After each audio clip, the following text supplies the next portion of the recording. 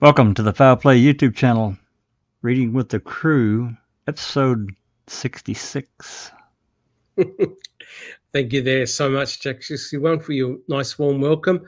And welcome everyone, no matter where you're listening from, what platform you're on. Thank you so much for joining us. My name is Dr. Silkman, and I'm from Adelaide, South Australia. It's a beautiful day outside, and a warm welcome to wherever you're listening from. And place in the chat where you're from, which country you're from, where you're listening from, and even your time zone. It'll be great because we truly have an international audience and an international cast as well. And it's my pleasure to welcome everyone here, our esteemed panel. We have Jack 61, we have Katie, and we also have I Don't Recall. And again, my name is Dr. Silkman. Welcome. Well, as you know, guys, we're not going to muck around. We're going to continue with our series. Jack 61, unless there's any comments, can we have the very first slide, please? All right. So as you know, both Neverly and myself have put together this chapter from John Ferak's book, The Wrecking Crew. And welcome to our series, Reading with the Crew. Today is actually episode number 13. And what we have been doing, as you've seen, we've been deep diving very much into this chapter entitled New Witnesses Emerge. And we've greatly expanded the content. And I hope, guys, that you have enjoyed what we've done, what the Foul Play team has done so far. We've certainly had a lot of views on all of our podcasts, which has been fantastic. And we also received a lot of comments. Thank you so much. Guys, if you do enjoy what we do, please subscribe to our channel. Put your DNA on the thumbs up button. It really helps us. And also share our podcasts. The more people that can get to see our podcasts, what they're all about, fantastic. We're only a small channel. We have under 3,000 subscribers. But let me tell you right now, all of you guys are so passionate and you're so dedicated, and it drives us to work really, really harder, which is awesome. Thank you so much.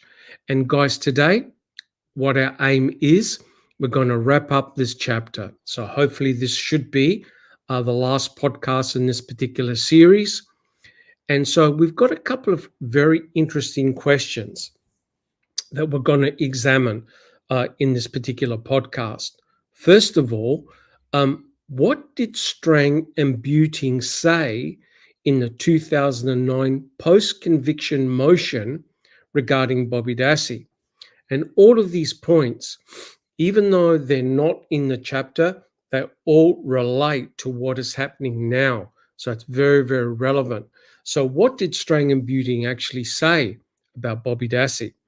And if you haven't looked at the post-conviction motion, I urge you to go and read it. It should be in our library. Very interesting, the conversations that took place. The other major point that we're going to be covering today, guys, are what are the implications of the affidavits of both Tom Swinsky and Tom Paresh? And how do they affect Bobby, Brendan, and Stephen? The two affidavits we're going to have a look at and their implications. And then we're going to go into the book and finish off the chapter and ask, you just won't believe it, but Judge Angela Sukowitz had this brilliant idea. As you know, the two individuals, Baresh and Swinsky, that provided the affidavits, both of them believe that they saw Bobby Dassey and an unnamed male. And so Angela Sukowitz came up with a brilliant idea. Hey, why don't we blame everything, the murder and the setup, on the unnamed individual, right? So she came up with that idea, and we'll be discussing that. And we're going to have a look at how the state will actually deal with Swinsky and Baresh. As you know, both Joshua Call and Lisa Kumpfer recently wrote a reply. Some of you have read it. Jack 61, I don't believe we've actually read that reply. Is that correct? No, we didn't read that one out, at least not yet. Yeah, we haven't read it as yet. But in today's podcast, we're going to cover some of those points. Trust me, you're not really missing anything out on the reply by the two, the Attorney General and the Assistant Attorney General, Kumpfer and Joshua Call. But some of those elements that they wrote in their brief we'll be discussing here because it's relevant to what is occurring. So, and finally, guys, if we have time, we'll give our final thoughts on this particular chapter and also answer your questions as well. Thank you so much. Jack 61, if we can have the next slide, please. As you know, this is just a copyright disclaimer. All the material, the intellectual property belongs to, of course, John Ferak and also to Kathleen Zona. These are their thoughts, their writings. As a group, we're providing our own thoughts, our own comments, but all the material belongs to John Ferak and, of course, Kathleen Zona. As usual, guys, please, the only thing that we ask for is please be civil and respectful in your comments. Thank you so much. Jack 61, if we can have the next slide. And just to let everyone know why we're here. We're here to find the truth of what happened that horrible, fateful day to Teresa Halbach. We do this for her memory. Okay, we all work hard, we all work for free, and we're all very dedicated, passionate researchers, as you can see, over many, many years of hard work and many, many podcasts. We're here to find out the truth. And guys, because of the material that we cover, please, viewer discretion is strongly advised. All right, Jack 61, if we can have the next slide, please, unless there's any comments. Just that one question there from Hugh. I think there might be a couple others I need to start or highlight, but we can grab later. But this one here, we talked briefly about it before we went live about Tom Fallon being brought back. He had to be retired. He's got, yeah. So, it's interesting. Him and Gone returning, Kratz being becoming really coming back to India to the first place to Twitter after 5 years and being as vocal as he's been. It does certainly feel like something is definitely going on. We don't know that, obviously, but I can't really answer your question, Hugh. I think the thing is that Fallon. I'm sorry, Doc. Fallon is just really intelligent about Wisconsin law, and he's really good at getting around them. Really, really fantastic. I don't like the guy personally for those reasons. Yeah. To his ability and even his drive to circumvent their own laws. But there you go, Doc. I think for me, if Tom Fallon is being recalled, it means that the state are taking this very, very seriously. There's definitely things happening in the background. You could tell if you go on X, the nature of the conversations, who's coming back out of the cold, the type of discussions that are going on, certainly the amount of passion and the amount of heat in the discussions of Bobby Dassey, Brendan, and of course, Stephen.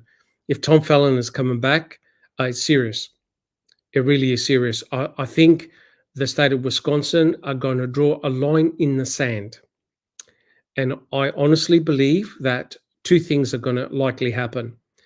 Either they're going to keep on stonewalling Kathleen Zona, or they're going to say, right, okay, bring your cards, put them on the table, let's discuss it. Let's get this out of the way. Let's finish it here. Jack 61. Do you have any? Oh, Katie.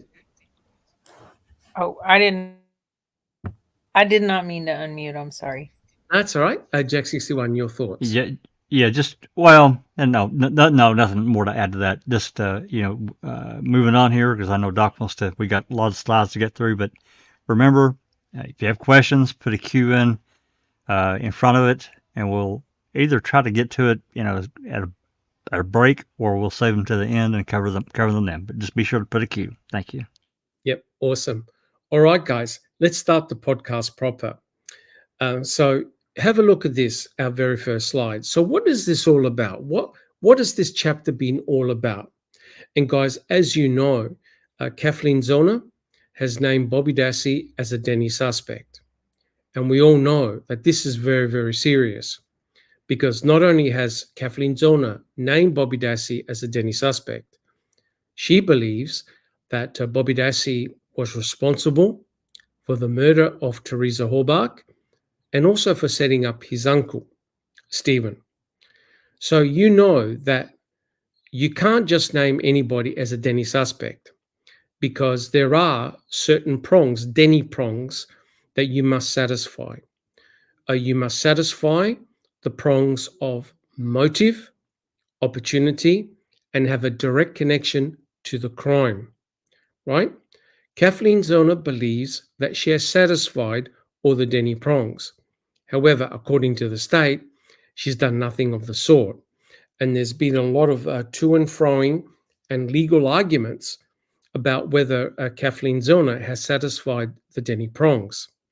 So what is remarkable here, guys, is that Kathleen Zellner was not the first attorney to name Bobby Dassey as a Denny suspect, right?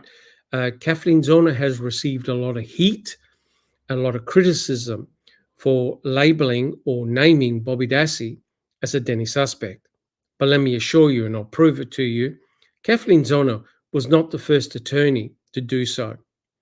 And as we've already said and always said on this channel and in our podcast, Bobby Dassey has a presumption of innocence. Right, guys? 100%. Absolutely. That's right. And no one here on the panel is blaming Bobby Dassey for anything, for committing any crime. And what's important here is that there is no forensic evidence that ties Bobby Dassey to any crime involving Teresa Halbach. But as a group, we are presenting the material that's present in John Ferak's book. Whether you agree with it or you disagree with it, that's entirely up to you. We are here, we're messengers, we're presenting that information. But, however, let me re-emphasize again, Bobby Dassey has a presumption of innocence, and there is no forensic evidence that ties him to any nefarious activity involving Teresa Halbach. But we've got a very, very interesting situation that's coming up. Can we have a look at the next slide, Jack 61? And this is the big issue, right? And this is what does my head in. As you know, Brendan Dassey, he's in prison for life. He was convicted, charged, and convicted. And let me read what he's been convicted of: a first-degree murder, second-degree sexual assault, and mutilation of a corpse. He's been sentenced to life in prison, and he may get out for parole in 2048. But that's not guaranteed. And furthermore, if Brendan is released, he'll be a registered sex offender. There's one big problem, which I take exception to, and many of the panel members and many people in chat, X, Facebook, all over the world take issue with this, and that is Brendan Dassey himself cannot be forensically tied to Teresa Halbach nor her RAV4. You will find no forensic evidence at all that places Brendan Dassey inside Stephen Avery's trailer, garage, or inside Teresa Halbach's RAV4. What is incredible is that on convicting a murderer, and guys, back me up, you saw it yourselves, they used the mantra, and I'll read it: absence of evidence is not the evidence of absence. So the argument put forward by people like Tom Fallon, Ken Kratz, Norm Gahn, Fassbender, and Wiegert? Well, hey, there is no forensic evidence that ties Brendan Dassey to any crime involving Teresa Halbach. However, because the kid confessed when he was 16, and mind you, he did recant, we take it on his word. A jury of 12 of his peers found him guilty. He's in prison for life. But here's the issue, and this is where it gets complicated. If you use the mantra of absence of evidence is not the evidence of absence, is this now going to apply to his own brother, Bobby Dassey? Right? Now, I know that this is a serious accusation, right? Because if you use one standard, the same standard for Brendan, potentially you could use the same set of criteria for Bobby. And this is where it gets really messy. F61, your thoughts, sir? Well, this guy, this I'll call him a flunky or whatever. I've got stronger words than that. On cam, used this as some kind of proof that Brendan did this. It really blows my mind because Carl Sagan was not talking about somebody getting forensic evidence of somebody getting locked up. No, he's talking about extraterrestrial life, existing in our universe. Right. And it's a whole other thing. It's so different. It's not even apples to oranges. It's it's apples to uranium. It's so completely different subjects, and it just blows me away that this guy would do that, Doc. 100% correct. But remember, we have discussed this many times, that there is a lack of forensic evidence for Brendan Dassey. Yet this Brendan is likely going to spend the rest of his life in prison. I personally don't believe so. I personally believe that he will get released and he will get exonerated. But what does my head in is when you read the arguments put forward by Judge Angela Sukowitz, who's basically using the argument, hey, look, there's nothing that ties Bobby Dassey to the crime, to the murder of Teresa Halbach. He's got to be completely innocent. Yet when you flip that argument and apply it to Bobby's own brother, Brendan, the whole thing falls apart. Because on the one hand, you're using the same criteria to keep Brendan Dassey in prison, and you're using the same criteria to keep Bobby Dassey to prevent him from being placed under the spotlight. Jack 61. Right, and this goes directly to let's just say Zellner's wanting this to test the RAV to do this extra testing for touch DNA and so forth. Given all the stories that Brendan fed back to them, because what was it, 7, 8 stories, Doc? Different versions of how Stephen cut his finger, 7 different versions. Yep. Right, but all these various tales that Brendan told, to me, that means that his DNA should have been somewhere in that bedroom, the main master bedroom, and it should be in that RAV, and his fingerprints. No question. Right. Oh, 100% correct. So it's very interesting that on convicting a murderer, they actually got forensic scientists, mind you, that argue, look, just because you slash someone across the throat, stab them in the stomach, cut their hair, shoot them 10 or 11 times, the fact that you don't find any forensic evidence like blood or blood spatter or any type of biological material, don't worry about it, right? It can happen, right? So they're using that particular argument. But when you flip it around and you look at the innocence or guilt of Brendan's own brother, Bobby Dassey, it starts to become very messy. Because remember what I just said in the previous slide, Bobby Dassey has the presumption of innocence. But you will agree, guys, and I love to get your comments in chat. This same luxury was not afforded to both Brendan and Stephen, because as you know, Mr. Kratz in his March 2nd press conference, took away the presumption of innocence for Brendan and for Stephen forever.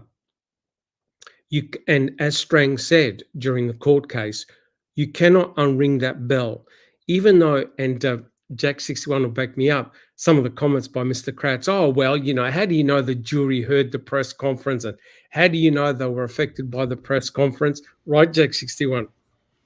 Right. I'm going to bring this comment up here, and maybe it's the wrong place, Doc, and I apologize, but I'll be really brief. Well, as people that are following in the community have followed this, New Scott had agreed to do this Q&A with Kratz. He would send him questions, and Kratz would send back answers, and New Scott was going to release a video. But some other project came up for Scott, and he couldn't do it. Something had to go off his plate. Anyway, so Kratz decided he would answer a few of these questions on X. One of the questions was, why wasn't Deb Kakach, the Manitowoc County coroner, allowed on the property? Well, he goes into this long, very long diatribe. Yeah, you've read it. Okay. And, he's saying, well, Calumet County brought in their own guy, Glazer, and he did this and blah, blah, blah. Well, yeah, that did happen. But Glazer didn't visit the salvage yard. He was taken to Mitchell's Materials, which is southeast of and there was nothing there because they had already dug everything up. He didn't see anything. Correct. And he signed the death certificate on November 10th somehow. Yes, and as you've explained many times, Doc, Fassbender didn't even pick up Teresa's pap smears until the 21st of November. So they had nothing. They had nothing to compare it and do DNA testing for Teresa. 100% correct. And if you're going to sign a death certificate, it's a legal document. You got to make sure that the individual, in actual fact, is deceased, which indicates to me that and I'm only speculating, but it means to me that they had additional evidence and proof that what they found was indeed belonging to Teresa Hallbach. And they came to the conclusion that she was deceased. This is actually even before they got the pap smear and they're able to confirm the identity of item BZ, right? So how can a medical examiner sign a death certificate, which is a legal binding document, right? Because there are things involving insurance, all sorts of things, which you must present a death certificate for in order to get things snowballing. You can't just sign a death certificate and go, oops, we got it wrong. Jack 61. It's not only that, but there's also the Social Security. I know that's not something that the rest of the world may understand about, but this is a very serious thing in the United States. Your name being tied to a specific Social Security number, and you have to have one if you work, pay taxes, blah blah blah. Yes. So the coroner alerts the Social Security Administration, that's part of their function, that this person is deceased and you need to do whatever they do with that number. They don't get remanufactured. They don't get redone. That number is dead. Yep. Yeah. At least I'm guessing for 100 years or whatever. Yeah. The laws in Australia are exactly the same because you need to take care of finances, estates, legal obligations, financial obligations for the persons that's deceased. There are many, it's like a domino effect, right? And anyone knows who had a death in a family or friends, they know what the procedures are, right? So that death certificate is extremely important, right? So getting back to this, it really drives my gears that there are arguments on both sides of the fence. One using the same set of criteria to keep one brother in prison and to make sure that the other brother, Bobby Dassey, never goes to jail or never gets placed in front of a judge to explain his actions. But it actually gets worse than this. Remember what I said about all the heat that Kathleen Zellner has copped as a result of naming Bobby Dassey as a Denny? Well, she's certainly not the first. Jack 61, comment, sir. Yeah, just a quick question from Anthony Hills because we're talking about the death certificate being a legal document. Is a lab protocol deviation a legal document as well? Well, when you're working in a forensics lab, remember you're dealing with forensic evidence that's presented in a court. That forensic evidence is very important because it can be inculpatory or exculpatory, which means that all documents that come out of the laboratory, a crime lab, they have to be signed off by the manager, the laboratory manager. And in Culhane's case, it's Marie Beth Veriali. If you have a look at all the documents which are signed, she's the co-signee for Peg Lautenschlager, the Attorney General. So she's acting on behalf of the Attorney General. It is a legal document. And that's why Buting and Strang were all up in arms, especially when it came to Ida Maffel and the fact that the deviation request form was not properly signed by Marie Beth Veriali, which means it wasn't signed off by the lab manager, which meant that that piece of paper had no legal standing, right?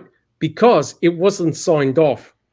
Like I said, it's like you requesting to go on holidays and not telling your boss and not getting a signature from the boss or whoever, and you just took off, right? So everything must have the proper signatories because you can potentially be called up by it by an attorney. So, right, I want to see how you derived this document. What was the procedure? And to think that Culhane said it was an oversight. She was meant to sign it, but I forgot, which That's straight bullshit, Doc. To me, I bet you her supervisor said, "You can go screw yourself. I'm not signing that document. I'm not doing it." I'll bet money on that, real money. I think it's going to have blowback. I really, really do, because remember, if the laboratory supervisor does not sign that document, that means that the supervisor had no idea that that document got released and that you presented that forensic evidence in a court of law, right? In other cases, it would have been thrown out, immediately thrown out. Why? Because you didn't follow protocol. All right. So Jack 61, if we can have a look at the next slide, please. So remember about all the argument and all the heat that Kathleen Zona has received by calling Bobby Dassey a Denny. Well, what I did is I went back and I looked at the post-conviction motion that took place in September 28, 2009. If you haven't read it, you must go over it. It's very, very interesting, the legal arguments that took place. Jack 61, would you like to read the part of Askins, which is the question? He's an attorney. And Katie, do you see the slide? Yes. Absolutely. Would you like to read the answer, please, which is Strang? Sure. Let's go for it, guys. Okay. All right. And did the trial court's third-party ruling affect your cross-examination of Bobby Dassey? Yes, I think there's a very, very good likelihood. I can't say this for sure, but you're talking about a ruling we never got, But had the Denny ruling gone the other way, I think there's a very good possibility that Bobby Dassey would have been cross-examined by me as someone who potentially was a murderer. There you go. Wow. This took place in 2009, way before Making a Murderer came out, way before Kathleen Zona. And here it is in black and white. Dean Strang saying, yep, I would have questioned Bobby Dassey as a murderer, right? Cross-examined Bobby Dassey as a murderer. Now, you have to think to yourself, wait a minute, what led Dean Strang and also Buting to consider Bobby Dassey as a murderer? You don't just pluck names out of the air. these guys have done their research, they've done their reading.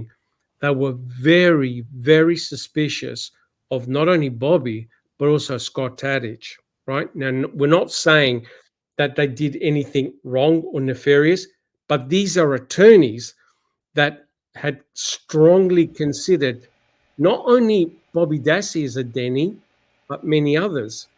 And you can clearly see that because of the third-party law, the stipulation that said we cannot call Bobby Dassey or anybody else a Denny except Brendan, it totally changed the way that Strang was able to question. Jack 61, sir. Yeah, the double alibi story about selling the gun, that Scott Tadich had sold the gun at work, and some, him being a hothead, and there are several things that went into it. Wasn't just one thing. Correct. There were several things, I'm sure, that piqued their interest. Correct. 100% correct. And the state knew this, right? The state knew the precarious situation that they found themselves in, relying on the testimony of Bobby Dassey. And it's quite clear that Strang and Buting were after Bobby as well. But because of the stipulation that Judge Willis agreed to, they could not label or even refer to Bobby Dassey as a Denny. And I know that Buting sort of hinted at that in his closing argument, which Mr. Kratz was not too impressed. So if we have a look at the next slide, it wasn't just Strang, right? They questioned Buting as well. Jack 61 and Katie, would you like to continue the reading? Yes. Thank you. All right. The trial court's ruling then did have an effect on your development of the hustle shot theory. Is that correct? Yes, and if I could just explain how. Sure. Specifically, we thought that she was on her way out from the Avery property, having completed her job with Stephen Avery, when one of these other suspects flagged her down and suggested that she take another picture. Hey, I've got another car over here, or truck or something, and that they in fact were the ones that were the perpetrator after that. And did you feel that you could have developed that theory of other possible suspects had the court ruled for the defense in the Denny area? Yes, I did. Wow. There you go. There you go, guys. And it goes to show that, all the heat that Kathleen Zellner has had, labeling Bobby Dassey as a Denny suspect. Guys, Stephen Avery's original attorneys also wanted to label or name Bobby Dassey as a third-party Denny, right? Remember, they're the ones that read all the documents, read all the police reports. They were very, very highly suspicious of Bobby Dassey, right? And the state knew that Bobby was their star witness. But there's something unusual going on now, right? If you read the response, and we'll go through it, written by Cole and Kumpfer, there's something weird going on here. So back then, back in the original trial, when Strang and Buting looked at everything, they were highly suspicious, mainly of two individuals, Bobby Dassey and Scott Tadich. Now notice what Buting said, the hustle shot theory. Now this is way before Kathleen Zellner came on the scene. So their theory is very much what we have discussed multiple times, in that after Teresa had left the Avery salvage yard, remember what Stephen Avery said? He stated, look, after she took her photographs, she had left. And then when you factor in John LeQuern, the propane tank driver, if he wasn't attentive on the time, the actual time he viewed the mid-sized green SUV drive past him, it gels exactly what Stephen said. It meant that someone had used the ruse of, hey, look, can you please take a picture of such and such? I'll meet you here or whatever. Because remember, if the forensic evidence points to Teresa being bashed behind her own RAV4 with the spatter of the blood on the back door, she was hit. And then that brings into play the blunt and bloody object that we've been talking about, especially Jack 61, with that search warrant, the disturbed earth search warrant, that it wasn't signed, but it's an extensive warrant, right? No one knows where the blunt and bloody object is, yet it matches perfectly with what the forensic evidence is showing. So Strang and Buting, way back in 2007, before Kathleen Zellner, before Ma'am, we're thinking, wow, what happens if Teresa Halbach left the property and was flagged down and attacked, right? So they wanted to label Bobby as a Denny, but also remember there were others, including Martinez, including Scott Tadich, right? So all of this was way before Kathleen Zellner. Guys, do we have any comments? Just a couple questions I've highlighted, Doc, but we can get to them later. Okay. All right. So if we have a look at the next slide, please, Jack 61. Now, the foul play team has not read this out yet. Trust me, you're not really missing out very much. It's essentially rubber stamping what Judge Angela Sukowitz wrote in her reply. And I'm sure in time we will read it out. But this is very recent. This reply, entitled Brief of the Plaintiff Respondent, was written by both Joshua Cole and also by Lisa Kumpfer, right? And it was recent. It was released on April the 15th, 2024. Now, what is remarkable here, guys, when you think about it, is that Joshua Cole happens to be the son of the former Attorney General, Peg Lautenschlager, right? Now, we all know that Peg Lautenschlager was involved in writing the report of what happened to Stephen in 1985, right? How he was wrongfully convicted for the vicious assault on Penny Bernstein. And Peg basically whitewashed the entire investigation. And we've read that. We've gone through this. And Jack 61 is going through not the affidavits, but the depositions, right, of what happened in 1985, right? And so she basically put no blame on the MTSO, on Kacerik, on Vogel, nothing.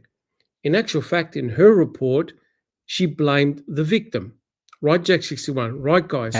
Absolutely. She blamed Penny for picking out Stephen Avery, right? So this is the former Attorney General. It just so happens that her son, Joshua Cole, is now the current Attorney General and is continuing on the case against Stephen Avery, right? But here for the murder of Teresa Halbach. So it's rather remarkable. It's a generational thing which is happening. Now, their response is very, very interesting, right? And we'll deal with some of this. Jack 61, if we have a look at the next slide. So why is all this kerfuffle going on? Why is all this controversy happening? And it's very, very simple. It's all to do with two affidavits, the ones provided by Thomas Swinsky and also by Thomas Bares. These affidavits, they detail the events of November the 5th, 2005, essentially what happened in the early morning hours of November the 5th. And these affidavits, they detail what Thomas Swinsky and Thomas Bares saw, their recollections, right? And both of them saw two males with a RAV4. And what is important here, guys, is that their recollections involve events prior to the finding of the RAV4 by Pam Sturm on the Avery salvage yard. So these events occurred prior to Pam Sturm finding the RAV.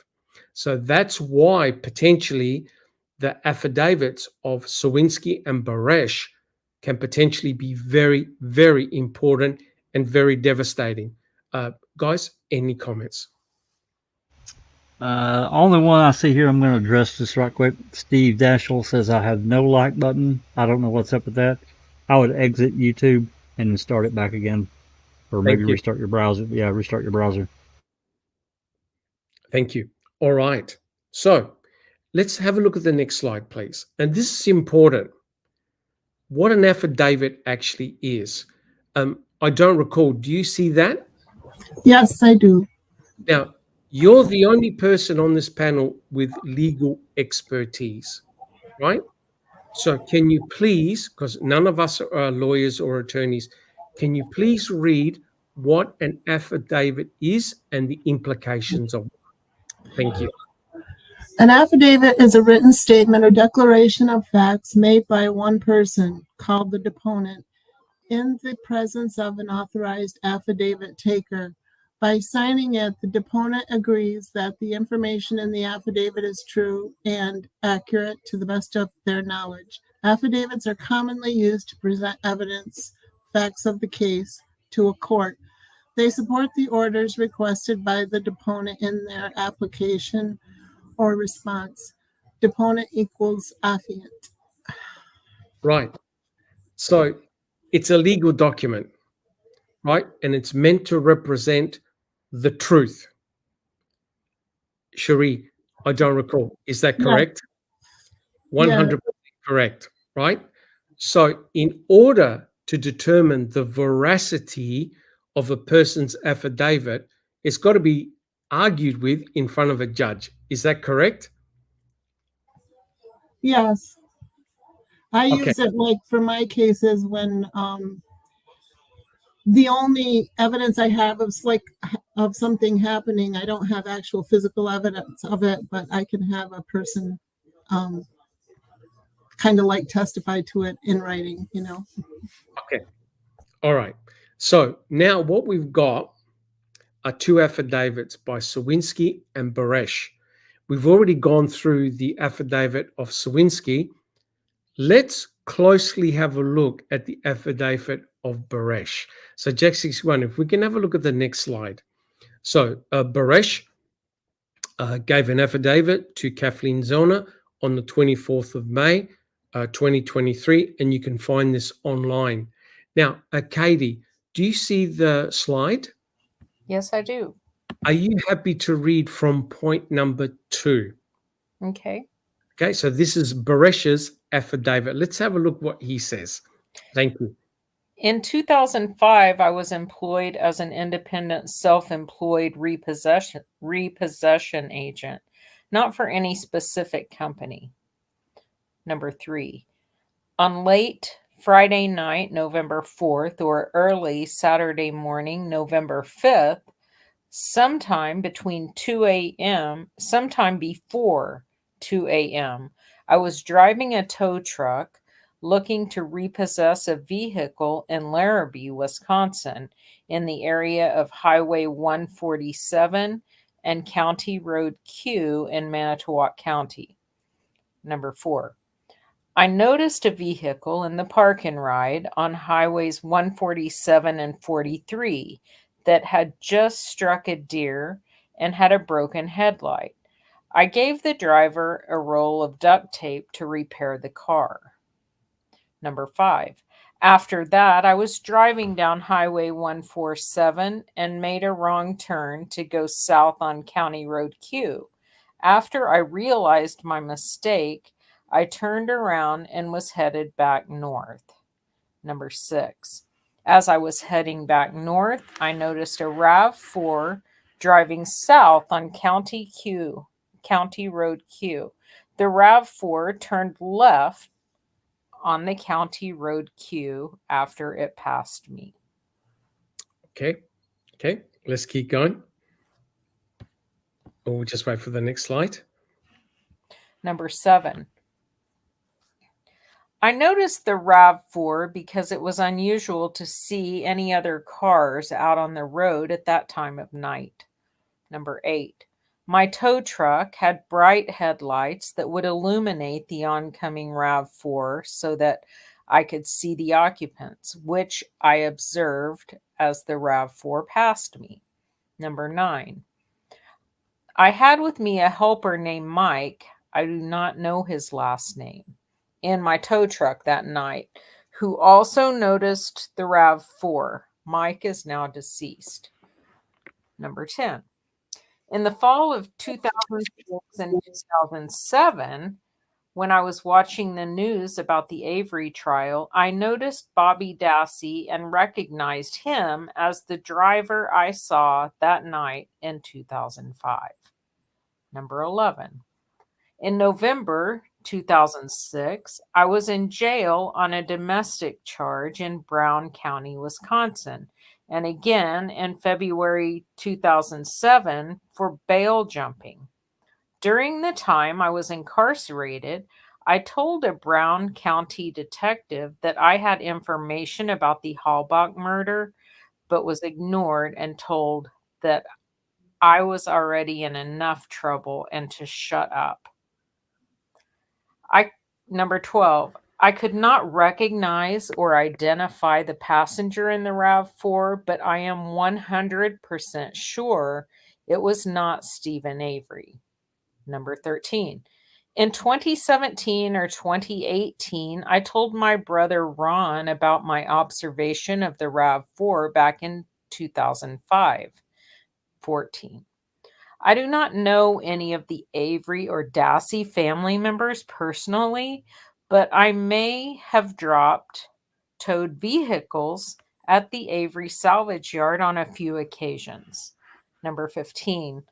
I believe I have encountered Stephen Avery on one occasion at a local McDonald's, but did not converse with him. Number 16. I do not know Mike Osmondson. 17. Nothing was promised or given to me in exchange for this affidavit. All right. Thank you so much, Katie. Mm-hmm. Okay.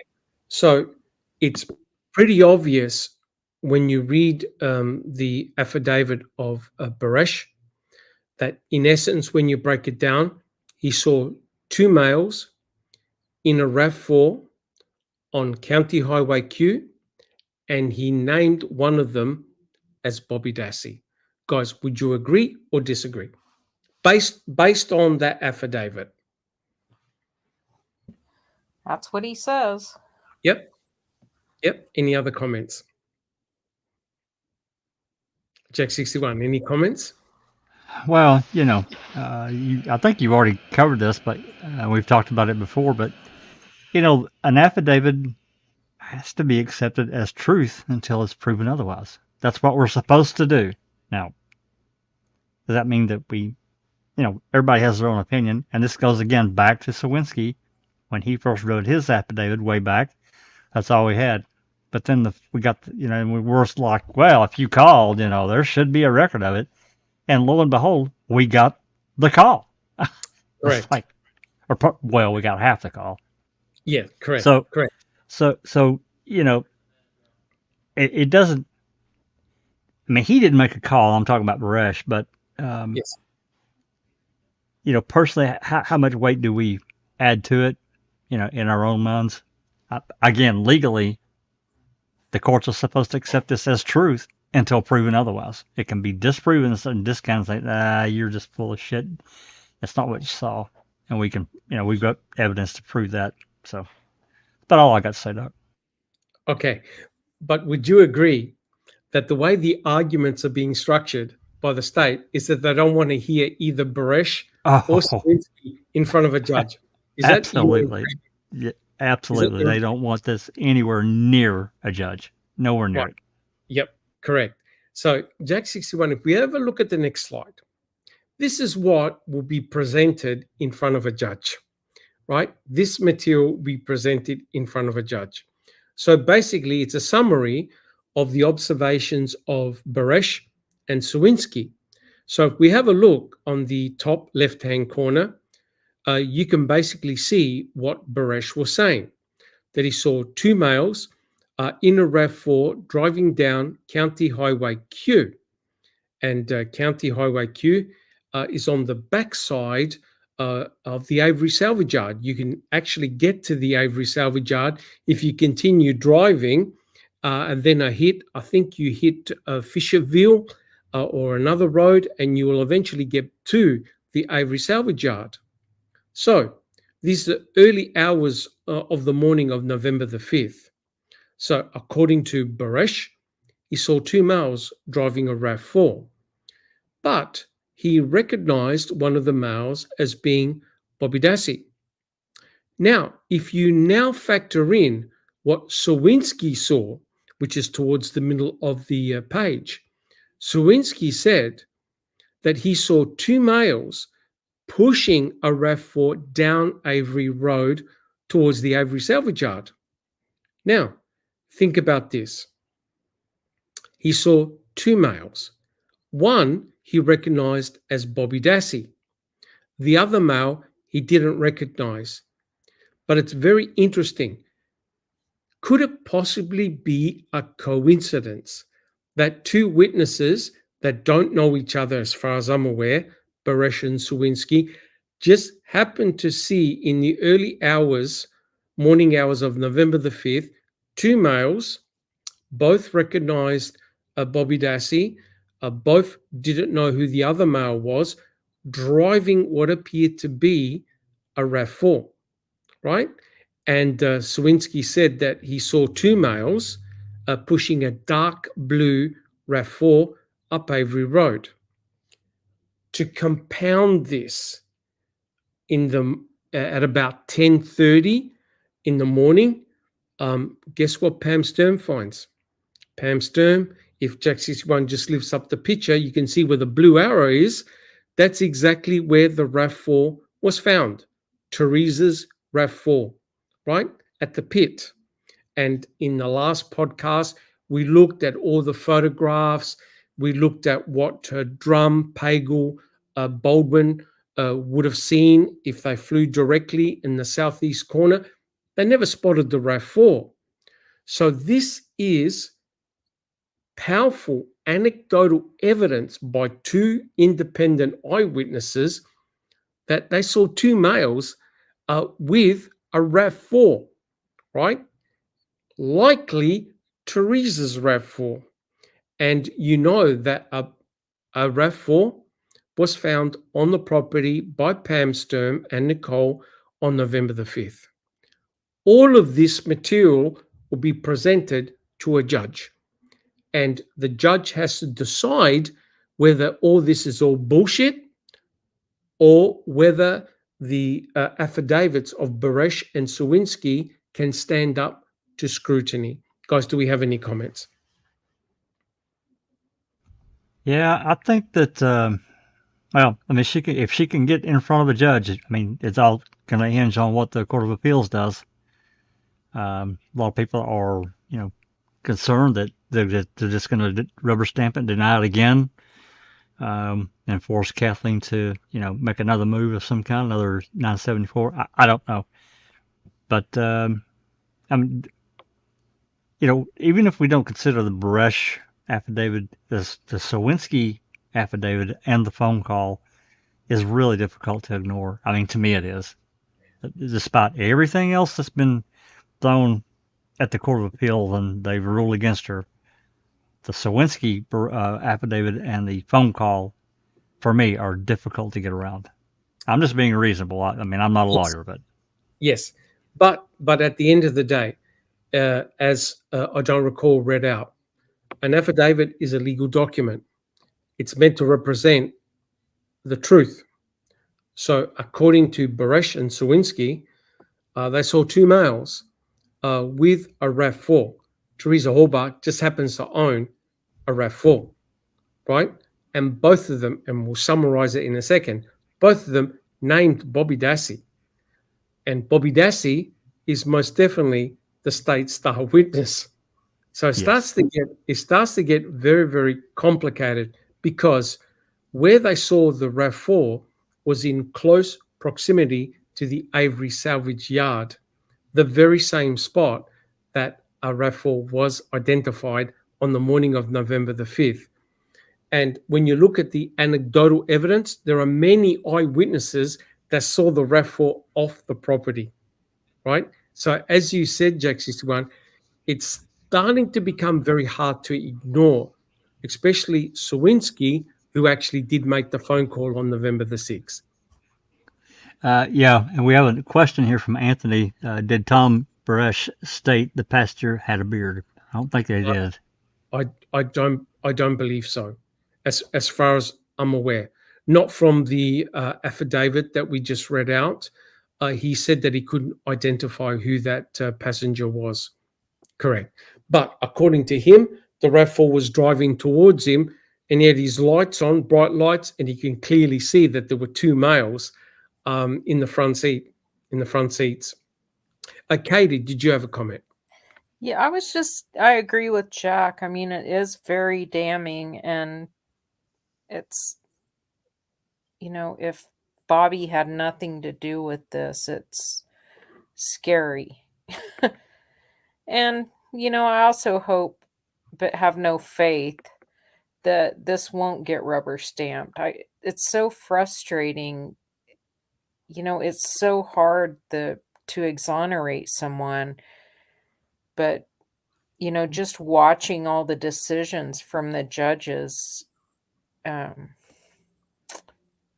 they just say no and say whatever they want. We've read some really ridiculous content in the judges' opinions of things. It's just, I don't know, pisses me off. It's actually It's very, very frustrating. It is. So Jack 61, let's have a look at the next slide, please. All right. So here's the gist of it, right? So according to Baresh, he saw two males inside a RAV4. But the problem is this. Both Swinsky and Baresh have named Bobby Dassey. Both of them did. Both Baresh and Swinsky said, in Baresh's case, he said that he couldn't identify the passenger seated next to Bobby Dassey in the RAV4. And Swinsky said there was an older, unidentified male with Bobby Dassey, right? So we have both eyewitnesses saying, according to their recollections, they saw Bobby Dassey with another male. Now, if you think about it, what Baresh said, he saw them driving, which means a priori that if Bobby Dassey was driving the RAV4, he had the key. He had to have the key, because when they checked the RAV4, there was no evidence that the car was hot wired or anything, which meant in order to drive the RAV4, they would have had to have had the key. That key belongs to Teresa Horbach, which means that Bobby Dassey was in possession of Teresa's RAV4 key. Now, this is according to the affidavits, right? Now, Bobby Dassey never waived the key. That is correct. But it's an assumption that if you're driving the RAV4, you must have the key in order to start it and to steer it. Guys, any comments? Would you agree with that? They would have had to have been in possession of the key. Absolutely. That definitely goes with, Baresh says he saw the car driving, somebody, Bobby driving the car. But, if Swinsky's correct, he sees Bobby and another person pushing the RAV. They still had to have the key to steer it. Correct. Yeah. Sorry. I don't recall. I don't have much mechanical knowledge. Could they hotwire it and be able to drive it and all that, or no? There was no evidence of hot wiring at all. Okay. You'd have to remove the well, I don't know the full mechanics, but you definitely would have to remove the ignition, which controls the steering lock mechanism. Okay. Correct. So that has Correct. to be defeated in order to and they didn't. There's no damage to show No. that there was anything going on with the steering column. No, 100% correct, which is really ironical because Stephen Avery said, I don't need the key. I can hotwire it, right? When he said the Fassbender and Uyghur, I don't need a key. But this is where it becomes really interesting. And the state know this because if we have a look at the next slide, Jack 61, right? This is why it's very, very interesting when you look at the legal arguments presented by Kathleen Zellner. Because, guys, we know where the key was found, right? The key was found on November the 8th in Stephen Avery's bedroom after Sergeant Andrew Colburn violently shook the cabinet and none of the coins or anything that was on top of the cabinet fell to the ground. But magically, the key was found on the carpet. What's incriminating is that the key only had Stephen's DNA on it, had nobody else's DNA, right? It didn't have Teresa's DNA, Bobby Dassey's DNA, nobody's. It only had Stephen Avery's DNA. But, Jack 61, would you agree that this is now very, very interesting? Because if you look at the affidavits of Baresh and Swinsky, Baresh said, I saw Bobby Dassey driving, which meant that Bobby Dassey must have been in possession of Teresa's key. But wait a minute, Lenk and Colburn, who were deposed in Stephen Avery's civil suit trial, both of them find the key in Stephen Avery's bedroom after, I think, search number 7. 6 or 7, yeah. 6 or 7. And the key happens to have the DNA of Stephen. Can you now see that if everything is true in regards to the affidavits, you've got a family member, Bobby Dassey, driving Teresa's RAV4 in possession of Teresa's key that happens to find itself inside Stephen's trailer on the carpet, found by 2 law enforcement officers from the MTSO that were deposed in Stephen's trial. Guys, would you consider this a messy situation or what?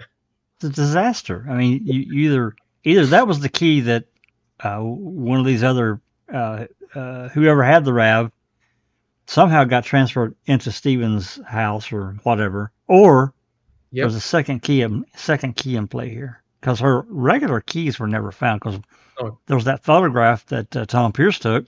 She's clearly got her keys, right, plural, right? And on top of that, there should have been at least 2 DNA profiles. I mean, just again, being reasonable on that key found on the 8th.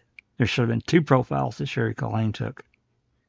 Correct, but look at this. It now implicates a family member at law enforcement. That's right. And what have we been saying all along, Jack 61? That we believe that this was a 2-part deal.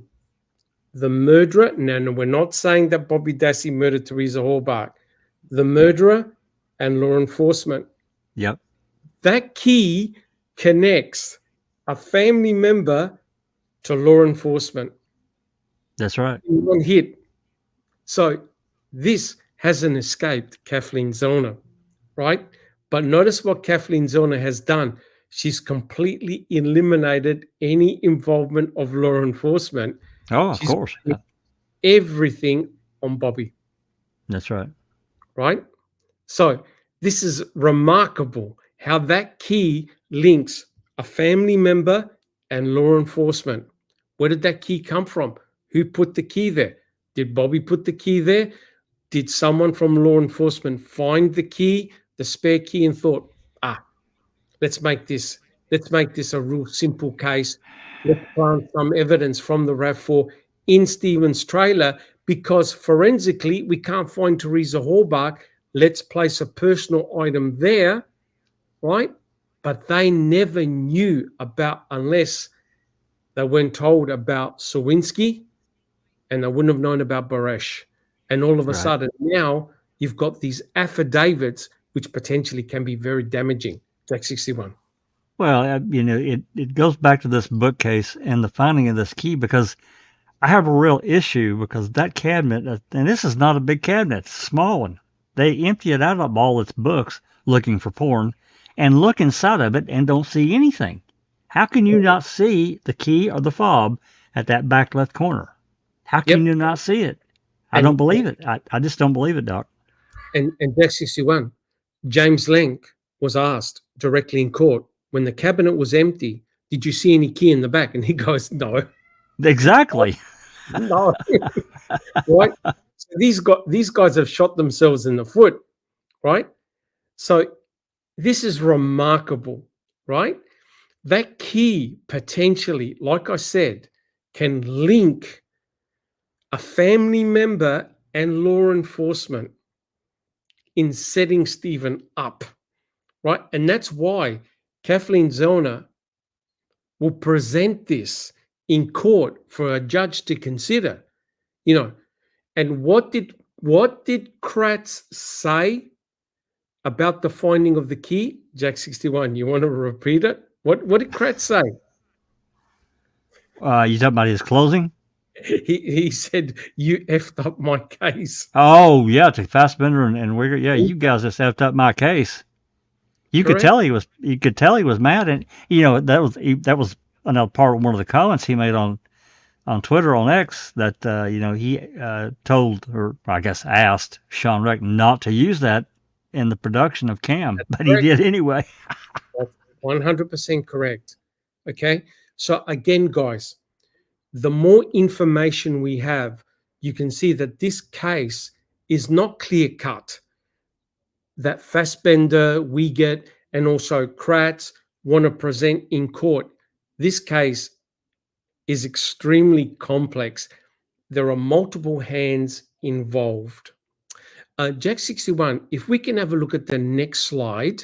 I've just got to disappear for a couple of minutes. Can you have someone read out? There's a couple of slides, first one and the second one. I'll come back in a few seconds. I've just got to do something. If you can have a read of them and discuss them. So before I go, have a look what Call and Kumpfer wrote in their response, in their brief. This is the one that recently just got dropped. You can clearly see that they're trying to now place Bobby Dassey in the background. Guys, I'll be back in a few minutes. Thank you. Okay, Doc. Cherie, do you want to read? Okay. Again, Bobby was not the state's primary eyewitness, no matter how many times Avery declares it.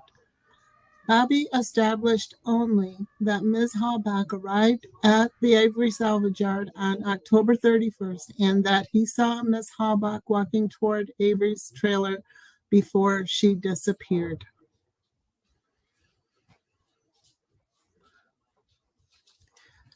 Start right at the top there. We talked more. Yeah, I'm sorry. Yeah, I was muted. Yeah. Because my cats decided to have a meowing fit. I can relate. We talked more about the timeline, and we heard from Bobby Dassey again in the same kind of a position to be his credibility to be weighed by you, but is an eyewitness. Again, an eyewitness without any bias. It is an individual that deserves to be given a lot of credit. Because sometime between 2:30 and 2:45, he sees Teresa Halbach. He sees her taking photographs. He sees her finishing the photo shoot. And he sees her walking up toward Uncle Steve's trailer. Now, we heard about taking a shower, and we heard about him leaving for hunting. That all becomes important and becomes more important when, after leaving for hunting, he sees Teresa's SUV still parked next to the van, next to his.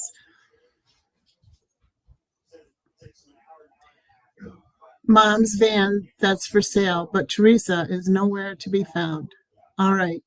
If a photo shoot is only supposed to take between 5 and 10 minutes, and you see the habit and you see that that's how long it does take, this is a longer period of time. Teresa, although we don't know, that is, we don't have any eyewitness seeing her going into Mr. Avery's trailer. That's the inference that the state is asking you to draw. She's walking toward the trailer. She's walking toward Mr. Avery's property after doing the photo shoot. Mr. Dassey is looking out this window, a clear view, sees the pictures being taken of the SUV, a clear pathway, and that as she walks toward Mr. Avery's, that's the last Miss Halbach is seen. That's the last she's seen alive. All right, so that's the timeline. That's the pathway, if you will, towards what happens to Miss Halbach.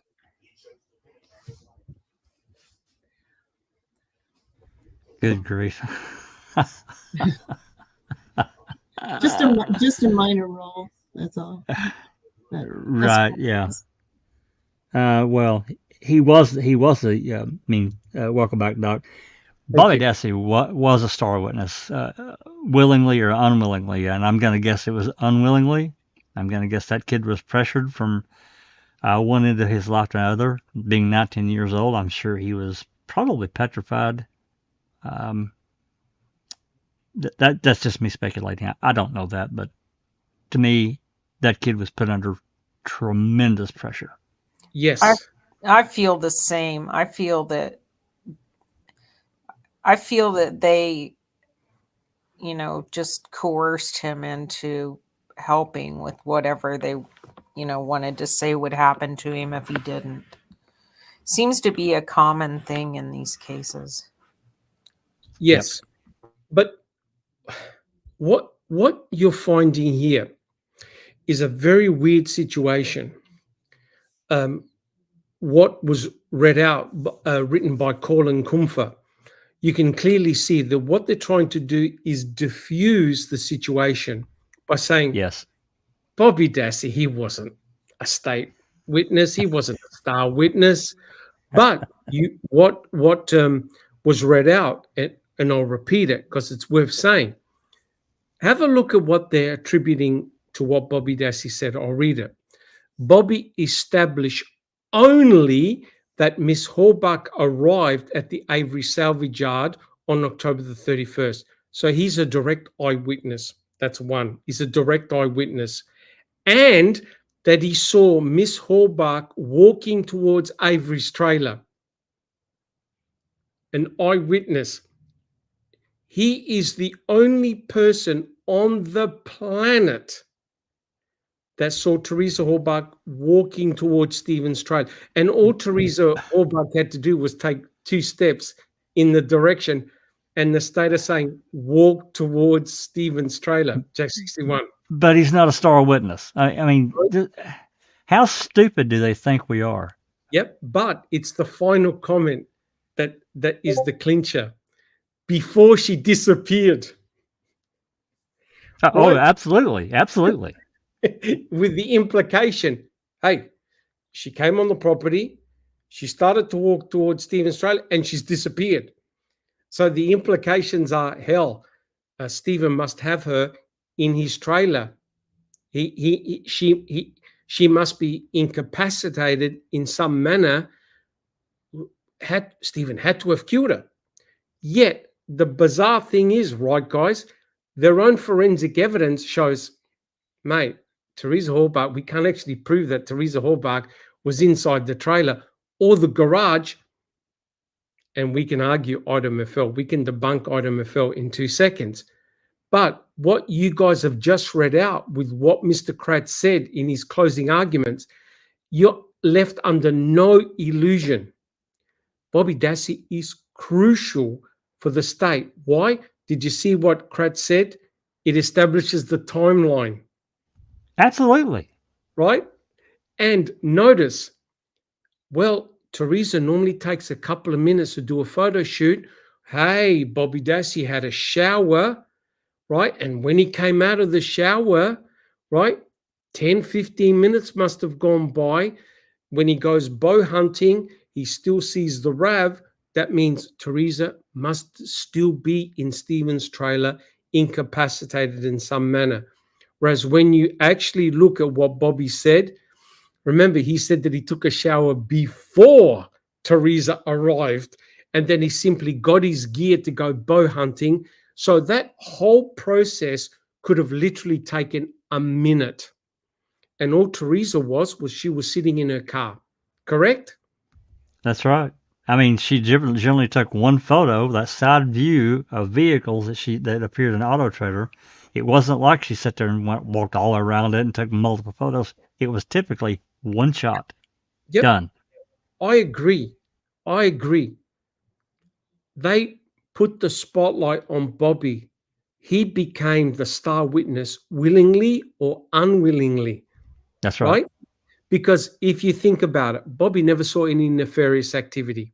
He never saw any violence towards Teresa Halbach. He did not see Stephen and Teresa together. He never saw Teresa walk inside Stephen's trailer. He never heard any screaming. He never heard any gunshots. No cries for help. Nothing. It's all implication, and the state knows this. It is all implied. So notice what Court and Kumfa have strategically done. They're putting Bobby Dassey in the background. They're trying to, but he's not a we didn't need him. Well, we kind of did. Correct. Now we're going to dive back into the book. Have a look what Angela Sukowitz tries to do. Now she knows about Baresh and Swinsky, what they saw. So her assumption is this: they're telling the truth, right? So Judge Angela Sukowitz is saying, okay, so both Baresh and Swinsky see two males. One of them is Bobby Dassey. The other one is the unnamed individual. How can I spin this to put the blame all on the unnamed individual? Who would like to read out slide 65A? This is what Judge Angie said. Who would like to read this one out? I can read it if no one wants. Go ahead, Kay. You do it. Katie? No, Katie, go ahead. Go for it. Katie, go for it. Thank you. The judge went on to add, nothing in the statement links Bobby to the homicide itself. One would have to leap to the conclusion that if he were in possession of the RAV4 that night, he must be the individual who committed the murder. As previously discussed, no direct evidence in this matter links Bobby directly to the murder. Furthermore, in this affidavit, a new unnamed individual could be implicated as the murderer, in this case under the theory offered by the defendant. The unnamed individual had equal access to the car and the key on that night in question. That individual could have been the individual who, if the defense theory is correct, could have moved the car back and forth from the property, removed the personal electronics from the car, possessed the key, and then planted it at the defendant's home. As such, the affidavit offered also fails the test in Denny to be admissible to prove the existence of a third-party suspect for this crime. Any comments? Oh, you have to admit, it's sheer genius. It is. Yes. Right? So what the judge is saying, hey, look, okay, this looks bad for Bobby, right? Two people have identified Bobby, but two people have also identified an unnamed, unknown male individual. Let's blame the unknown male individual, right? So the judge is arguing, well, maybe Bobby was doing a favor. Maybe remember what she said? Maybe he was trying to help his brother and and his uncle. Yep. Hide forensic evidence by bringing the RAV4 back onto the property to help them. And it's the unnamed individual who neither Baresh or Swinsky can name, hence that unnamed individual had equal access to the RAV, equal access to the key, planted, murdered Teresa Hobart. Boom. That's a pretty big leap for her to make. Again, I have to consider she took herself off the case after this last. After that, I mean, she's gone. After that, yep. So Jack 61. If we can never look at the next slide, it summarizes it summarizes what the judge just said, right? It does my head in. It does my head in. This is a senior judge, right, who's been on the case for years. So what the judge is saying, hey, we've got an escape here. We're going to state that the killer and the planter of all the forensic evidence is the unnamed individual in the RAV4 or pushing the RAV4 with Bobby Dassey. That's the argument presented by Judge Angela Sukowitz. That's right. Well, I mean, that does give her the out. This unindicted I'll just say co-defendant, whatever. Yeah, co-conspirator. Co-conspirator. Yeah, exactly. And it is that dog there is a perfect picture. If you had it turned a little bit to the left or right, it would have been absolutely 100% brilliant. Like, what? Yep. The dog look, Yeah, the dog is going, what the wolf? What the wolf? That's right? Right. But I don't know. I don't know if you could get away with that in any other country, but in America, the judge just did. The judge wrote that, right? So this is damaging. So how do you separate Bobby from the unnamed individual? So look what Kumpfer and Cole did. He's not a star witness. We don't have to worry about him, right? And now the judge is saying, well, we can blame everything on the unnamed individual. So how is the state going to approach this, right? It's very, very interesting. So, and we're not scared to present it, Tom Swinsky did some Facebook posts, and he also wrote things, remember, to the Innocence Project, stating certain things that he saw, and what Swinsky stated is different. There are elements which are slightly different to what he wrote in the affidavit, right? It's not consistent. But what is crucial is the phone call that he did on November the 6th. What did he say to Scott Seglob? We don't know that. So the state are not silly. People in the community are not silly, right? They would be writing all sorts of stuff and sending it straight to the state. Oh, are you aware of Tom Swinsky saying this and that he wrote that? Jeepers, look at Swinsky's affidavit to Kathleen Zellner. Oh, these elements are different. Is Swinsky making all this up? Is Baresh making all this up?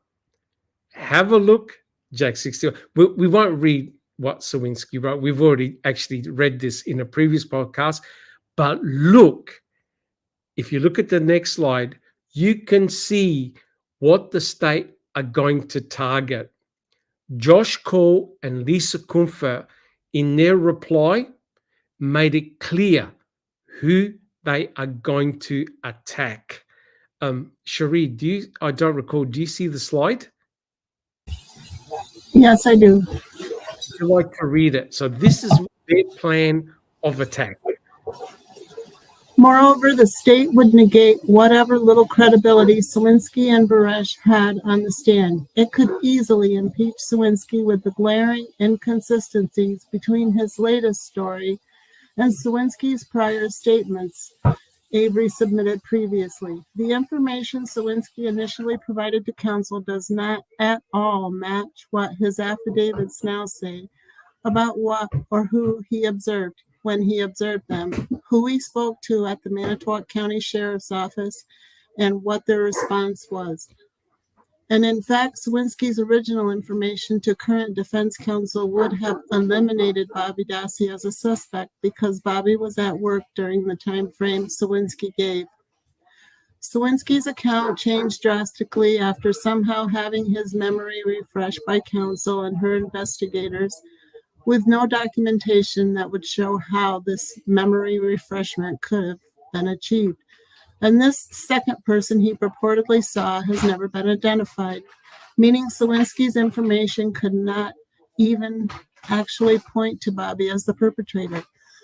Bares's generic claims suffer similar failings, in particular his failure to explain why he did not bring this information to any of Avery's attorneys until nearly 20 years after the murder, and after Avery's latest attorney put up $100,000 bounty for purported witnesses.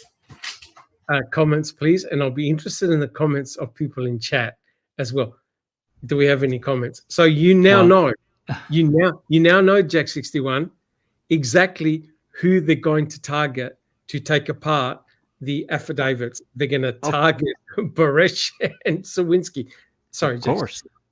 Well, no. You're fine, Doc. Well, number one, Bobby was off that night because he's off Friday and Saturday. He works Sunday through Thursday because he works third shift. So I'm not sure what that's about. And until you get these people on the stand, everybody involved, and question them, you can't know anything. So they just want to say, "Oh, we don't need to know," because of these prior statements, and they're really attacking this memory refresh thing. And we do know, we're not afraid to admit it. We do know memory is a tenuous thing. Some people have great memories, some people don't, and it can be affected over time. So, but to me, until you get people on the stand under oath and get what they have to say, it's hard to say what could happen. If they put Seglub, if he gets called up, what he's going to say about this phone call, because he's the one that took the information, had the conversation, and we don't have it. So he could probably say, "Shit, I can't remember back then." But we only have Swinsky's word, what he would say on the stand. Correct. Correct. But do you get the impression that they don't want even a presentation in front of the judge? Hell no. They do not want these guys. They don't want a hearing at all. Nowhere near a judge. But yeah, Jack 61, isn't it impressive how they've spelt it out, detailed exactly how they're going to attack? They're going to attack the credibility of Swinsky and Bares because of comments made on social media, because of comments made in previous transactions, emails and things like that. Oh yeah, but in this email you said you gave a range of times, but in your affidavit you said November the 5th. So the master person that takes people apart is Tom Fallon. Yes. Tom Fallon. That's right. And just to prove it, Jack 61, have we actually read when, is it Tom Mailer, the juror that had to go home because of the car accident? Richard Mailer. Yep. If we haven't read it, we need to read it. We need to reread it because the person who questioned him was Fallon. Tom Fallon. That's right. And the way Tom Fallon attacked Richard is incredible. How he picked on certain elements of what he was saying to try and discredit him. This is exactly what's going to happen to Swinsky and Bares. And this is why, guys, this is why Kathleen Zellner says okay, we've got these affidavits. We need to back them up. How are we going to back them up? Let's forensically examine the RAV, the number plates, the blinker.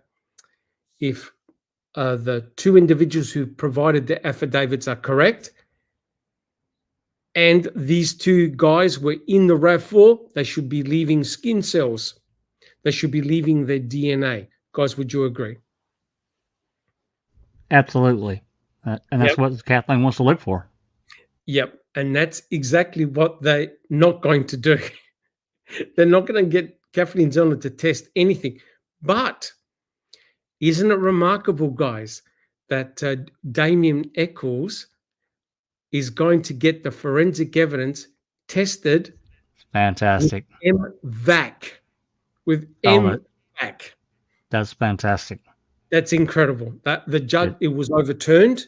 They said that they lost all the forensic evidence. Suddenly they found the forensic evidence. They're now going to test it. Katie. Who do you think is shitting their pants on that news? Sorry. Yep. 100% correct. It's not the three boys, I can tell you that. Oh no. I've got my suspects in that case. But Damien Eccles realizes that, hey, I'm taking a chance. If they find my DNA on the ligatures, I'm done. Agree? Screwed. Your DNA should not be in any of the ligatures. But they found a hair that belonged to one of the parents, one of the fathers, right? Yep. And if they find the DNA on the ligatures, they're done, right? So Kathleen Zellner realizes, okay, we've got these affidavits. They're powerful, but nothing's going to usurp physical DNA evidence, right? And notice what they kept on saying. There's no forensic evidence that ties Bobby Dassey. But isn't it interesting the arguments put forward by saying we can blame the unknown male? Isn't that incredible? Okay. Absolutely. We have no forensic evidence, but we can blame the unknown male. And we can get away with it because neither Baresh or Swinsky was able to name and identify the unknown male. Hence, no issues at all. There's a killer out large. We don't know who they are. It's not Bobby. So they're the type of arguments that you have to deal with. Guys, do we have any comments? I've got a couple I've highlighted we can answer after. Awesome. All right. So let's have a look at the next slide because this is important, right? The affidavits of Baresh and Swinsky have got wide implications. They've got implications for Brendan Dassey, right? Now, Brendan Dassey, I'll repeat, he's serving life imprisonment for just his words, which he recanted, right? He's been charged and convicted on first-degree murder, second-degree sexual assault, and mutilation of a corpse. Remember that one, mutilation of a corpse. But if what Swinsky and Baresh are saying is correct, to the best of their knowledge, then that totally undermines the recollections of Brendan Dassey. Guys, would you agree? Because how can Brendan and Stephen be driving the RAV4 to the pit on the evening of October the 31st if Swinsky and Baresh and others have seen the RAV4 off the property and brought back onto the property? Jack 61. Days later. I mean, we're talking about five days later, basically. Yep. So they have bite. They affect Brendan Dassey's recollections, right? Because remember, in last week's podcast, Brendan Dassey gave two diametrically opposed orientations of how his uncle and him drove the RAV4. Past Chucky's, down the Western Berm. Completely different. No, according to Baresh, according to Swinsky, no. The RAV4 was off the property. According to Ramlow, Berbick, Siebert, and I think also Robert Fabian said, I saw the RAV4 in a different location. So it undermines the recollections of Brendan Dassey. It makes what he said very, very shaky.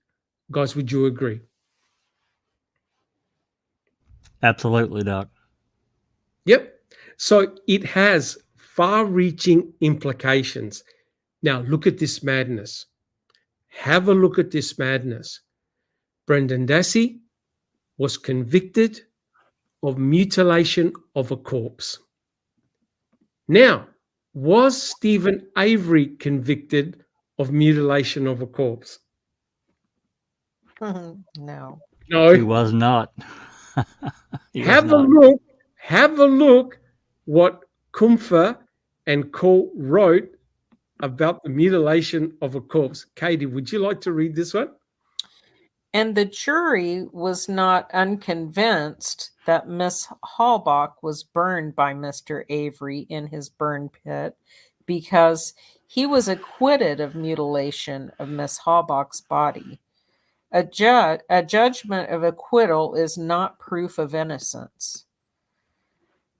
It is a judgment that the state didn't meet its burden of proving beyond a reasonable doubt each element of the crime. Given that the common definition of mutilate is to cut up or alter radically, it is not surprising that the jury acquitted on this count. The state could not provide evidence of what state Miss Halbach's remains were in when Avery put her body into the fire because so little remained intact. That does not mean Avery did not burn Miss Halbach's remains in his burn pit. Oh my God. Blackety Oh, blap. mind blowing. When I read that, I literally said, what the fuck, guys? So listen to this. Here you have in black and white why Stephen Avery was acquitted of mutilation of a corpse, because the court did not provide sufficient evidence to prove it. What did Brendan Dassey draw in his diagram of when they placed Teresa Halbach inside the burn pit? Jack 61. Whole body. Whole body, which meant that she wasn't dismembered prior to placing her in the fire, exactly as the jury said in Stephen Avery's trial. Then how on God's earth could a jury find Brendan Dassey guilty of mutilation of a corpse when A, the state never proved it, B, Brendan Dassey never said of mutilation of a corpse by dismemberment, and he drew a picture of when they placed Teresa Halbach in the pit whole.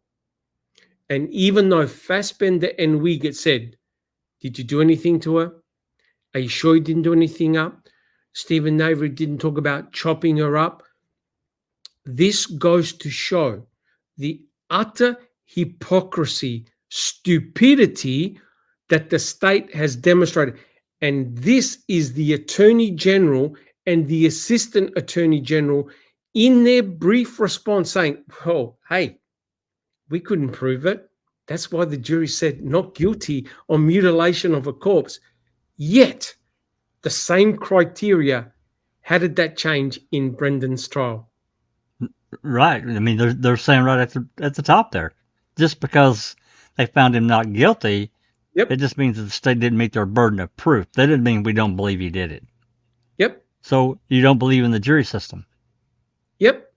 So now the jury in Brendan's case, how did they pluck out of the air that he's guilty of mutilation of a corpse when there are clear saw cut marks in bones, which meant that Teresa Halbach, unfortunately, was cut to pieces. And Brendan, they even remember Fallon said, did you draw this? Yes. Did you see all this? No, I made it all up. They knew, guys, they knew that Teresa was dismembered. No one ever said, Brendan Dassey never said, we chopped her up to pieces. Their argument was that because Stephen had used a shovel to chop up the bones, that somehow a shovel and a rake were able to produce sore and fine cut marks, including hesitation cut marks in bone. So and they knew it. They knew it. So Stephen, not guilty of mutilation of corpse. Brendan Dassey was found guilty of mutilation of a corpse. I want to talk to each one of those jurors and say, how the fuck did you come to this conclusion? Yeah, you know, Doc, I think that was the fault of Frimgen and Ellison for not explaining the specific science about the cut marks, the hesitation cut marks, showing she was most definitely dismembered, unfortunately. Correct. With no blood. With no blood. No blood. No blood anywhere. No cadaver dog hit. Man, when you dismember somebody, you're going to produce a lot of biological material. Tarp or no tarp, it's going to go everywhere. Well, and nothing, no desiccation. What do you call it? Pyrolysis in the bottom of that burn pit. And correct. 100% correct. Right? They found none of that. Yet Brendan Dassey is sitting in prison for life for something he didn't do. He couldn't have possibly have done it. Right? It's complete madness. And now we've got Cole and Kumpfer saying, well, of course he was found not guilty. The state didn't meet its burden. If the state didn't meet its burden, how did it meet its burden in Brendan's trial? That's right. I think that Fallon just sold it. He sold it. Yep. He sold it. All right. Yeah, that does my head in, guys. All right. Can we have a look at the next slide, please? All right. We'll just wait for that one to come up. It's slide 66. Jack 61, would you like to read this one out, please? So now we're diving back into the book. All right. Yep. Okay. On August 22nd, 2023, the last 13 words of her 31-page ruling, all typed in capital letters, felt like a bee sting for many Making a Murderer fans who maintain faith in America's justice system. Avery supporters had clung to the hope that in an act of fairness, Judge Sutz would grant Zoellner the chance to argue her client's case inside her Wisconsin courtroom. There, the television news cameras could chronicle the testimony and those being summoned to the witness stand. Instead, they got stuck with this, quote, for the reasons set forth above, the motion of the defendant is denied, end quote. Not only was the word denied typed in capital letters, the judge made sure to type it in bold. Right. So basically, it's an FU to everyone. We're just going to deny this. And now you've seen elements of the response by Cole and Kumpfer. They support it. They support the judge. No, this should not be presented in front of a judge. We don't want Kathleen Zoellner to present her arguments, to present her affidavits. And the arguments set forth, and notice Kumpfer and Cole said the same thing. Hey, Baresh and Swinsky, we're going to demolish them. We're going to debunk them, right? We're going to impeach them. Everything. And furthermore, they even mention the unknown male. So, hence, if there's a get-out clause, escape clause, unless Kathleen Zoellner or Stephen Avery can bring in that unknown male, it's party over. And we welcome Susan. Susan! Hey, Susan. I've been listening on my way home. I just got home. I'm camping. Awesome. Are you all steamed up? Yes, I have a lot to say about these affidavits. Let's go for it. Susan, The thing with an affidavit is that it is a sworn statement, sworn to be true by these two men. That's right. as Correct. true. Correct. Correct. And how can you judge an affidavit unless that person is on the stand? You get to judge his credibility when nobody knows what these people look like, even, No. or how they speak, or, how credible they are. Exactly. And and you have to also cross-examine them and make a judgment there. And if you don't, it's no different than making a judgment before a verdict, before a trial on somebody's guilt. I That's mean, they're exactly judging right. them as liars without looking at basically the evidence or the credibility of these people. And that's just wrong. That's the tragedy of them with their just say no attitude. Yeah. And what it does to, like, what the ramifications of that is. I mean, if somebody, yeah, go ahead. If the prosecution had gone and found out that Baresh was at work during all those hours and he has 10, 12 people that say, no, he was here, he couldn't possibly have done that. Or they came up with, to prove he could not have been there, then maybe you can deny an evidentiary hearing that the guy's just full of it. But, she's just judging him without knowing anything about it. That's what he swears is true. That's all she knows. Yes, to the best of his ability. To the best of his ability. Yeah. Yep. Correct. But you've hit upon something really important, Susan, because when they questioned Richard Mailer, when Tom Fallon questioned Richard Mailer, they said to him, what had transpired? And he goes, as we were going to our deliberation, one of the jurors said, he's fucking guilty. That's a quote. He's fucking guilty. He's talking about Stephen. And Richard Mailer goes, well, wait a minute. Don't you actually want to look at the evidence first?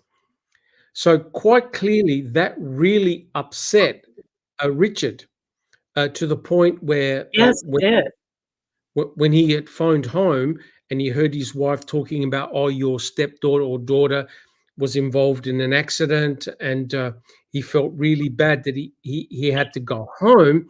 He had told Fallon, I got very upset because one of the jurors just outright said he's effing guilty without looking at any of the evidence, which meant that people had already made up their mind.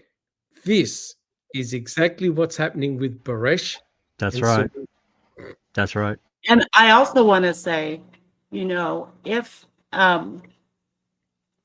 you take this as true, that means somebody else had the rap. Okay, maybe it wasn't Poppy, but he saw two people with the rap. Okay. Yes. And the whole point is that is not the story that the jury made their judgment on. That wasn't part of the story where they found him guilty. And if it's a true part of occurrences that happen, it changes their story. So you can't, that's, you have to retry or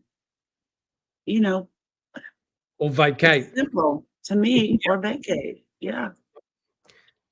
100% correct. But the judge is arguing that it would have made no difference in court. But if Swinsky had testified on the stand, what his affidavit was, then Bobby's entire testimony is gone. Okay. Yes.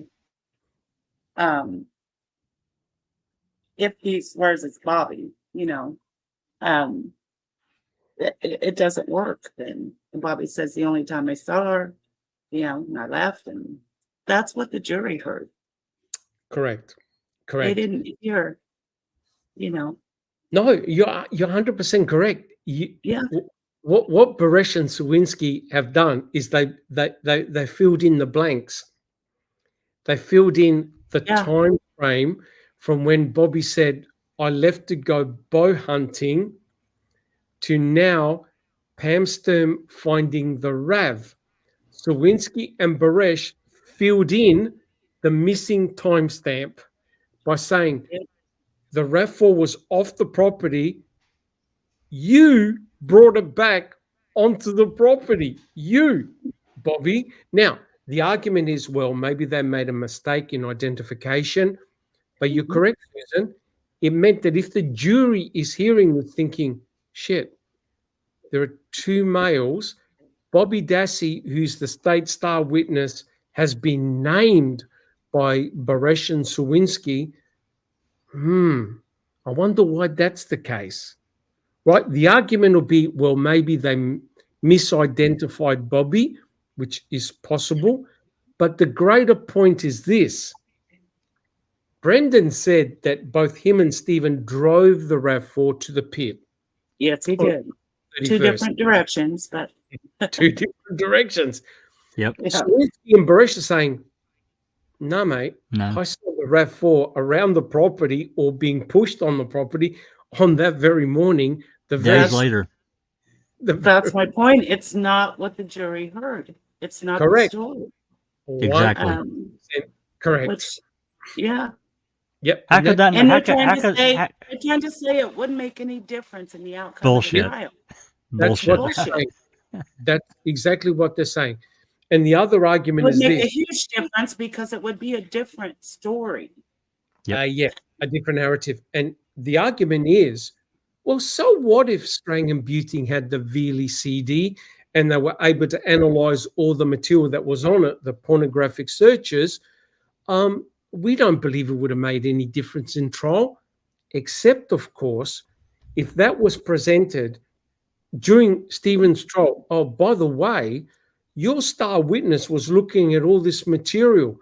The jury would have been thinking, wait a minute, he's looking at all this stuff, some of it, we don't know, we can't exclude or include everything, but the jury would have heard a different narrative. Wait a minute, so now Bobby has got all this stuff on his PC, in the computer that was in his room, Yeah, see? Yeah. plus he's been named as a Denny, plus you've got two guys that have named him being in possession with the victim's vehicle. And wait a minute, didn't you say you were the last person who saw Teresa as you left to go bow hunting? I'm not saying Bobby did anything, but like you said, Susan, the jury's here now hearing a different story, thinking, wait a minute, something's going on here. Then that has an implication on Brendan's narrative in his trial. And Yep. Casey doesn't have to prove Bobby's guilty. That's No. not her job. No. All that would do is what is it, reasonable doubt. That's just Stephen doing 100% here. correct. This is a probability over here as well. So now make your judgment, you know. Correct. Do we have a question from under your scars? We do, and just a quick repeat because she only heard part of it. Can you repeat about the MVAC testing? I only heard part heard, and this is about Damien Eccles, but I'll let Doctor explain it. Yeah. In the West Memphis 3 case, which is a shocking, horrific case, Damien Eccles wants to forensically test the evidence, the ligatures that were used to tie up the boys. And the judge has overturned the previous ruling. They're going to allow MVAC testing on the ties that the boys were tied up with. So if they can extract DNA, they should be able to determine a genomic DNA profile of who put on the ligatures, right? And so that's what Kathleen Zona wants to do with the RAV, the plates, and the blinker light. Let's forensically retest them because now the techniques are much more sensitive. If Bobby Dassey never went near that RAV4, you won't find any of his DNA, right? If Brendan and Stephen were in the RAV, they said that they weren't, the DNA shouldn't be there anyway. But can we extract DNA that we don't know, put it in the criminal database, do familial studies, find out who was in the RAV, right? So potentially this can be either inculpatory or exculpatory for Brendan Yes. and Stephen. That's the That's right. risk they've got to take. But the judge is saying, no, we're not going to allow you to test anything. And they give their legal arguments for why. They don't want Zellner anywhere near that RAV. Tell you that right now. Nowhere near it. No, correct. And if you're guilty, you don't want testing. You don't want further forensic testing because if Stephen's DNA is on the number plates, done like a dinner. How's he going to explain that? It's over. Done. It's over. We're finished. Correct. All right. Guys, shall we continue? Yep. All right. Susan, are you in the mood for reading or are you eating a chip? Nope, I'm reading. I can read. Let's go for it. This is Not slide eating. 7A. Beautiful. Let's go for it. Is this Swinsky or what are we No. reading? So now this is the book. this is the book. We're now in the Okay. book. Okay. At the time of my interview with Zellner on September 29th, 2023, more than a month had passed since her post-conviction motion was turned down by the judge in northeastern Wisconsin. Quote, no question in my mind, if we were in Illinois, we would have had an evidentiary hearing several years ago, Zellner remarked. We would have had a full court analysis and witnesses of all the evidence. That's what I was just talking about. Yes. It would have gone much more smoothly. There's tremendous fear in Wisconsin of being exposed. I think that making a murderer had that effect. And so the name of the game with the rulings that we've gotten so far is that no one wants us back in court. I think anywhere else we would have gotten a hearing, but we will just be persistent because there is no statute of limitations on this. Stephen Avery's got many, many more chances to get out. Yep. 100% agree. But did you notice what Kathleen Zellner said there? Making a murderer had that effect, right? Mhm. It did because it opened up people's eyes, minds. Yeah. Oh my God, what the hell happened? And then you heard the story of what happened to Stephen in 1985, which in itself is unbelievable, right? Any comments? Well, it did. I mean, I think a lot of people already knew that there were, serious issues going on within the criminal justice system. This starts with the investigatory phase, I guess you would call it, which is police and crime labs gathering evidence and how that's handled. That was really my real interest because I certainly know far more legally now than I did back in 2016, 2017. I didn't know it hardly. I mean, I knew something, but some of the stuff, it gets pretty technical. But I think it also had this ripple effect. I know it did, in fact. It wasn't just Wisconsin. There were these other cases that had serious, serious issues, right? So. Yes, many of them. Susan. Oh, it's just frustrating. There's no common sense in your system. Period. Very frustrating. Correct. Katie, do you have a comment? Well, I did, but I forgot what it was. So there you go. It'll come back to you. Yeah, I mean. Oh, I wanted to make one comment, Doc. Yes. Go back for a minute to Richard Mahler. If anybody listening has not seen his 3-part interview, I think it was with Mark Hodnott, go watch that. It's incredible. Okay. Absolutely. I was going to say the documentaries that started coming out about wrongful convictions, some of them have been like Outcry, for instance, the Gregory. That 5-part series. Yeah, that 5-part series about that young football player. Yeah. Oh my God. I mean, documentaries like that have really opened a lot of people's eyes and gotten more people interested in, if not just consuming those types of podcasts for pleasure, I guess. I don't know. But to being like the foul play team who, dedicates so much of their time to research and really try to see what's what. Yes, but sorry, Jack 61. Just briefly, there's another case, and I posted a link to it. It was actually a friend that tweeted it first that I saw on X, and it's about this prosecutor and this detective down in hell, I can't even remember the state now because I've not did a real deep dive into it. Other than this journalist, he really heard about this years ago, but he didn't really pay too much attention to it. But whatever it was, he remembered it. Anyway, this prosecutor and this detective had basically teamed up and they've convicted a shit ton of people on false evidence. Now, Yes. this prosecutor was allowed to retire last year, apparently. But no, she's had her bar license stripped away from her. I don't know if she's going to be investigated, but this could probably make a 20, 30 part docuseries for somebody. It is, you just have to read this guy's, this journalist. He made a series of tweets, probably like 10, just told just scratched the surface of what this prosecutor and this detective did. It is insane. Oh Yep. my God, I couldn't believe it. Yep. The same thing happened in Michael West, the orthodontist, and also the prosecutor, how they teamed up together and got all these convictions on bite mark evidence. Yes.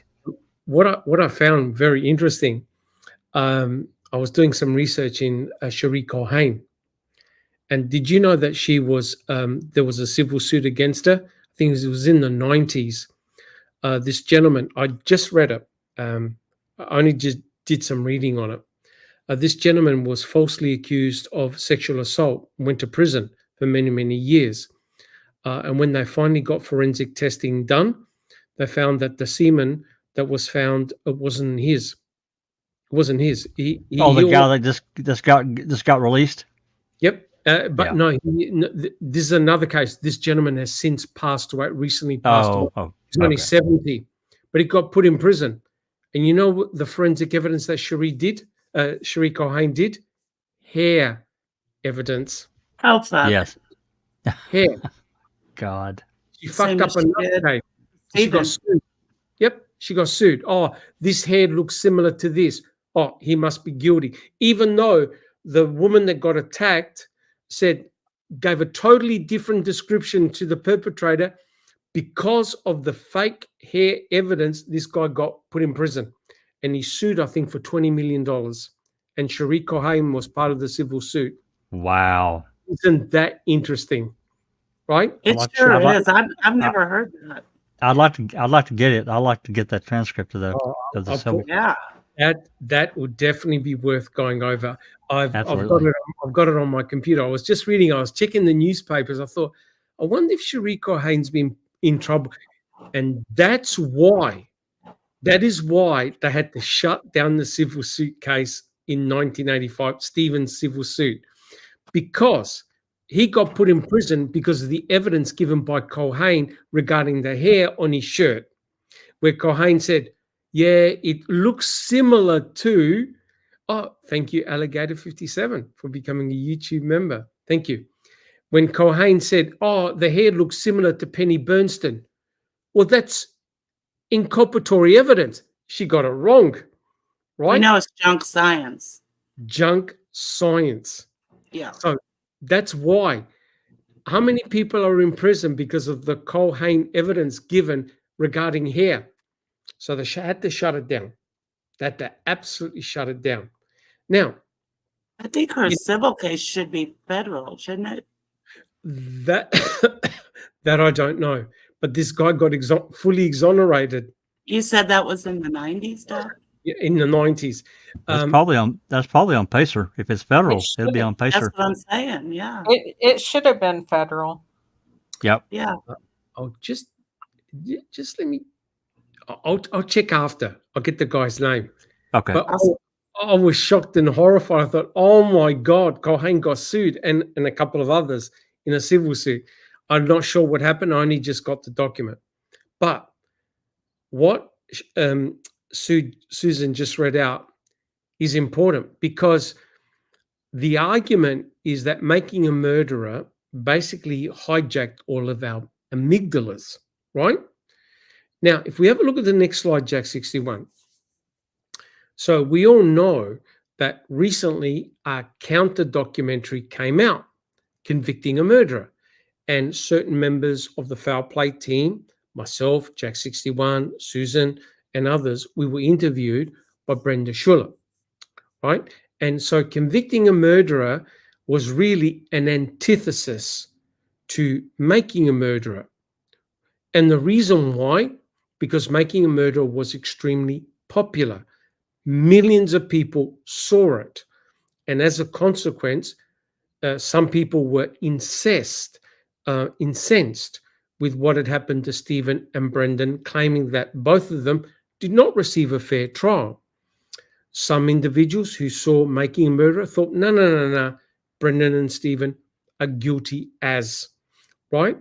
But both Candace Owens, Brenda Schuller, and others really went after Laura Riccardi and Maura Demos, tore them to shreds, tore people to shreds who supported Stephen, who questioned the state.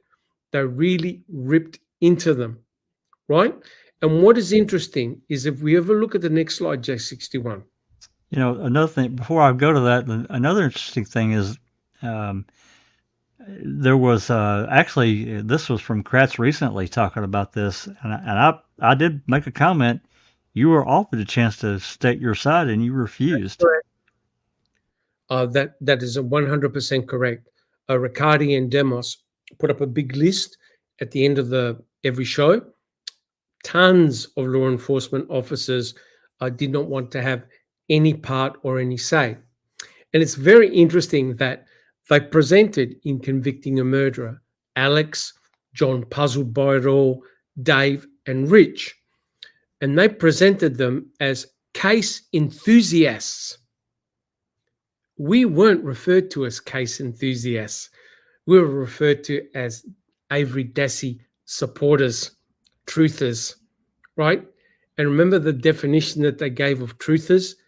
Oh, they've got to believe in conspiracy theories, right? So there was a clear division in convicting a murderer.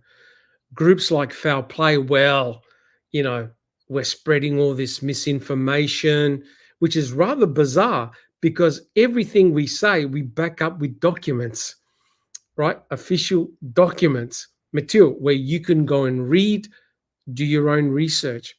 It's interesting the path that convicting a murderer took.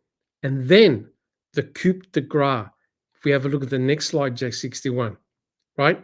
This is what they weren't banking on. That the Judge Ludwig, I think it was going to throw out the case of the civil suit that Andrew Colburn had against Netflix, right? Jack 61, would you like to read what the judge, what the findings were that they showed? This is in convicting a murderer. Yep. On March 10, 2023, United States Eastern District of Wisconsin dismissed Andrew Colburn's lawsuit against the filmmakers and Netflix. The judge stated that there was no proof that the filmmakers or Netflix acted maliciously to intentionally harm his reputation. Yep. And Wah, wah. do we have any comments?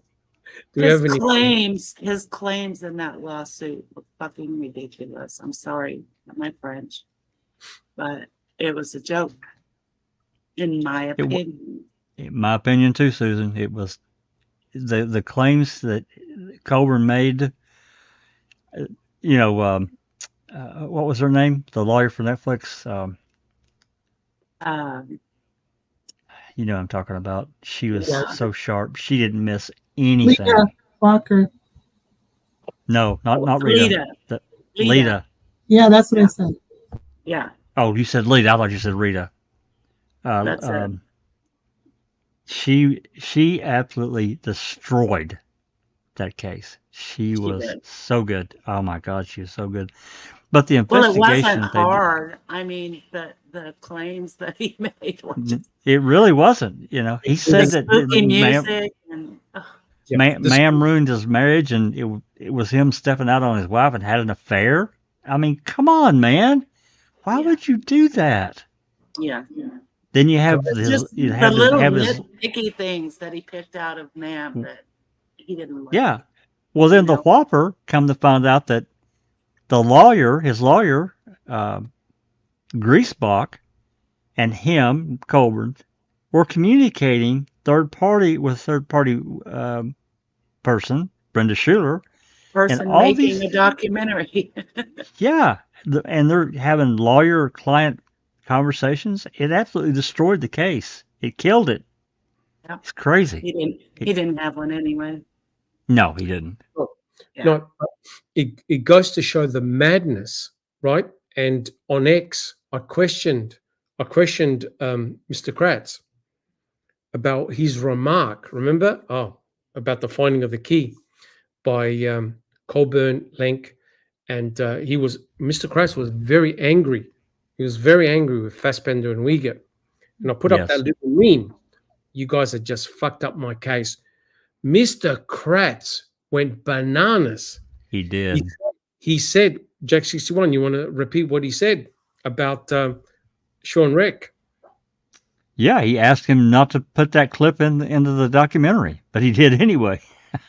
You guys just fucked up my case. Yep. He did not want that. He did not want that on convicting a murderer. Guys just fucked up my case. Yep. He got very, very angry, Mr. Kratz did. Right. Doc, Yes. may I just read out James Crane's little Yeah. chat? They should have found King Kratz guilty of mutilating the truth. There was plenty of evidence. Oh, correct. Profound. Yep. Correct. 100% correct. But Jack 61 will back me up on this. There's something happening on X. There's something happening in the background. Oh yeah, there has to be. There's too many moves being made. You got Kratz that come back. You got Fallon now gone that are back. So what the hell's that all about? Yep. And I have a feeling, it's only a personal feeling, I have a feeling that the new judge is going to have an evidentiary hearing. I think the new judge is said, enough's enough. Put all your cards on the table. Let's see what you got. The way that Angie dismissed it, I hope to God. I mean, it's the only logical, which there is none, but it's the with her stepping away only after. fair thing to do. I agree. I think agree. so. And stepping down. Yeah. Yep. So they'll bring out Fallon for questioning of the witnesses. It's going to be Fine. very, very interesting. Fine. Let's get some more stuff out there. Let's get it done. Yeah. Awesome. All right. So guys, let's continue with it because I want to finish the podcast today, guys. Just one comment, Doc. And I want to make this, and I don't know. Just take a second. When we consider, let's just talk about, or just think about, the disturbed earth, unfiled warrant, hidden for 17 years, whatever the hell. The phone calls, 23 CDs that were buried at MTSO, uncovered after, it was 17 years, because it was 2005 until 2022. 17 years, 16 and a half years, buried. What else is buried? Yeah. Swinsky's call. A lot of photos. And and a lot of photographs. Correct. Yep, 100% correct. And we're only now starting to uncover all these things, because remember what Kratz said. Kratz said to Cohen, perceptions are what they are. Right? Well, that's another thing. And if it wasn't for him, we wouldn't have known about the surveillance video inside the privacy room with Avery talking talking to his lawyer. And there's not supposed to be any electronic equipment back there, but there was. That is correct. That is correct. It's interesting, the commentary done by Mr. Kratz, and all of a sudden he publishes his diary, right? Which is very interesting. So all these things are starting to come out, which of course no one knew about during the trial. I think there's machinations happening in the background. Susan. Oh, Yeah, but- I'm just thinking about one of Kratz's recent tweets. Someone had asked the question, you know, I heard you were asked for an alibi for the 31st of October. And Yes. he answers the question with a question. Well, how do we know she was killed on the 31st? Could have been that is all the way. correct. That is correct. Let's answer the question. Yep. That's correct. He could have killed her on the 2nd, 3rd, 4th, 5th, 6th. Yes, No. correct. Yeah. Correct. And we thank Millie Hill has become a YouTube member. Thank you so much. Thank you, Millie. Thank you so much. Now, who would like to read the next slide? So this is from the book. Who would like to read the next slide? Slide 68. I'll read it. Susan, yeah, let's go for it. Sure. Thank you. Incidentally, 2 years earlier, I wrote an opinion column for Patch, headlined, quote, "Is Making a Murderer 3 Preoccupying Wisconsin's Supreme Court," end quote. In 30 years of doing post-conviction work all over the United States, we have been granted evidentiary hearings in 99% of our cases. I quoted Zellner as telling me in September of 2021. The other 1% were denied and then reversed on appeal. My question is, why is Wisconsin so fearful of having a public hearing about the integrity of this conviction?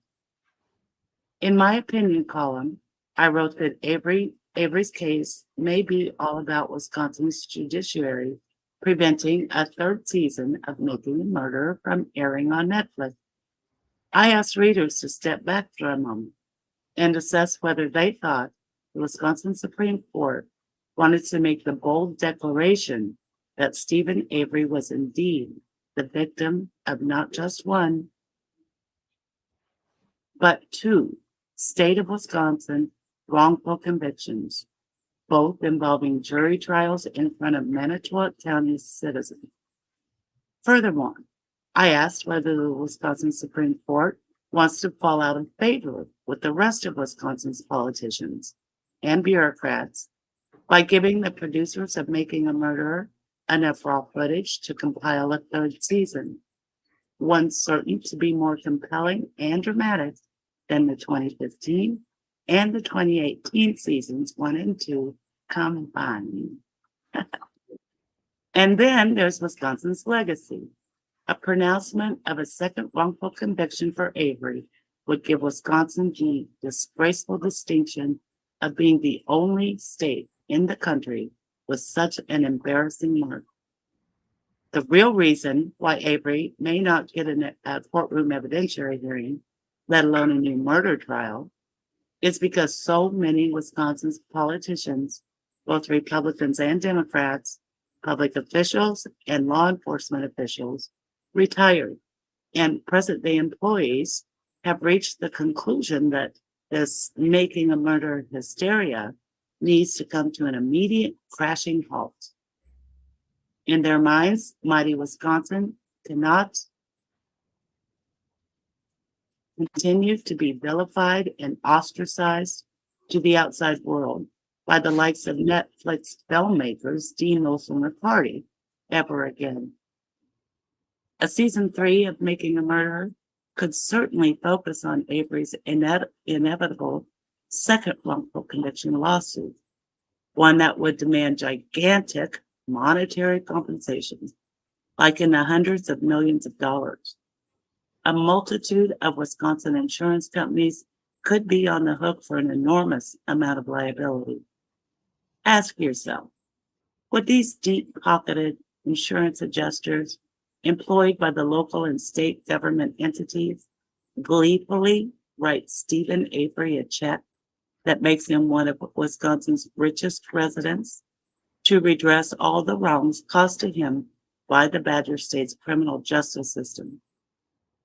For Judge Shakevich, along with Wisconsin's Court of Appeals and the Supreme Court justices, the easiest way to halt any further movie production of Making a Murderer Season 3 is to make sure Avery and Selner lose their post-conviction appeals.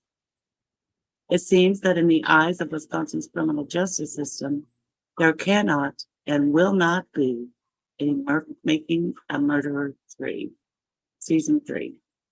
The prospect of new man episodes showing Stephen Avery smiling, hugging, and waving to his adoring fans as he walks out of the Wisconsin Department of Corrections for a second time in his life would upset many people who built their careers and professional reputations around the notion that Avery was a deviant, a psychopathic, killing monster. They might rather scale the top of the stadium lights at Green Bay's Lambeau Field and leap to their deaths in the parking lot than be forced to endure a third season of Making a Murderer. Wow. True that. Yep. Thank you so much. The politics. It is all politics, right? When you think about it, because as we've seen, there is so much to lose in Wisconsin. For Stephen to be found not guilty twice and exonerated twice, the ramifications will be felt for hundreds of years, right? It'll be the cut everything. Be amazing. But yeah, it'll be devastating. It'll be devastating. Correct. And that explains in a way, and I like to hear Jack 61's comment, that explains the hard line that individuals like Kratz keep on portraying on X and other media and other interviews that they do. And also Fassbender, they cannot deviate from the verdicts. They have to keep on saying, yeah, both of them are guilty, including Brendan Dassey. They cannot deviate because now cracks are starting to appear. You could tell that. You could tell that by some of the stuff that Kratz is writing on X. It doesn't seem like he's towing the party line anymore. Jack 61, you want to make a comment? Well, yeah, because there's an article in the Wisconsin Law Journal. I don't know if everyone's read it. I read it. And he really went after all his pals. He did in the state. He called Cole Haynes, pardon my French, but her fuck up on item BZ, the bullet fragment. Oh, that should have never he says that should have never happened. No. Well, there's a whole lot more to that he failed to go into at all. Didn't touch it. He just says that it shouldn't have happened. Well, yeah, that's true, but that's only part of the story. I'm not going into that again right now. I did want to mention, though, maybe this is a good time to bring it up. Talking about all these things going on in the background. Ken Kratz is beginning a new webisode series called Off the Record, where he says that the media can't be trusted. He's throwing shade on New Scott, which is complete. I mean, Scott doesn't have time because he's only one guy. He's got other things. He's got other things to do besides working with his case. He's still very much in the wrestling world. Yes, he covers a lot of that. He talks about other cases. I'm sure he's got other things going on in his life that something just had to go. So Kratz is also throwing shade on Cam. Yeah. Oh, yeah. Absolutely. Yes. He is not happy with what they produce. Yep. Well, to be quite honest with everyone, I've said it before. I've certainly said it to Doc and everyone here. I personally feel like that Kratz thought that convicting a murder was going to be his to control, at least to a large part. Yes. He did something happened. Yeah, something happened. He spoke. When Kratz tried to speak.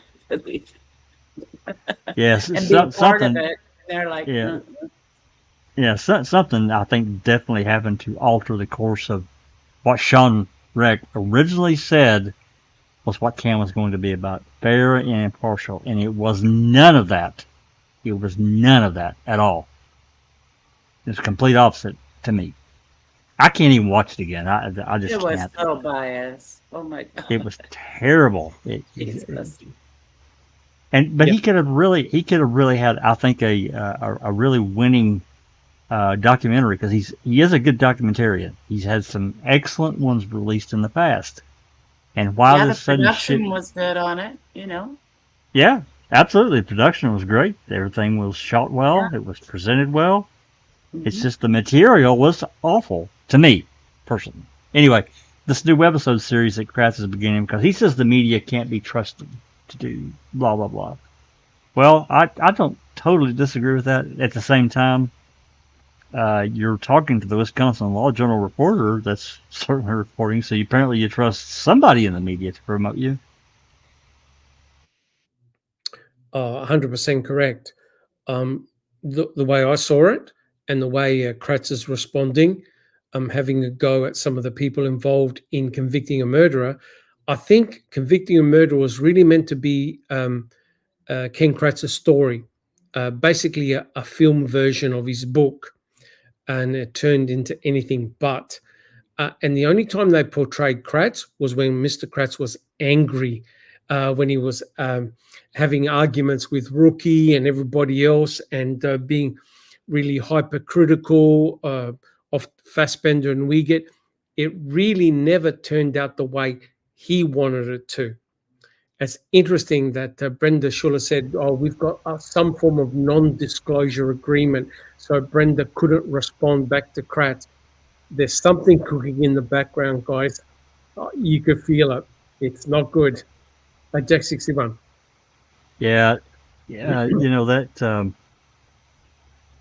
I'm just thinking about Cam, and it just made me think immediately back. Remember a few months ago when Kratz had wrote and wanted the transcript of this interview that Colburn did that had gotten it got sealed, Yes. and then when we got it, it was only his answers.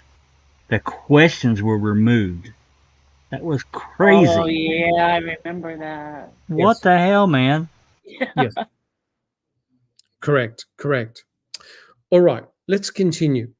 And I think what's important here is what Susan read out about the impact of making a murderer.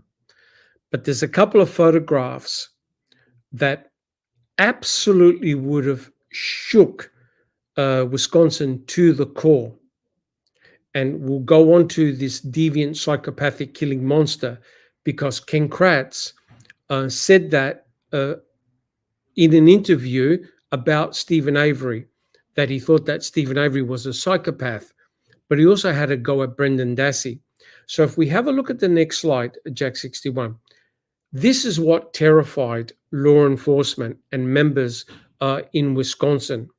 And that is Stephen Avery coming out of prison with his sister and his daughter, smiling, being really, really happy. This would have had a very unsettling sensation, because it meant that they got it wrong. The judge got it wrong, the jury got it wrong, the forensic evidence got it wrong, and more importantly, Penny Bernstein got it wrong.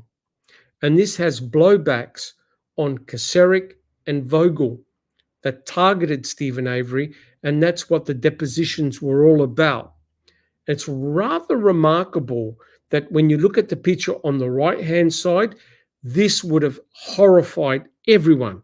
Stephen Avery, a guy who works in a junkyard, on stage with lawmakers, with all these very important individuals.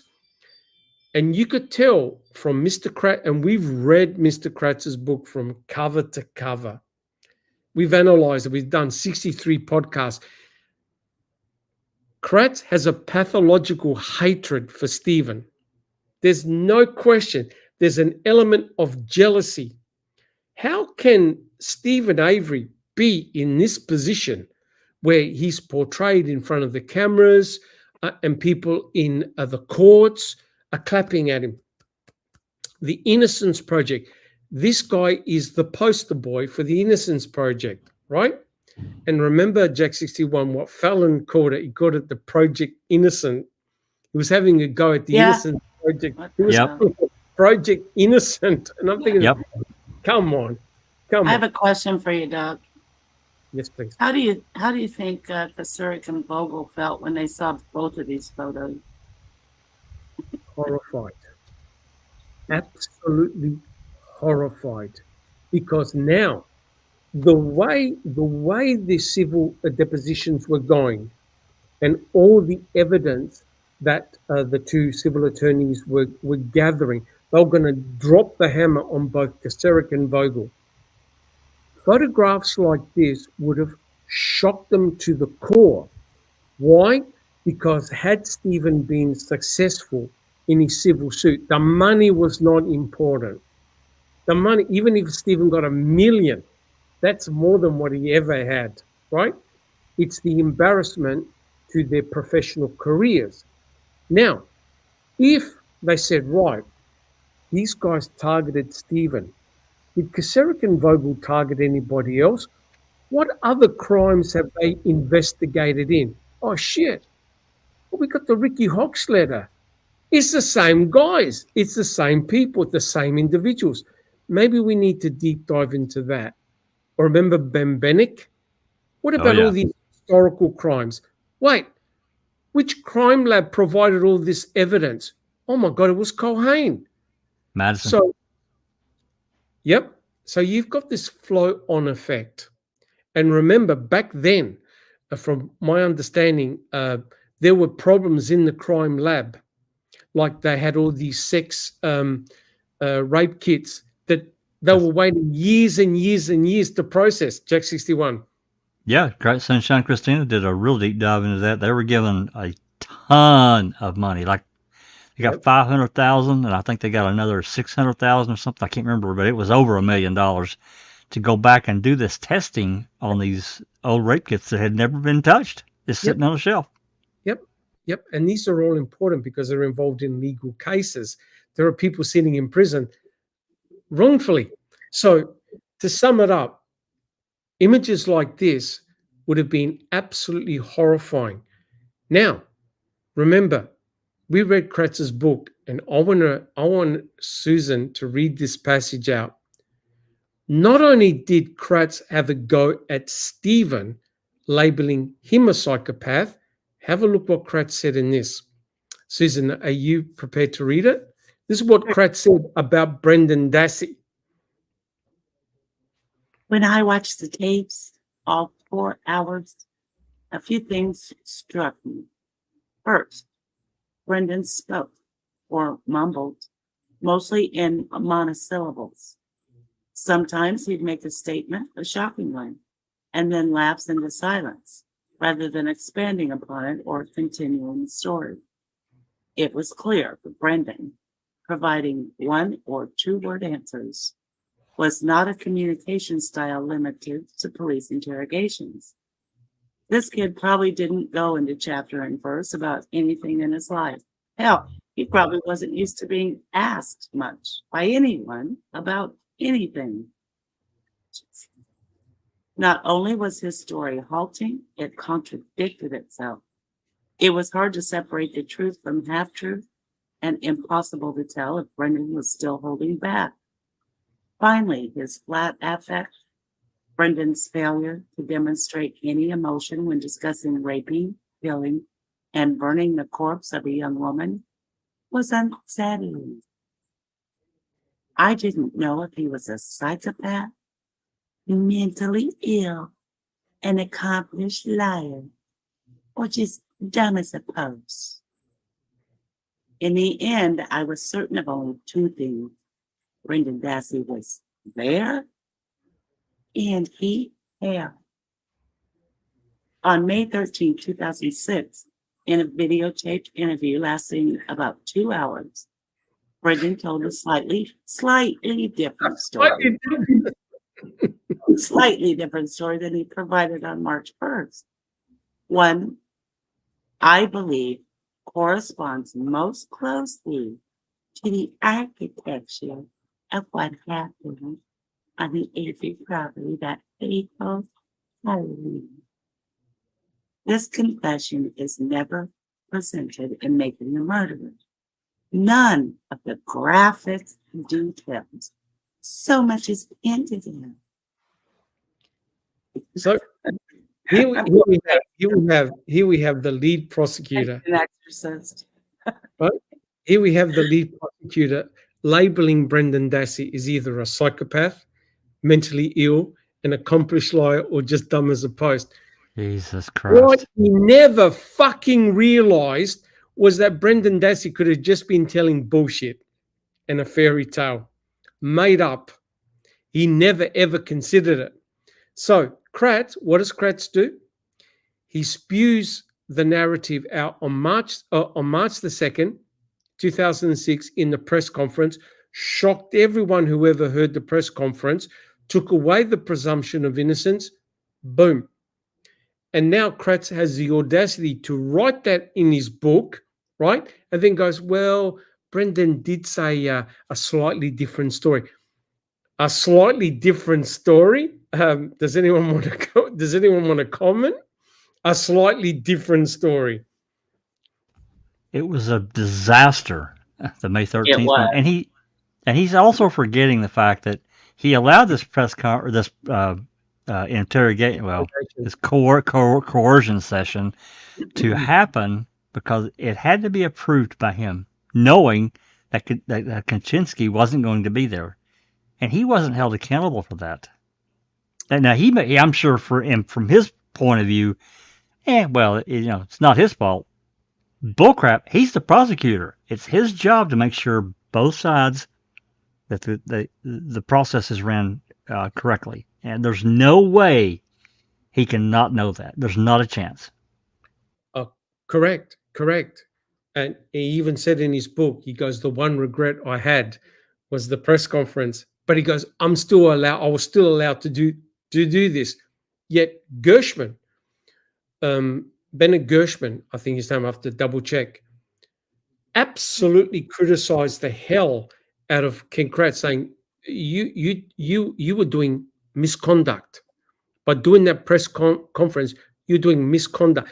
And he named, I think, about 10 different areas in which he was doing professional misconduct step after step. Susan. Kratz's excuse? Well, it was all in the probable cause affidavit. It's like, it's the probable cause that is the problem, Kratz. You don't spell shit out like that when you got nothing to back it up. You don't put that gory story together for a probable cause affidavit. It's unnecessary. Even if he hadn't had the press conference, he's right. The press would have gotten that affidavit. And it read just like Kratz told his story. Prejudicial. So it was so prejudicial. Just that. I mean, they both were, of course. The press conference was just taking it over the top. But yeah, that probable cause should not have been written in style that he did. I agree. I agree. What is interesting is this. I went to the newspapers, right? Newspapers.com. And I looked at the responses from people on the street after Kratz's press conference. The majority were horrified. Well, of course. Horrified. Then and there, Stephen and Brendan were doomed. Do you guys agree? Without corroborating anything Brendan said. No That's corroboration. Right. He went immediately to the press. Wrote that. Yep, they were done. And just read the comments of the people. Doubt. Yep. If I had seen it, it's like, holy fuck, Yep. It's easy to judge when they come out acting like they know so much. Yep. When they don't. Yep, correct. Katie, do you have a comment? Regardless of their title, the role of the prosecutor remains the same. They represent the people of their jurisdiction and have a duty to seek justice in every case, carefully evaluating the evidence presented and protecting the rights of the accused. Thank you. Yes, yes, that's exactly right. That's when Kathleen Zona got the professor, the law professor, to critique Kratz's performance. He quoted all of that, ripped it to pieces. Drizzen did exactly the same thing, right? If you notice, this is exactly what's occurring with Swinsky and Bares. You're having all this argument in these responses between the judge, Kumpfer, Cole. You're having all this debate and arguments instead of doing it properly in front of a judge and saying, right, Ms. Zona, what have you got? Put it on the table. We'll discuss it. We'll debate it. You've got this strong resistance, and you can feel it. You could see it in social media, right? Because remember, as Kathleen Zona gets tips, same with the state. There'll be people in society who are sending all sorts of tips to the state. Oh, did you know this? Did you know that? You can use it against Kathleen Zona. You can use it against Baresh, Swinsky, etc., etc. And so it's interesting when you see the responses by Sukowitz, Kumpfer, Cole. It's all no, go away. We don't want to debate it. We don't want to discuss it. They want finality of the verdicts, right? And remember what I discussed right at the beginning, right? About the absence of evidence, how on the one hand, they've used that argument against Brendan. They're using the same argument with Bobby Dassey. Well, there's no forensic evidence. Why are you even arguing this, Jack 61? That's exactly right. They're using the exact same argument. Same argument. One to keep one brother in prison, and the other one to keep him out of prison, potentially. Right. But you also said a very key word, and I was thinking about this earlier when we were reading. The courts want finality. That's finality. And correct. We heard that from Travis and other lawyers too. Correct. And you got to understand what's happening in it costs a lot to be wrong. Sorry, Doc. No, you're 100% correct. But what's happened in this case is not unique. A lot of the wrongful conviction cases, it's the same arguments all the time. And to get true justice is expensive. You need a lot of money. And what's remarkable is when Richard Mailer had to leave, Stephen Avery had the option of having a mistrial. Did you know that? He had the option to say, I want a mistrial. That's right. And they said, kind of. He kind of had that option. No, it was one of the options on the. It was one of the options on the table. Oh, I know it was, but he said, I can't money left. He said, I can't afford a new trial. He said, I can't afford a new trial. Right? So, did he have an option? I mean, yes. Yeah. No, he didn't have an option. I know legally he did, but not really. No, not really. He said, I've got no more money left. Right? So interesting. All right, guys, let's continue reading. Katie, would you like to read the next slide? Yes. Yep. Awesome. Thank you, Susan, for that. That was beautiful. Okay, let's go for it. And you don't have to be Demos and Riccardi to imagine the movie script. A jovial Avery returns to Manitowoc after acquiring a $100 million wrongful conviction settlement. The hero of Making a Murderer buys up the downtown buildings and businesses. Longtime Manitowoc restaurants and bars owned by the community's wealthy and well-to-do disappear overnight as Avery takes them over. In their place, Avery opens his own brand of steakhouses and seafood-themed supper clubs, and with tens of millions of dollars remaining in his bank account and little time to waste, the 61-year-old Avery decides to launch his own line of bourbon, brandy, and whiskey.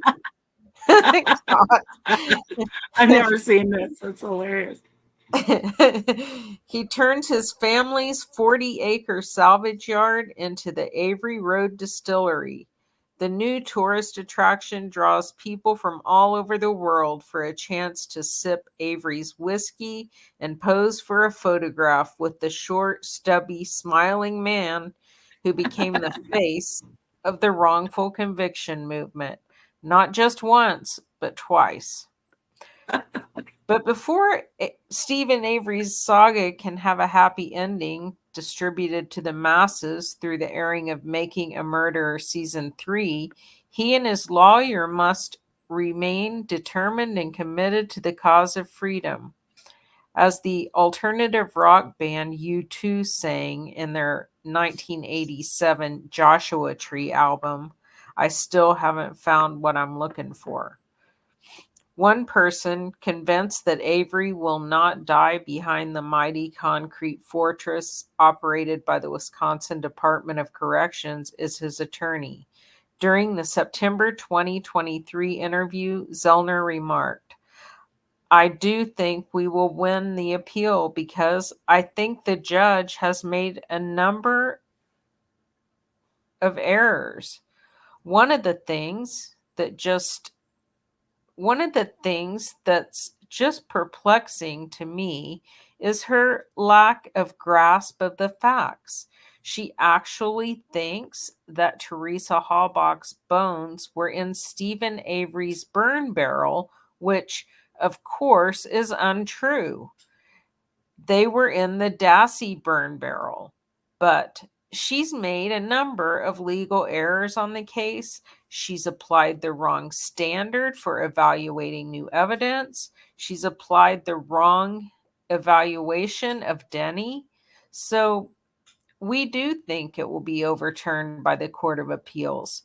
And we actually went back to her with this evidence because the Court of Appeals indicated in their opinion 2 years ago that the evidence could be very significant and we should revisit it with the lower court. And so we did that. And is typical in many of these cases, the circuit court judges, they just don't have the knowledge a lot of times or experience with post-conviction work. Usually, if there's relief granted to the inmate, it's going to be from a higher court. So Stephen Avery has years to go on his appeals, unlike Brendan Dassey, whose case is pretty much finished. Yep. Yep. Do we have any comments so far? That was a pretty interesting, I guess, hypothetical that she started out with, distillery buying up downtown Manitowoc. Oh my God, I'd never read this before. That was fun. Yeah, It's on whiskey. Yeah, don't forget, John Ferak is not liked either. He's heavily criticized too. Oh, Okay. well, by the state, by you know. Yeah, John Ferak very much keeps this case alive with his books, his journalistic style, and his columns that he writes. A lot of people don't like John Ferak. I don't think Brenda Shearer likes him, Doc. Brenda Shearer does not like John Ferak either. Yeah. All right, shall we continue, guys? We've got a couple of more slides to go, and we're done. Who would like to read the next one? I can. Let's go for it. I don't recall. Just when it seemed Zellner and Avery's luck had run out, they caught an unexpected and pleasant surprise. Judge Sakevich came up with a caseload excuse as a justification for the courts to take Avery's case off her docket. The official announcement came during the work week on Friday, October 26, 2023. Big Avery news, Zellner shared with her 737,000 Twitter followers. Case is going to be reassigned to a new judge in Manitowoc. No objection. There's no question she was aligned with the prosecution, and even in the most recent ruling in our post-conviction motion, she's regurgitating the state's briefs.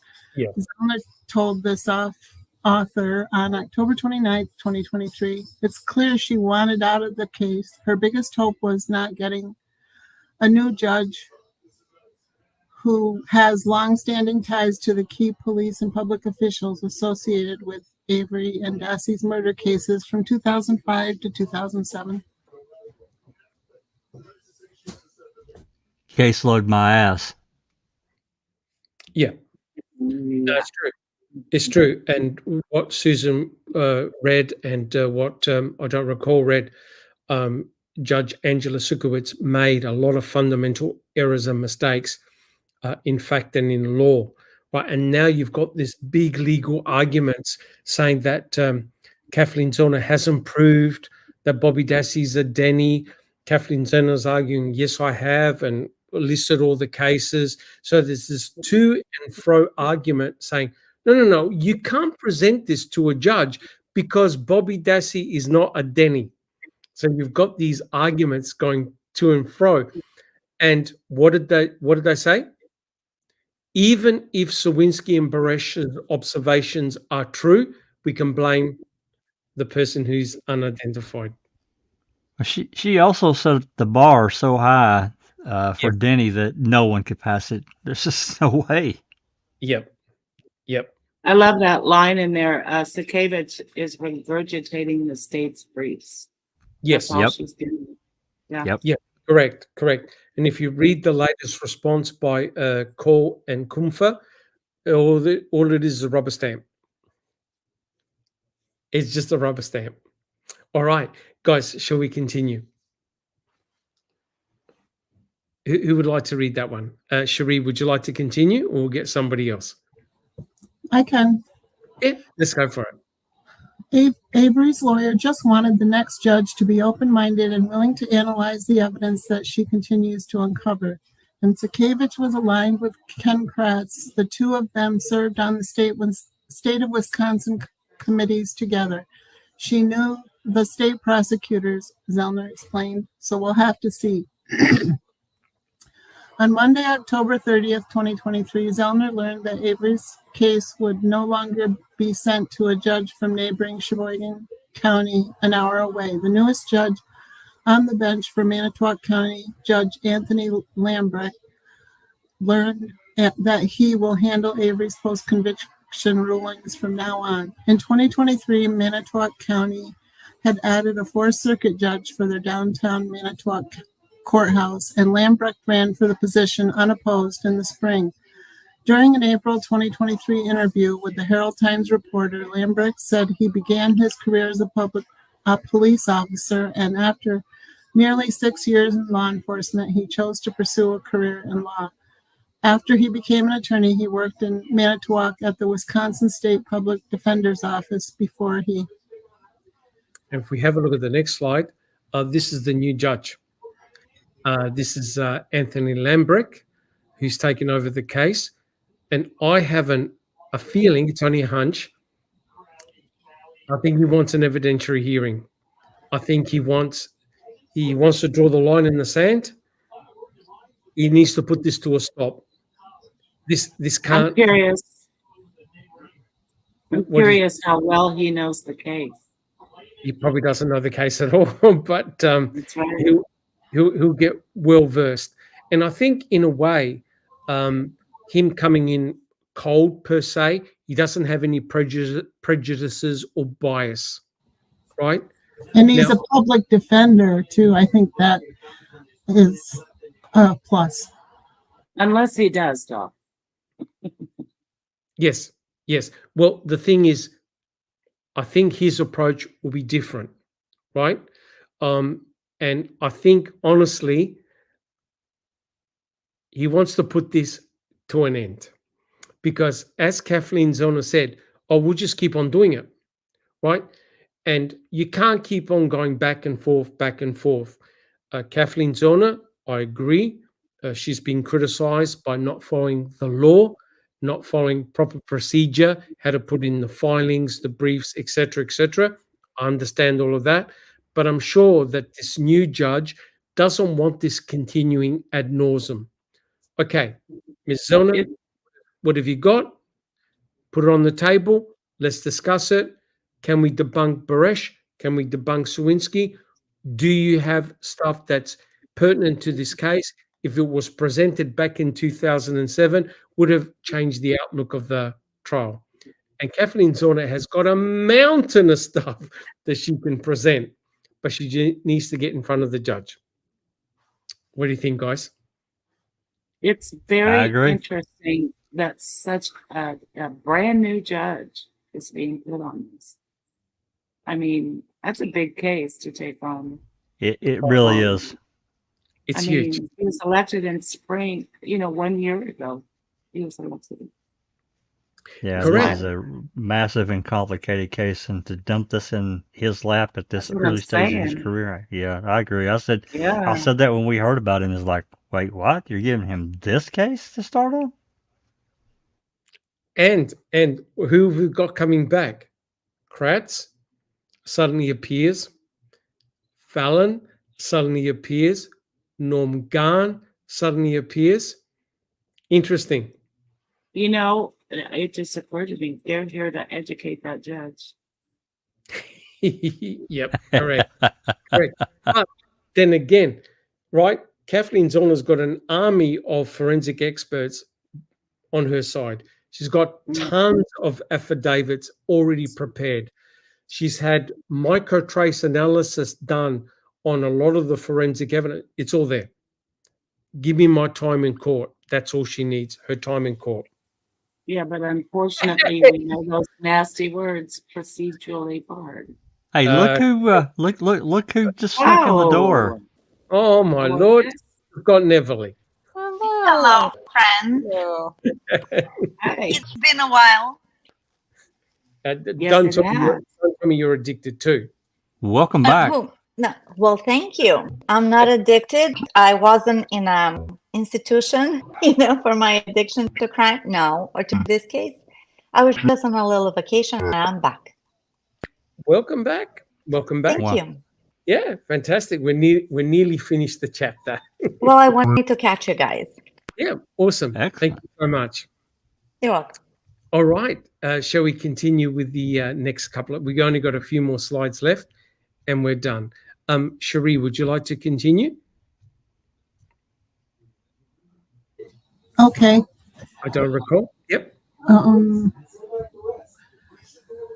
Lambrecht served as an assistant district attorney for Manitowoc. I think it's really all prepared me for kind of a unique insight into the role of Judge. Lambrecht told Manitowoc newspaper 6 months before Avery's case became his.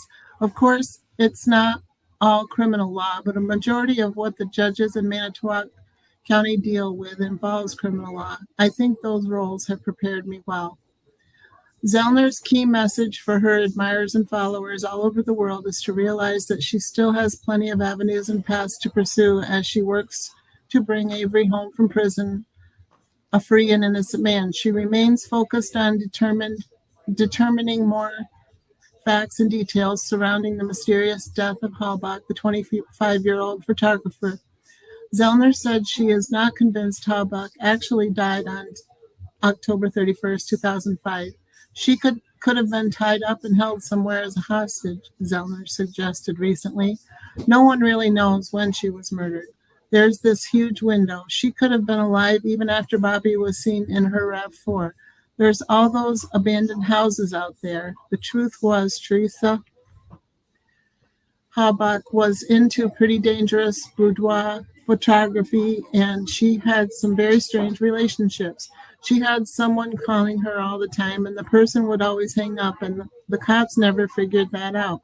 She was not afraid of Stephen Avery, and she seemed to know who this stalker was, and she was afraid of this person. She never thought it was Stephen Avery, and she would have told co-worker Tom Pierce, and that wasn't the case. All right. So before we continue, do you notice what Kathleen Zorner has done that wasn't actually done during the court case? Yeah. Victim a little bit of research. on Teresa. Victimology. Yep. Victimology. Victimology, right? Yeah. Now, I know that Neverly has made the argument, and I believe her, that probably victimology was done, but it wasn't put out in the open. What do Well, you it guys? wasn't. It wasn't publicly posted if it was, because they did everything in the world to whitewash Teresa. I don't And think I'm it not. was done myself. I don't I'm think not saying. felt it Yeah. was necessary. I'm not saying she was a bad person, because I don't think she was. I think she was just a normal 25-year-old woman living her life, Yes. trying to make ends meet. That Yes. possibly did some risky things. You know, I a lot of think young people do. Neverly. I think that they may have, not must have, but may have found something that could possibly raise a question or put a shade on her character. So that's why they decided to whitewash her completely. But victimology is a investigation 101. And even in Wisconsin, I want to believe that they did it. Of course, my opinion. Yep, correct. What is very interesting is that I've spent about 5 years on this case. I know very little of Teresa Horbach, as I'm embarrassed to say that, in terms of her None of us do, Doc. It's just not out there. We just don't know. We know some. Yeah, I was going to say, it's one of those rare cases where I'm doing a lot of analysis and study on the case. I know very little about Teresa Horbach and her activities. And as Kathleen Zorner pointed out there, she goes into pretty dangerous boudoir photography. Now, I'm sorry, but the reality is when you're dealing with delicate situations like nude photography, etc., you attract all sorts of people, right? Hey, Good, yes, bad, or otherwise, right? absolutely. Remember that email? It was from a Ken. He said, "Oh, thank you for all of this." He was Porn. yeah, Yeah, thank material. God my mother didn't receive the packet of porn or something like that, paraphrasing. Whatever it was. Yep, correct. Yeah, that's why I'm telling you, there must have been something there, or may have been something there, that if that went public, people would have been like, squinting and going, you know what I mean? Whatever. Yep. That's why they wanted to present her as a good Catholic girl, like she probably was. Correct. Now, we're not victim blaming, victim shaming. At Jack 61, she's a 25-year-old mature woman. She could do whatever she wants. But the problem is certain types of activities and relationships can attract danger. Yes. Can attract danger. And that's why beauty. Sorry, Susan. I don't want to interrupt you, Doug. I'm sorry. No. I was going to say that's why Buting had the argument. Well, let's have a look at her lifestyle. What was she into? Could have that attracted some type of danger? And that's why they were talking about the stalker who was giving phone calls all the time. And remember, in Auto Trader, there was another stalker who stalked another woman from Auto Trader who did the same thing. That's right. Kept on ringing this woman, right? And Teresa Horbach said, I kept on getting all these calls, but I would never answer them, right? Susan, did you have a comment? I think that guy worked at one of the car lots, maybe that she worked. He did photographs. Yeah. He did. Yep. So if we're sorry, Jack 61. Yes, yeah, I'm not saying there was any involvement, but we can't forget about the affair with Bradley Check. Yes, that's right. And again, I'm not going to publish the information about him, but he had problems. He has serious problems.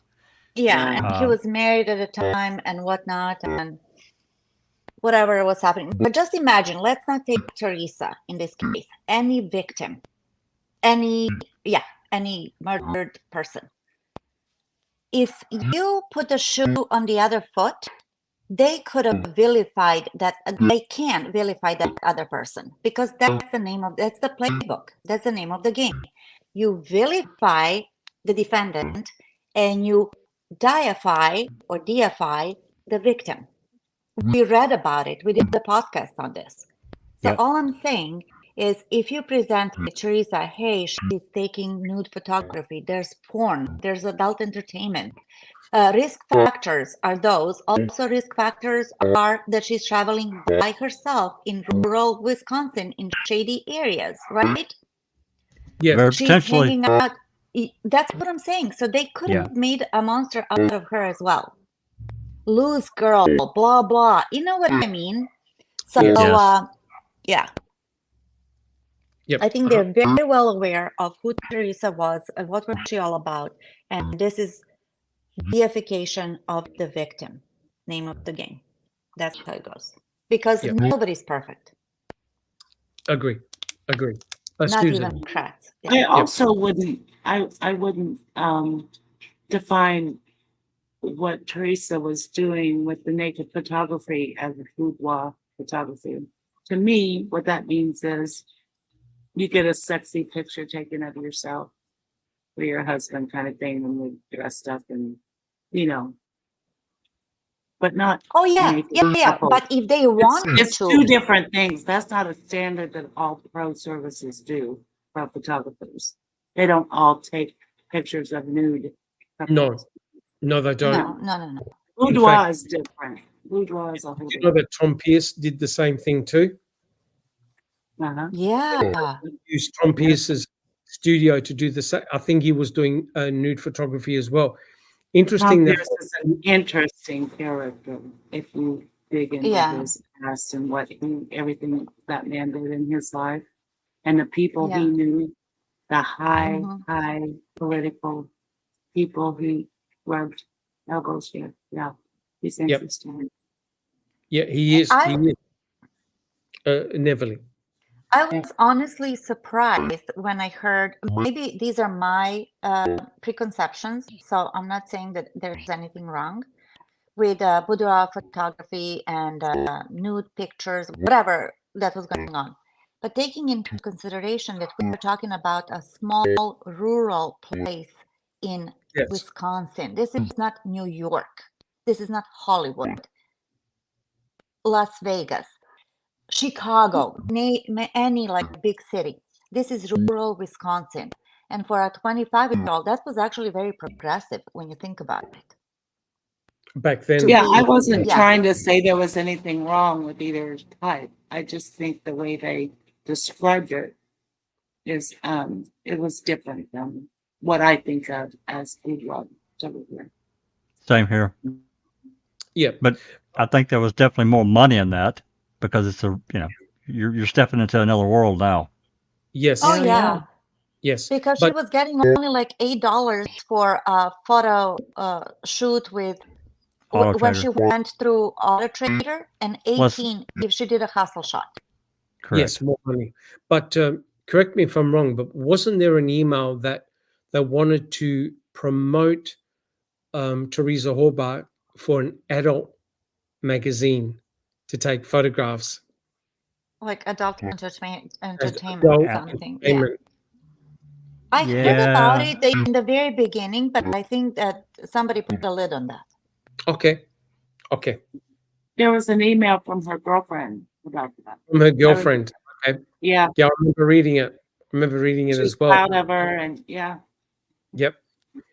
Now, let's have a look at the next slide.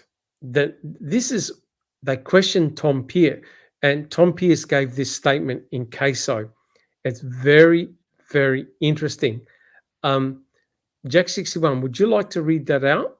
This is Tom Pierce, what Tom Pierce said regarding Teresa. Absolutely. It looks like a little muse one took this statement. Pierce said he became concerned today as he had not seen or heard from her since Saturday. Pierce said that he had expected her to at least stop by Wednesday morning as she was a member of the ladies' business group. Pierce said it was unlike Teresa not to stop or at least call every few days. Pierce said Teresa had always called if she was going to be out of town or unavailable for work. Pierce did say that Teresa had mentioned to him several odd occurrences while working for Auto Trader magazine. He said Teresa told him she had some problems with male clients over the summer after the photo shoot, and while filling out paperwork and taking payment, she often was invited into their homes. He said Teresa said some males became verbally or physically flirtatious, offering her drinks, etc. Pierce said that he had warned her to be careful being alone and oftentimes in rural areas.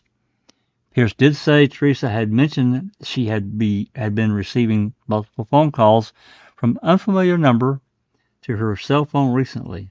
The caller would never leave a message. Pierce said as far as he knew, Teresa had not answered any of those calls and did not know the caller. Pierce said he remembered one day her commenting when the phone rang, again the same number, they just called 5 minutes ago. Pierce said Teresa said she did not recognize the number and did not answer. Leslie Lemieux, Corporal. Now, it's not Stephen Avery phoning her, right? No. Because they would have a record of that. It's not Stephen. No. So I have a question. Mhm. Do you think that they went back further about her phone records that we've never seen? To check out Yes. Yeah, but have Yes, they I did. confirmed that? Have they confirmed a harassing caller? No. I've I never don't think seen they have. No. But remember, there was a series of subpoenas went out to several cell phone companies for information, and I've tried to get that and the returns they got, but Uyghur denied my open records request. I know it's been denied before too. He wants specific numbers, and without the affidavit or the subpoena, we can't get it. So it's catch-22. I don't know what they did. They definitely looked into something though. But we mustn't forget. Remember the burner phone that they found on the ditch That on they the side of lost. the road Yep. that they lost. You're wondering who was it? Was it Bradley Check who said that Teresa was basically living a double life? I think it was Bradley Check, right? And you you're think right. Yeah, it seems like it. a lot of people have got two phones, a work phone and a phone for their private affairs. That's right. Now, I'm not saying that Teresa Horbach had two phones, but it's very interesting that the burner phone, which was found by Pam Sturm, was one of the finders of the phone, and Andrew Colburn came with his camera and took pictures of it, and now no one knows where the phone is. Right? Now, a lot of people use a burner phone because they have a private life and they don't want anything traced, and they could just buy a new SIM card, right? It's interesting that Tom Pierce was saying, well, she got all these harassing phone calls, but I think from her phone records, they can't actually prove it. So is Tom Pierce lying? Or did Teresa get all these phone calls? He may not even consider her having a second phone. Nope. Right? Nope. 100% correct. So now, I've heard a lot of arguments. Well, Teresa Horbach was really scared of Stephen Avery, didn't really know who he was and had no idea who he was, and she was real hesitant. Well, let's have a look what Kratz said to Tom Pierce in court, right? Now, Susan, are you happy to read out the question, which is Kratz? And Neverly, do you see the slide? I do. Would you like to read out the answer, which is Tom Pierce? Sure. Let's go for it. Let me ask you this, Mr. Pierce. Are you familiar with the defendant, Stephen Avery? As far as familiar with him, as far as what? Have you heard the name before the 31st of October? Just one time, and I think it was the spring, late spring or early summer, Teresa had mentioned to me, she said kind of matter-of-factly, you will never guess whose cars I was taking pictures of. And she told me the name and it didn't ring a bell. She actually had to remind me and say, oh, that was the guy that was wrongfully convicted and so on and so forth. And we had a little discussion, and then I remembered the case and so on and so.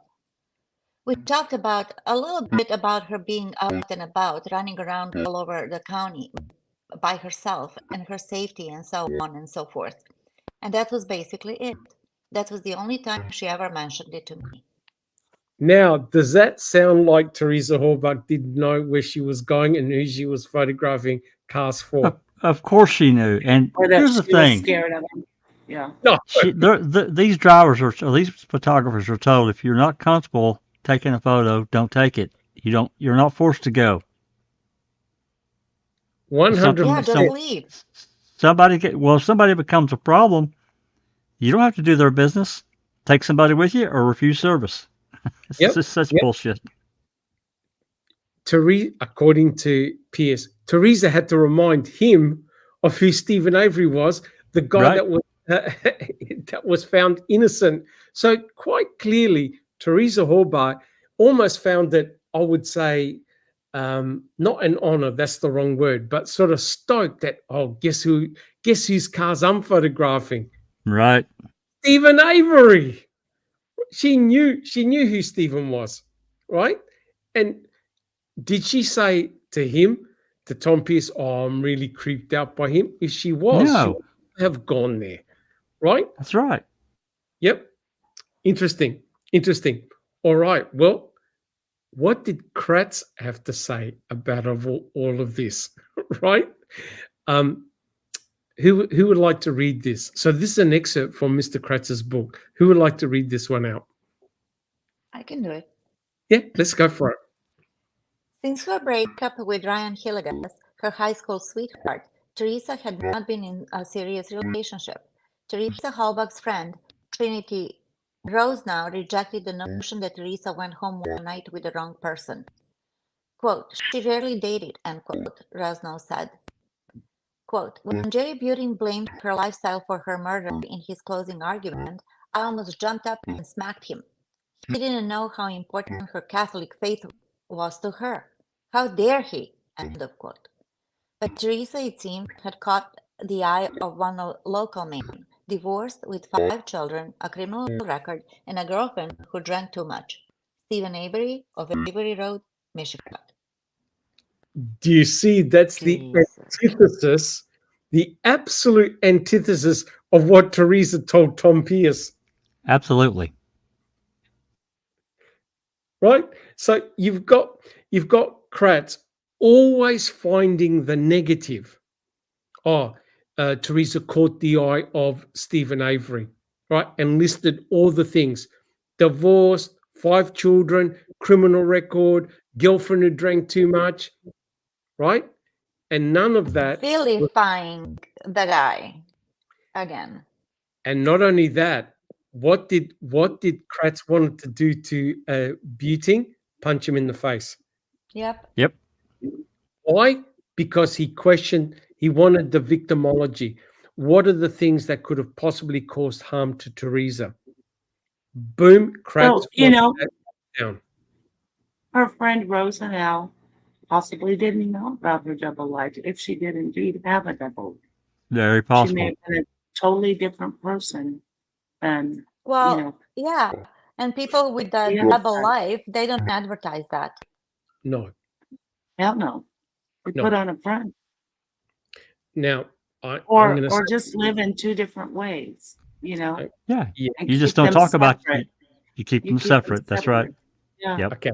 You compartmentalize it. Compartmentalize, correct. Now, I'm going to cop a lot of heat for this, but Kratz called her a good Catholic girl.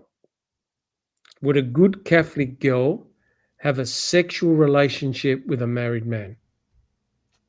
Well, no. Again, right, but again, I mean, they do all the time, but right. That's not a devoted Catholic. But her faith was very important to her. I don't. According to but again, I don't think that really makes her necessarily a bad person. It's just I think maybe a good person that made a questionable decision, right? Correct. A learning it's not just a lesson she had to learn, I'm not going to judge. I think that what Dr. Silkman is trying to say, that Kratz is talking out of both sides of his mouth. Yes. Yeah. I think the hypocrisy of it. That's what I think. Is that correct, Dr. Silkman? Yeah, hypocrisy. Yeah. The hypocrisy. Yes. Because According to Bradley Check, they just had sex for sex, right? And then apparently she had sex with her roommate, who happened to be best friends with her ex-boyfriend. And Ron Hilligus goes, no, they were just friends. So All right. it rather bizarre. All right, guys. It is bizarre because imagine if they brought out and they talked openly and attacked Teresa, like nobody would do that. But, hey, there's a married man, so there's a risk factor for that. We already said that she goes all over the place by herself, unaccompanied, meeting usually men to take pictures, hustle shots. And then we know that Bradley Check was on drugs. Oh, there's a drug ring. See how it is spirals out. And that's why Kratz was protecting Teresa and called her even a little girl. Oh, that was the most embarrassing. But that's not attacking Teresa. It's just laying out the facts of her lifestyle. If they were indeed facts. But it's perceived. What is her risk? Where is her risk, in her lifestyles? Risk factors, yes. I agree with you. Correct. Yeah. Correct. Which is exactly what the FBI guy, McCary, said. You got to do the victimology. You start from within and you work out.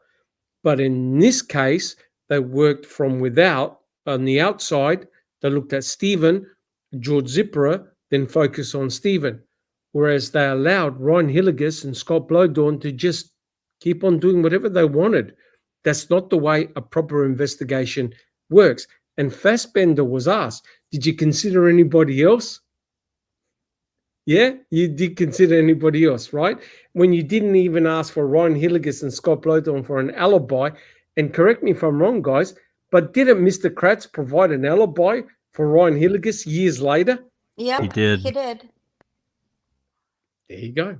All right, let's and continue. I was, if I could just go back a little bit, I was on my way home and I was listening to the podcast before I joined in, and you guys were talking about Kratz and him being very, very active on X, and how somebody asked him a question, and they asked you about your alibi. Did you have an alibi on the 31st? And that I think that Susan said that he answered it with a question.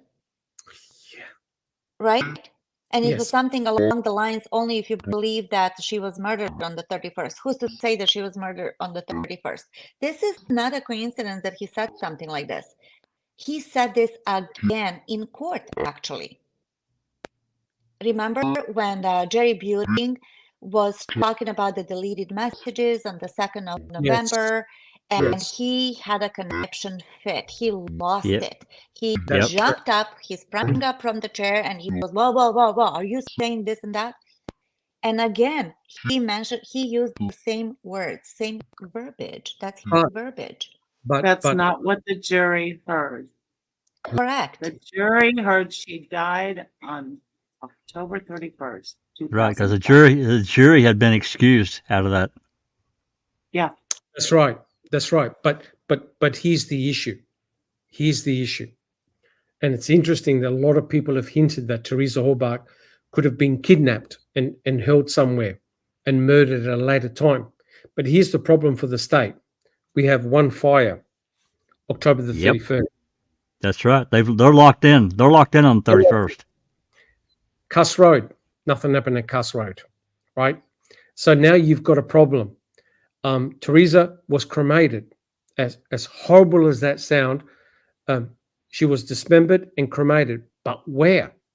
The state are now fixed and locked in. Well, it's because of the great big whopping fire on October the 31st, which means that now they can't change their narrative and say, well, maybe she was kidnapped, taken off the property, whatever, dismembered, burnt, etc.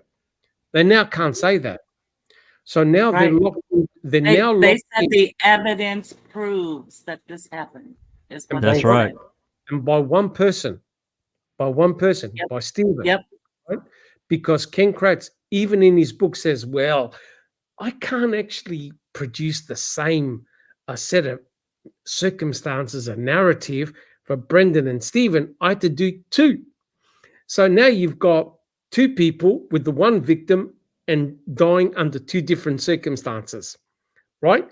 So that's why Fassbender and we get said to Brendan, in the trailer, was she alive? Yeah, no. In the garage, was she alive? Yeah, no. So Brendan was flip-flopping. The reason why that's important is because then they can blame, have the two narratives where Teresa died, in the trailer and in the garage. So you've got two different court cases with two different scenarios, one victim. Have you ever heard that? And Kratz had to justify why he had to go with two different scenarios, because he said otherwise it would have been a mistrial. He That's said right. that in his book. He said it in his book. Would have been a mistrial. Right. So look. Yeah, Neverly. While we're talking over here, KZ posted another tweet. I don't know if everybody had a I saw it. did you see it? And Yep. apparently it's a law enforcement I did. officer from Georgia. Do you want me to read it out?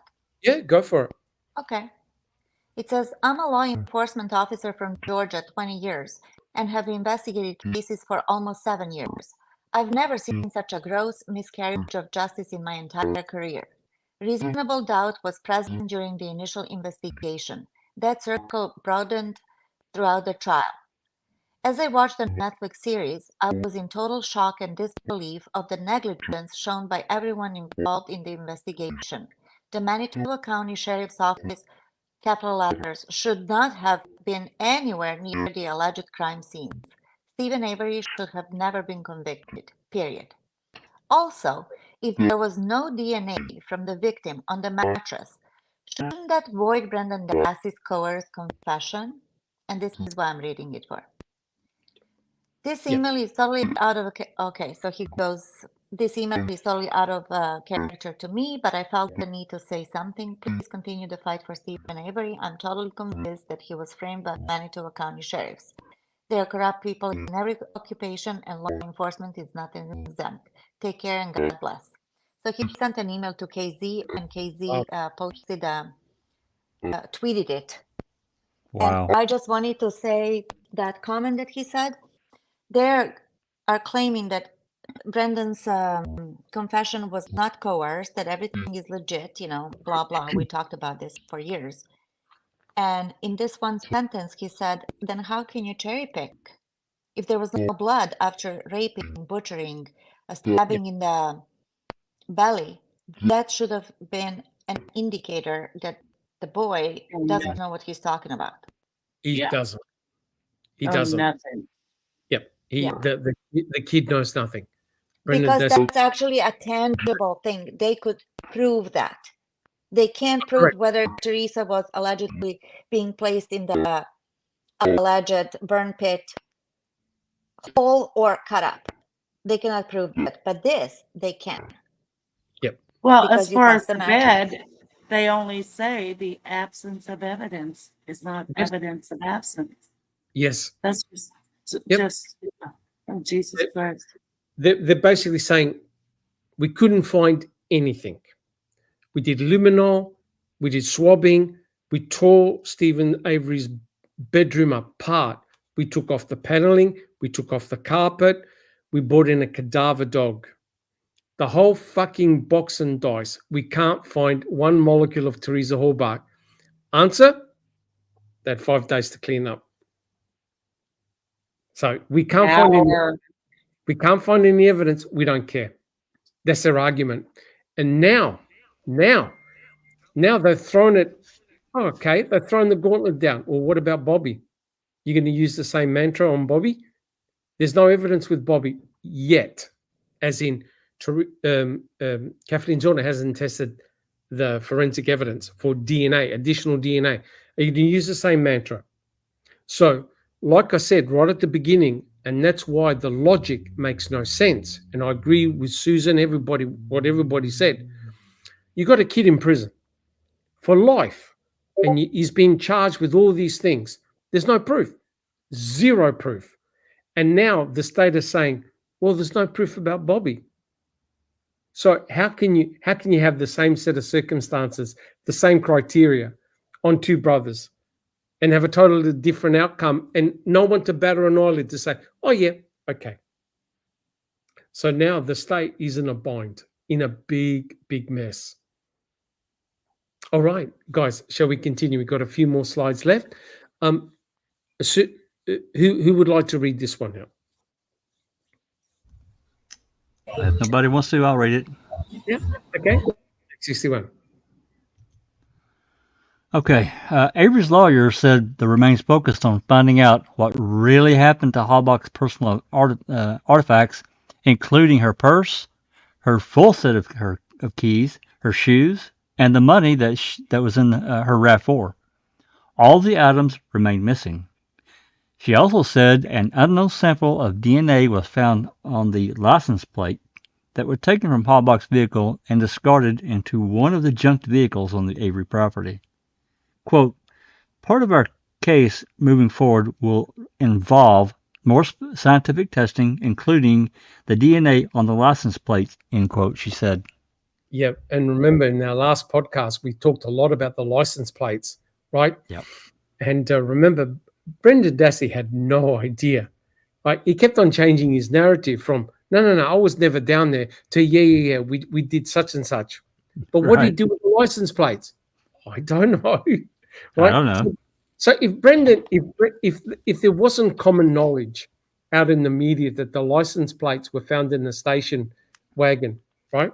If Brendan said to Fassbender and Uyghur, well, after we drove the RAV down to the pit, my uncle got their license plate, folded them, and as we were walking home, he just dumped them in the car.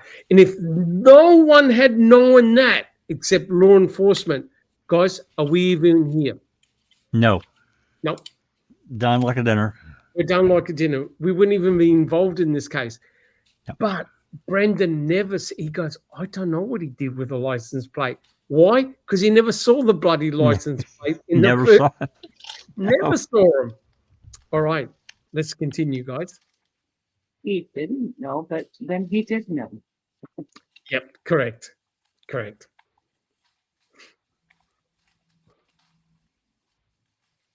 Jack 61, you want to continue? Yep. Sorry, I muted myself. Okay. From her perspective, one matter that involves Swinsky's middle of the night eyewitness account of observing Bobby Dassey and a second person pushing Halbach's RAV4 along Avery Road needs further clarification. Swinsky described the person helping Bobby Dassey as being an older man. However, Zellner said that Swinsky's physical description of the person matches Dassey's close friend Michael Osmondson. Quote, that big, hulking guy fit like a T. It didn't fit the description of Stephen Avery's brother, Chuck, and it definitely was not his other brother, Earl. The person fit Michael Osmondson. He was very heavy-set and had a long beard, and his statement was kind of incriminating, end quote, Zellner insisted. Zellner suspects that Bobby Dassey and Osmondson drove the RAV4 from the turnaround on Highway 147, and they decided to push it once they reached the Avery Road because they knew they needed to be quiet. Otherwise, they would wake up Stephen Avery and his relatives. Quote, they had to be so quiet and disconnect the headlights and push it past Chuck Avery, Zellner said. Stephen Avery has said that if anybody came in that driveway, my mother and I would have heard that too. In addition to Swinsky and Bares, Kevin Ramlow also signed an affidavit giving Zellner 3 separate independent witnesses who saw someone other than Stephen Avery in control of Halbach's RAV4 after her disappearance and probable death. I think she was dismembered in Bobby Dassey's garage like a deer, Zellner said. 60% of her bones were never recovered, including the spine and the ribs. Wow, that's our last slide, actually. And the teeth. Powerful. Yep, really, really powerful. And the argument was that, well, the reason why they didn't find 60% of the bones because they turned to ash, right? Yep. So it's the evaporation of evidence that occurs all the time. If they can't explain it, it's just disappeared, right? So it's again the absence of evidence, which is so crazy. And I think we discussed this many, many times. The reason why the spine and the ribs weren't found is because her torso wasn't found. That's it.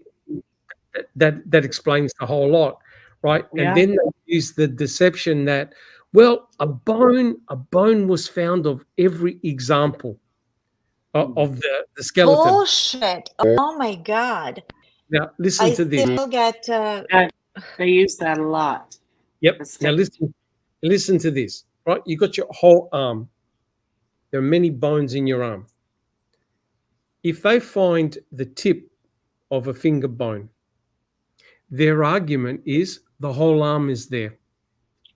Yeah. That's their argument. yeah. That's their argument. Well, wait a minute. They found a facet of a spinal cord. Remember that we worked it out. The facet Yeah. is where the two spine columns, the segments join. They're Yep. tiny parts of the spine. Their argument is the whole spinal cord was found.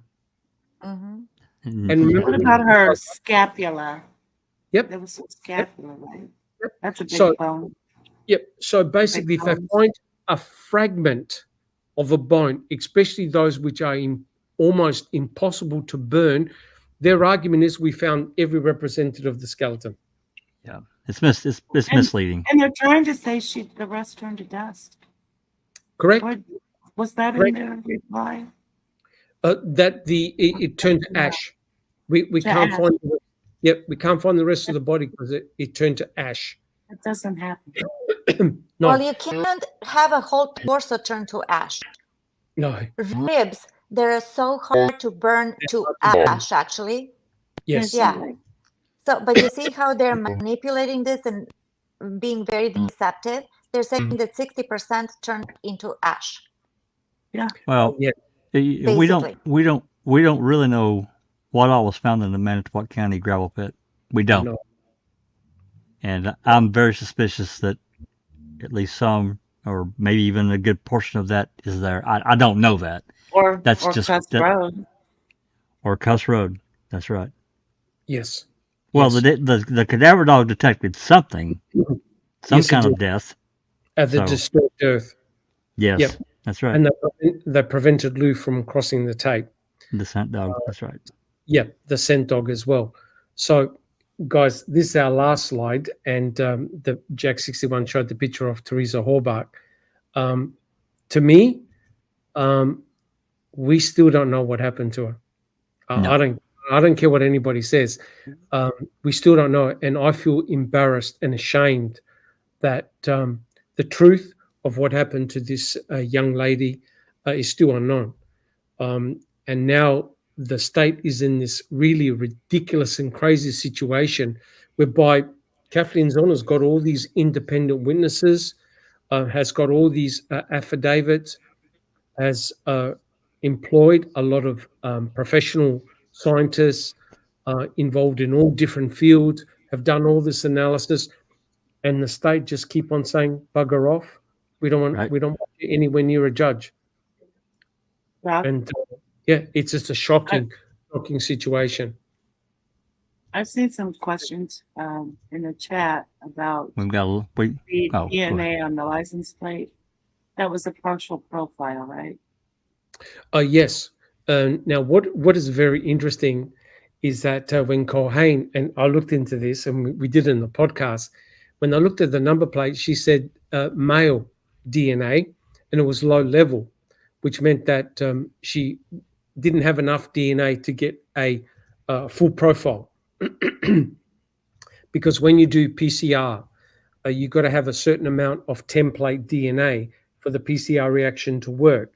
If the DNA concentration is too low, you get peaks, but they're quite low, right? So what the computer does is say this is the cutoff point. Any peaks below the cutoff point, you ignore. You say there's not sufficient DNA. Any peak that's slightly high above the cutoff point, you say, that allele has come up. So Colhane basically said, it was low level DNA, it was a male, but she was asked directly, Was it Stephen? No. They even said, she remember Jack 61, we put it up. Yeah. She goes, no, it's not Stephen. So Yep. Kathleen Zonas picked all this up and said, shit, whose DNA is on the plates? I want to test them. Sorry, So, Susan. Doc, since 05 to today, if you've had that same low level DNA, isn't it more they can, I don't know, they have more sensitive tests or something that can And back actually get a reading? Yeah. Oh, yeah. If you, as Neverly just said, if you MVAC it, you get the highest concentration of cells off the plate. But even if you had, let's say you had the half a swab of what she had gotten, Yep. you have a better chance today than you did then Absolutely. of identifying. Oh, no question. The techniques now are much more sensitive. You need lower levels of template DNA. And what you do is you send it to a specialized laboratory that deals with very, very low levels of DNA. You don't use a kit. You send it to a lab that does it routinely, that specializes in low-level DNA. The polymerases that they've got, the primers that they use today, all very different to 2005. It's a different world. And that's exactly why she should get the evidence to test again because of advances. Yeah. Given the swabs of A23, she'll get a profile. You'll get a profile now. Yep. Right. No question. So that's why the state are trying to say no. And that's why the state don't want to use MVAC. Their argument is, well, MVAC is not really suitable for crime scene analysis. Yeah, really? Now, I remember you saying, Doc, that it wasn't legal in court, but now that the West Memphis 3 they're going to use it. Well, their argument is it won't be legal in Wisconsin. That'll be their argument. Yeah. Right. So, but that's a good sign that they're using it in that case. Oh, it's wonderful. Yeah. Oh, look. Put it this way: the state have made the murder of Teresa Horbach complicated. It's not complicated. You got the death of one person, not 100. You got one. What they're doing is they're stonewalling Kathleen Zona because they're going mudding the water. That's it. The case is not complex. It's all based on DNA. There are no eyewitnesses, right? Brendan Dassey is not an eyewitness. Strang and Buting said, had Brendan been put in trial, we would have taken him apart in 2 seconds. They would have ripped him apart. And Brendan would have said, yeah, I recant. It was all bullshit. That's why there's no way they wanted him on the stand. No way. No, Kretz knew. The state is winning on technicality. It's a technicality. Yeah, this case will end on technicality, not truth, finding truth. No, they're just protecting their behinds. Correct. In every possible way. Correct. And case in point, in convicting a murderer, they let Sarah Faust talk about her hypothesis about the ash wafting in the air, landing on the western berm. In court, they didn't even ask Sarah Faust or the dogs. Nothing. You know why? Because they never found the body. I've spoken to professional canine dog handlers. Right. First thing they said to me, right, Jack 61? Yep. Did they find a body? Nope. Did they find a personal article? Nope. They're going to go nothing. They got nothing. Nope. Live scent means absolutely nothing. Nope. Nothing. If they don't find the person. If they don't find the source. That's right. Got to find the source. And in court, you could read the documents. No scent source was found. Yeah, it showed activity, but you don't know you don't know the reason for it. Remember, I put the little chart of all the complications of a scent dog. There's about 50. How are you going to sort that out? Unless you find a body, you can't. You can't. Whereas with with Brutus hit on the blood. It's specific. It's very specific. Yep, found the blood. took photographs, found the blood in the, or smelt human decomposition in the RAV. They took photographs. Oh, there's blood, right? Yep. The burn barrels. Burn barrel. Yep. There's bones, or there could have been like a sanitary product or a tampon or whatever, blah, blah, blah. But the point is, the dog was 100% accurate, That's right. right? No hits in Stephen's master bedroom. They ignored it, That's right. right? So interesting how they use the dogs. All right, Doc, we've got a number of questions if you want to go through them. So quite a few throughout. Okay. We've been on for a while, but some of these may be repeats and we can move on. But all right, I'm going to put them up and I'll be asking the ladies to read. Is that okay, ladies? Hopefully it is. Have we had many people in chat? Oh, we had over 70 the whole time. No, we actually had close to 100. We had close to 140 if you include everything. Oh, the different formats. If you look up to the top left, I don't know if you guys can see it on StreamYard, here in StreamYard, top left. I cannot. Yeah, I'm not signed in. I don't see. I can see it. Okay. It's showing 133 right now. Fantastic. Thank you so much. Yeah. So thanks, everyone. All right, first one is from, I think, Graham. Susan, can you read this for me? In all of Brendan's interviews, why was Brendan not asked if he noticed the broken blinker light or if Stephen had broken it? It's a good question, right? It's a great question. He was never They asked. ignored that completely. Yes, I did. They never asked him. No. You see, but you see, this is the whole crux of the matter. When a murder takes place or a crime takes place, the investigators deliberately keep information to themselves, right, guys? Yes. They keep it to themselves. They don't release it in the media. In this case, they released as much as they could in the media, and Brendan got that. Remember, Fallon said to him, "Where did you get all this information from?" Because I watched it on the TV. I watched it on the TV. I saw it all. Well, Wingert and Fassbender gave him a lot also. Correct? Oh, yeah, a ton. Yeah. Correct. But you're correct. They never asked him about the broken blinker. Now, No. if Brendan says, "Oh, yeah, me and my uncle, we slammed into a tree or we hit a car and we broke the blinker light and we picked it up and we put it..." We're done. We're done. We're done like a dinner. We wouldn't be That's true. We wouldn't be here. We wouldn't be here. Correct. All righty. Next question is from James Crane. I was on a channel that was exploring the Delphi case, and they had a picture of Ken Fratza like he was a presenter. I did not hear him talk, so I inquired and was told they put it up as a joke. LOL. That's funny. Okay. Don't know how much you've heard about the Delphi case, Doc, but it's awful what the police have done. Hey, the No. trial's coming up like May 13th. I think it's There's 70 pages of the police investigation missing and a bunch of their interviews. They're saying, oh, can't and find them. videotaped interviews. Videotaped interviews gone. That erased in the very Yeah. beginning of the investigation. It is the most fascinating case I have seen. It's And really bad. The guy Yep. that they have, going on trial.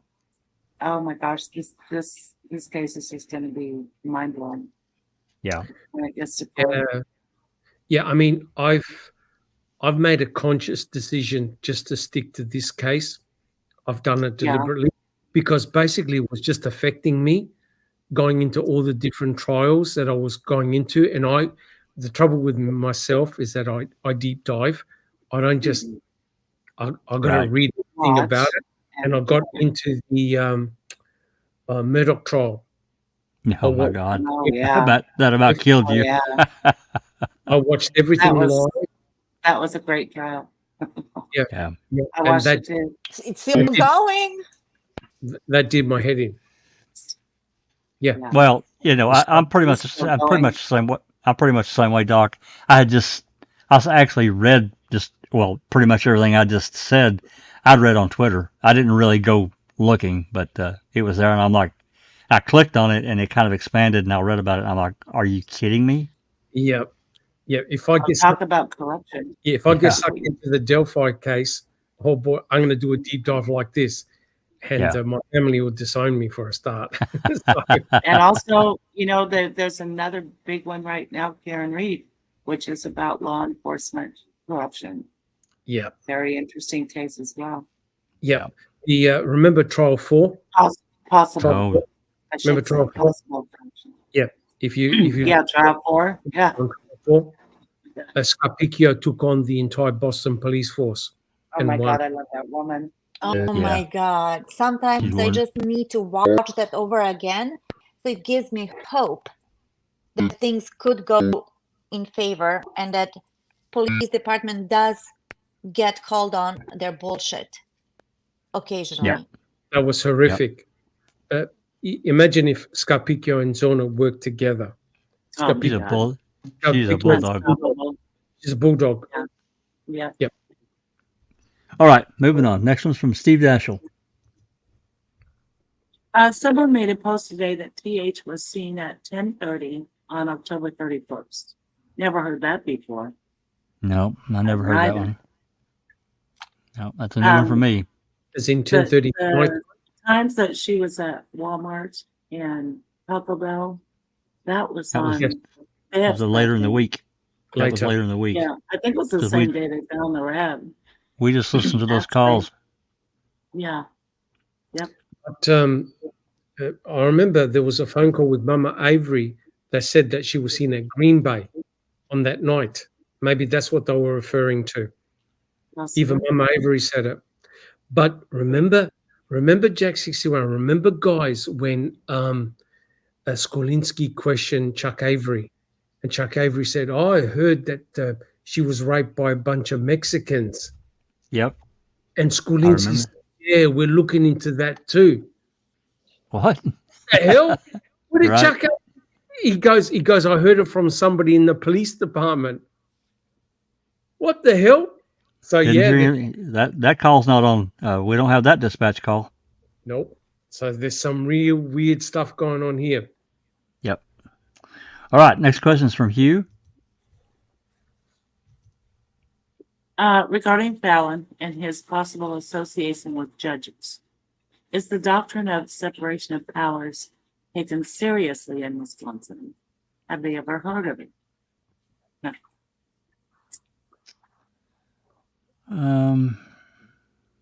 Well, I think Fallon is back on this case because he's got a lot of knowledge on this case. The same with Yeah. Yep. Carlos Don. is. Oh, that is Fallon. Yeah. Yeah. To me, he's the bulldog of the case. Yeah. yeah. You just listen and remember Jack 61. He was part of the civil suit depositions. Yes. Remember? That's right. And they asked him, what's exculpatory evidence? Was it exculpatory evidence? And he couldn't answer the question. What Yep. that mean? What does it mean? He couldn't Yep. he couldn't give a straight answer because he knew that if he was able to answer the question, that would entrap him. Oh, so what happened with Stephen? That wasn't exculpatory, was it? Right. Fucking hell. I Exactly. just can't believe that guy. Yep. But he's really intelligent. Very smart. The separation, between the, the branches, they've become closer than ever. The two branches, well, three branches of government, but especially two of them have become really tight. That in being the judicial, and law enforcement, it's really bad at times. And taking it seriously, they've heard of it. They know exactly what it is, but is it followed? No. Yep. Anyway, all right, moving on. Next question from Clive. Would MVAC still be successful if Casey is allowed to do his scientific testing? If where it's being stored, they wash the RAV4 to get rid of the bloody palm print on the rear cargo door. Oh boy, they better not have. Yeah, well, that's true. But what worries me is remember the FBI took the car apart. They Yeah, they literally did. took the car apart. They took all the seats out and they did Yep. three. Scanning that whole thing. They Yeah. scanned the whole thing. You're thinking, what the hell are they dismantling the car for? So potentially there is a loss of forensic evidence. But having said that, remember that case in which they used MVAC on a rock that was in the Yep. water? Yeah. Yep. They Yeah. corrected the cells. So if the cells are there, they'll find them. And here's the funny bit. So Swinsky said, I saw a shirtless Bobby Dassey. Well, if Bobby's driving the car with no shirt on, you got a big surface area of your back, potentially leaving skin cells on the seat. Yeah. It's there. It's embedded in the fabric. The MVAC will suck them all out, take all the cells out. And unless they've impacted themselves to remove everything. Yeah, that's It correct. It was a little strange to me. Actually, it's a lot strange to me that they waited until November of 2006 to do this 3D scanning by the FBI. I don't really understand why they did that. What was the purpose? What was the purpose of doing that? I never really got that. All right, moving on. Has Casey won anything in this case, appeal, evidentiary hearing, filings since she started? And how many times has she filed on his behalf? Oh, she had a has partial filed. win. She's Yeah. filed numerous times, but she got a kind of a partial win, which led to this filing, and that's what the Court of Appeals told her she had to do, Mhm. and that's what she's done. I think she was successfully in obtaining 6 or 7 pieces of evidence for testing.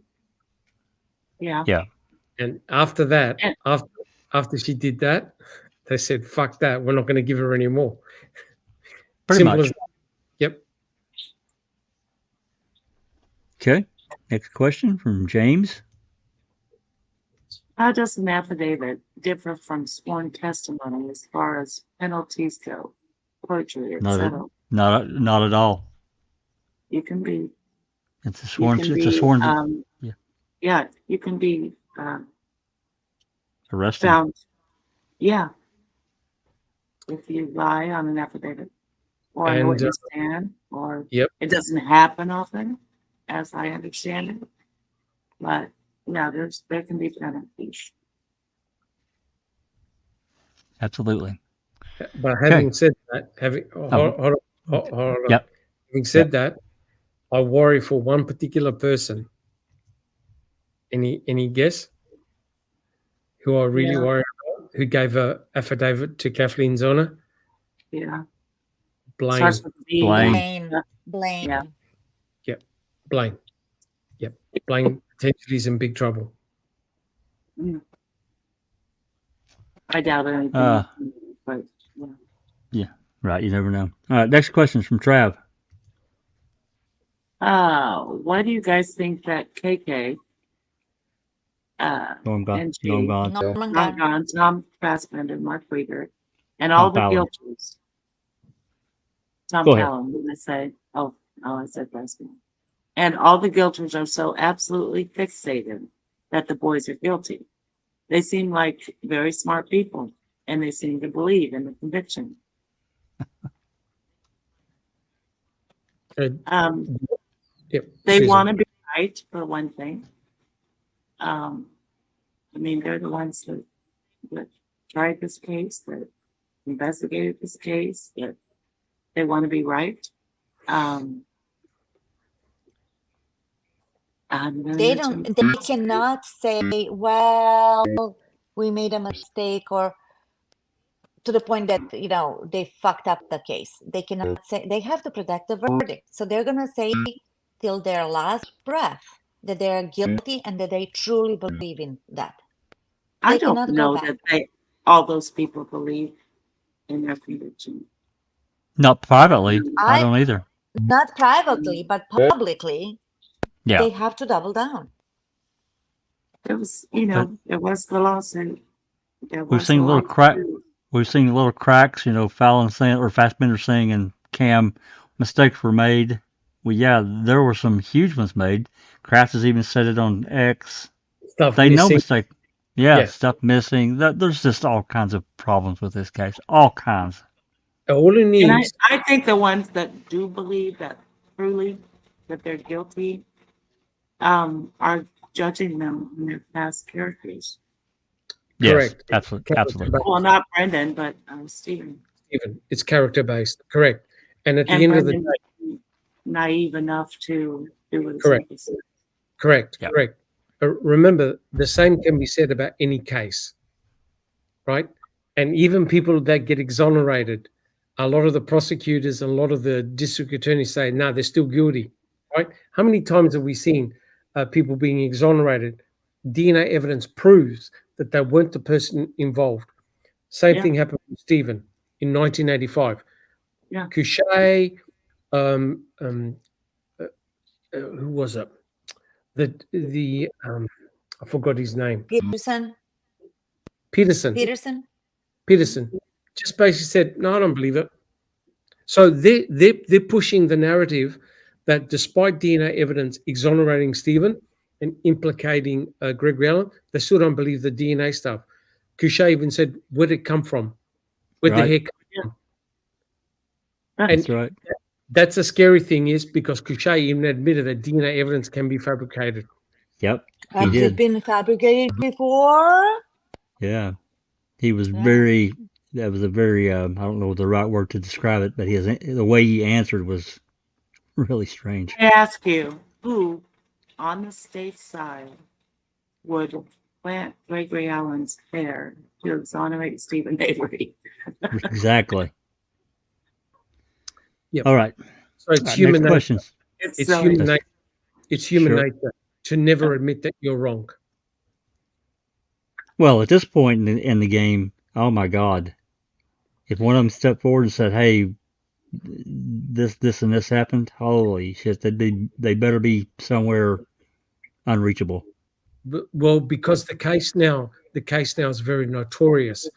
It's got a Yes. massive following. There are millions of people that have studied and watched this case. And it reminds me, if I could just have just 1 minute, right? And Jack 61 pointed this out to me. I've been a student of the Kennedy assassination case for a long, long time. I've done a lot of research in it, written heaps of stuff, right? And Jack 61 said, Dr. Silkman, have you seen this? And then, oh my God, and I read it and I exploded. The Secret Service agent who was riding behind Kennedy said, when I got to the hospital, I found the bullet in the back seat and I picked it up and put it in my pocket. This is the magic bullet. The one that people have been saying for years and years and years, went through Kennedy and went through Governor Connolly. Connolly, yeah. Sitting in front.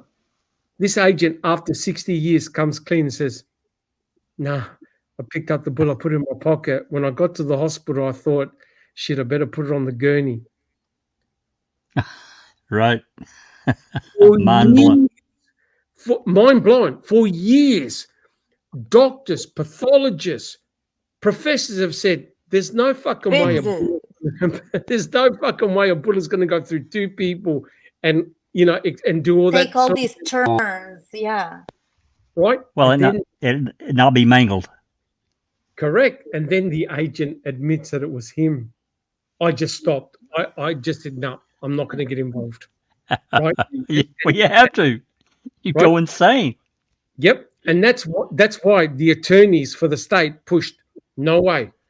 3 bullets were fired. They did this damage. They did this. They went through both men. And logic and common sense goes, no fucking way. So that's why in this case, in the Stephen Avery, in the murder of Teresa Halbach, people have got blinkers on. They're terrified that, oh my God, if the truth finally comes out that this wasn't Stephen, it wasn't Brendan, people are going to jump off buildings. What did Kathleen Zellner say? They're going to go on the lights of the sports stadium and jump off. They won't be able to handle it. They won't be able to What handle did it. she say? Climb to the top of What the did she lights of say? Lambeau. Climb to the top of the lights of Lambeau Stadium and jump off. That was early. That was before you got here, Neverly. Yeah. That was in the book.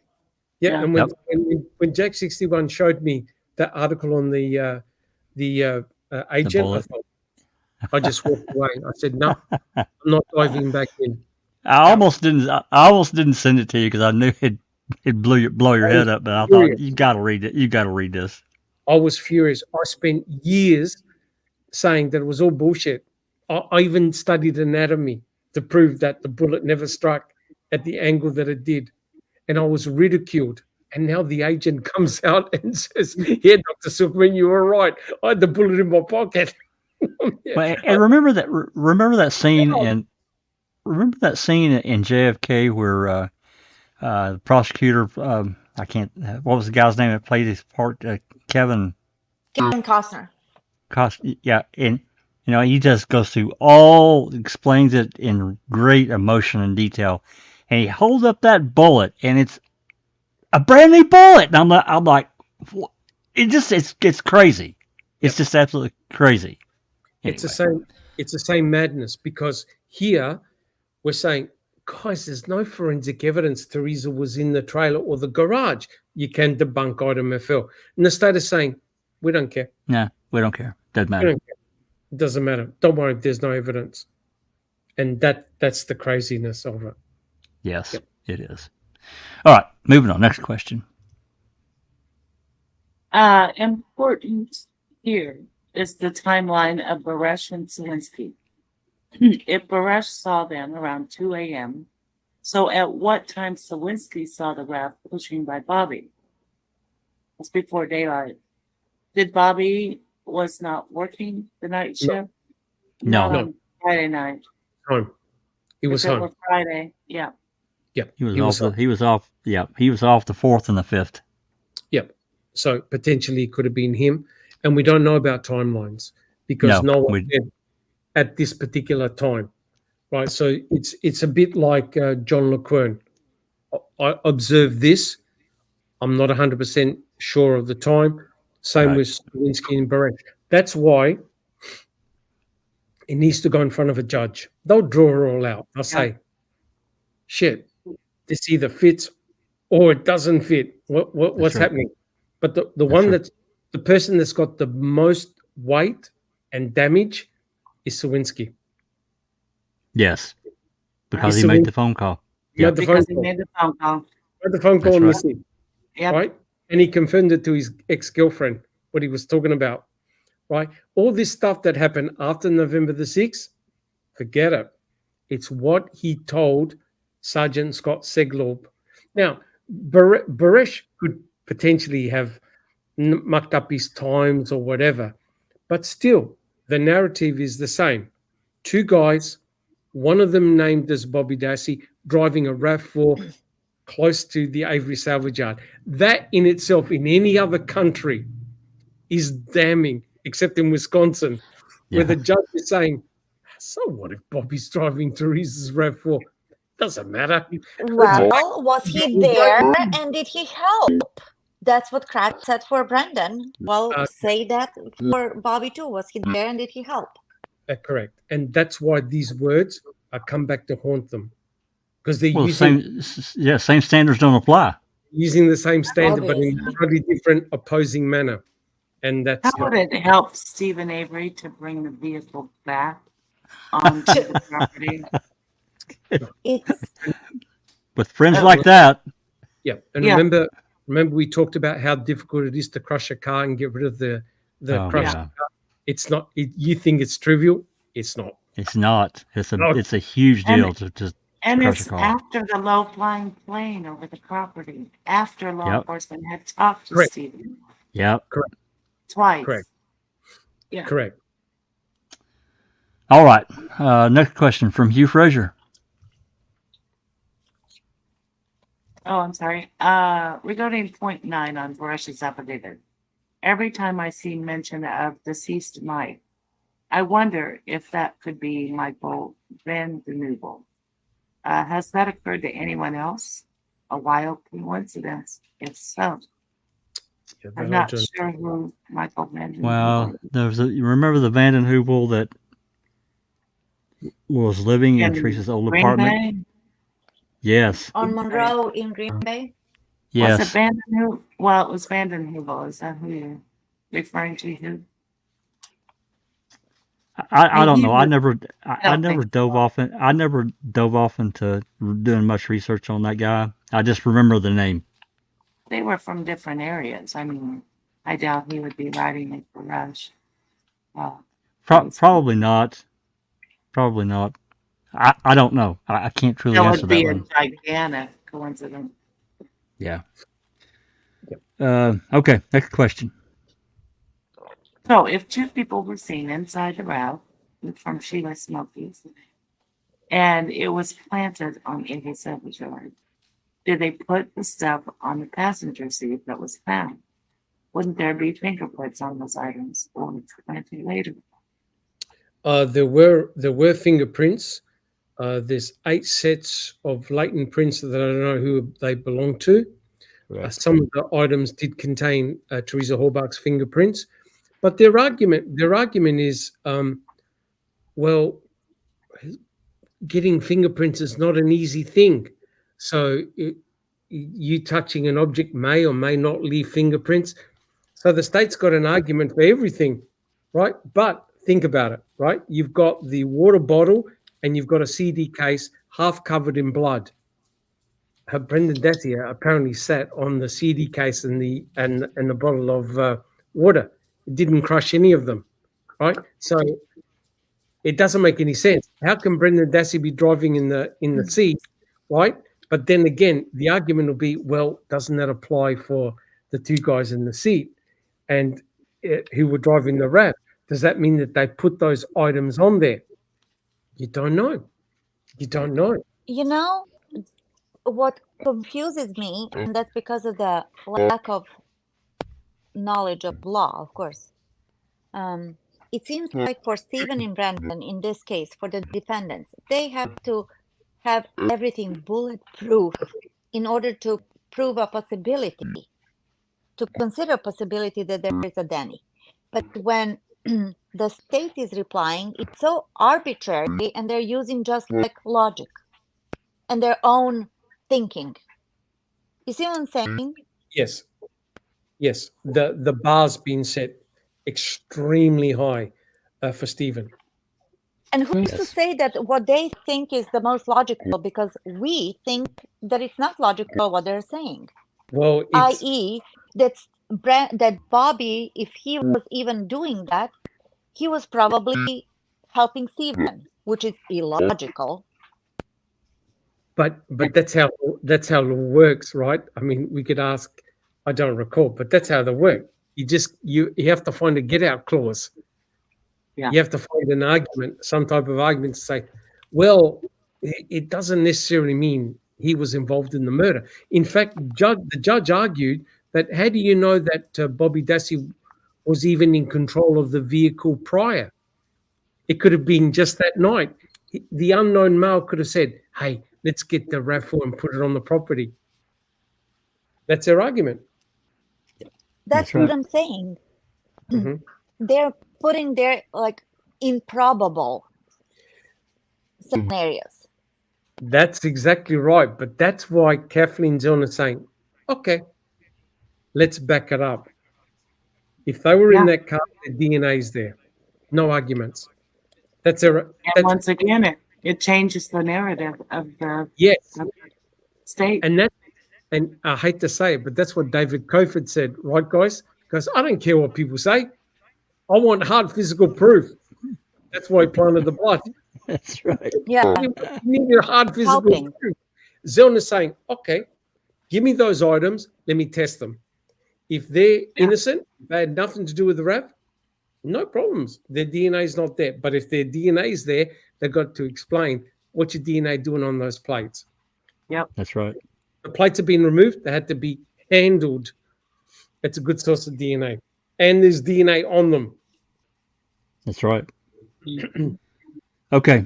Next question. I think you're going to love this one, Doc. It's from Trav.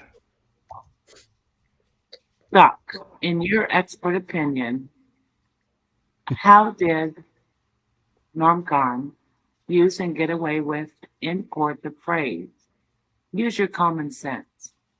while talking about Sherry Culhane breaking protocol with the compromised DNA. How did this happen? We've been going 4 hours. Just very, very quickly. Basically, Norm Garn had no answer. He knew he was wrong. Deep down in his heart, he knew he was wrong. The guy obviously knows science. He knows the importance of controls and even spelt it out. He goes, oh, if you're being really strict, yeah, you're right. You know, it should have been tossed out and done again. Use your common sense. Right. Yeah. But Norm Garn knew that with what Culhane did was highly, highly, highly controversial and also unethical. No scientist will ever get away with that. No scientist. In fact, if it happened where I did, she would have probably lost her job. It's as serious as that. A lab tech doing something like that without getting permission from her supervisor, you're in massive, massive trouble. Problem is the judge or the jury were molecular biologists and understood the gravity of what Culhane did. So by using paperwork, you basically set back science 100 years. And Norm Garn allowed it by saying, oh, well, it didn't affect the test result. What are we complaining about? So Culhane put her own DNA in the control. Don't worry about it. Doesn't matter. Yeah. But the truth, but him knowing the truth, the truth of the matter is, that's why they use negative control, is to catch contamination. Yep. That's the whole purpose of it. And there's just no way I just don't think the jury or even Willis understood that. No, because their argument was, look, I've got two samples here, mate. I've got my control, got my test. The DNA of Culhane is in the control, right? So eliminate the control. The test is good. What they don't realize is that protocol states that you got a contamination in your control. You cannot say one word about the test. Not one. That's right. Nothing. You stop right there. You stop right there because you're going to get yourself in deep, deep trouble. If you argue with anyone on X, Facebook, any social media, and they say that item FL should have been admissible, walk away. Move on. Move on. Stop right there. Move on. You're not going to win any argument. Whereas if you have a scientific, I spoke to my colleague, who's a professor, assistant professor, associate professor. I told him, he doesn't know anything about the case. I told him about item FL and the control and the fact that it was put in quickly. Was this part of a murder trial? I said, yeah. He was horrified. This is a guy with vastly more experience than me. He's still active. And he was shocked and horrified. He goes, you don't do that. Guys, you don't do shit like that. Absolutely not. All is contaminated. You stop and you repeat the experiment. And I said, yeah, but the lab tech used up all the DNA, and he just burst out in laughter. He goes, that's it. Tough titties. Party over. Nope. Because Norm Garn knew the gravity of item FL. If you remove item FL, you've eliminated Brendan Dassey. That's right. You've eliminated Brendan. Totally. Yep. The whole narrative is gone. So they had to keep it in. That's why Tom Fassbender, in convicting a murderer, had to do the preposterous proposition of Stephen Avery lying supine, shooting at a dead Teresa Hallback on the ground. So the bullet went to underneath the green cabinet. And fuck, he outdid Alan Spector in the original Magic Bullet. He outdid Spector. He did it. That's right. He did it. He created the second Magic Bullet. Correct. Yeah, I mean, I don't even know how that item FL was even admitted based on how it was found under the shading conditions 5 months later. Willis didn't understand. I'm convinced of that. He just didn't understand the gravity of what they were doing, and so he let it in. So he's the kicker. If they had done microtrace analysis in 2005 or 7, Dr. Chris Palanek goes on the stand. Your Honor, I analyzed this bullet. and it's got wood shards, red paint, and wax and cotton fibers. Yeah. It's got no bone. The whole jewel, or blood. or blood. The whole jewel would have gone. Oh What? shit! How did it get Teresa Horbach's DNA on it? Right? Your Honor, your lab tech had Teresa Horbach's DNA at her workbench, and she contaminated the negative control. The judge would have said, I don't think so. Out now.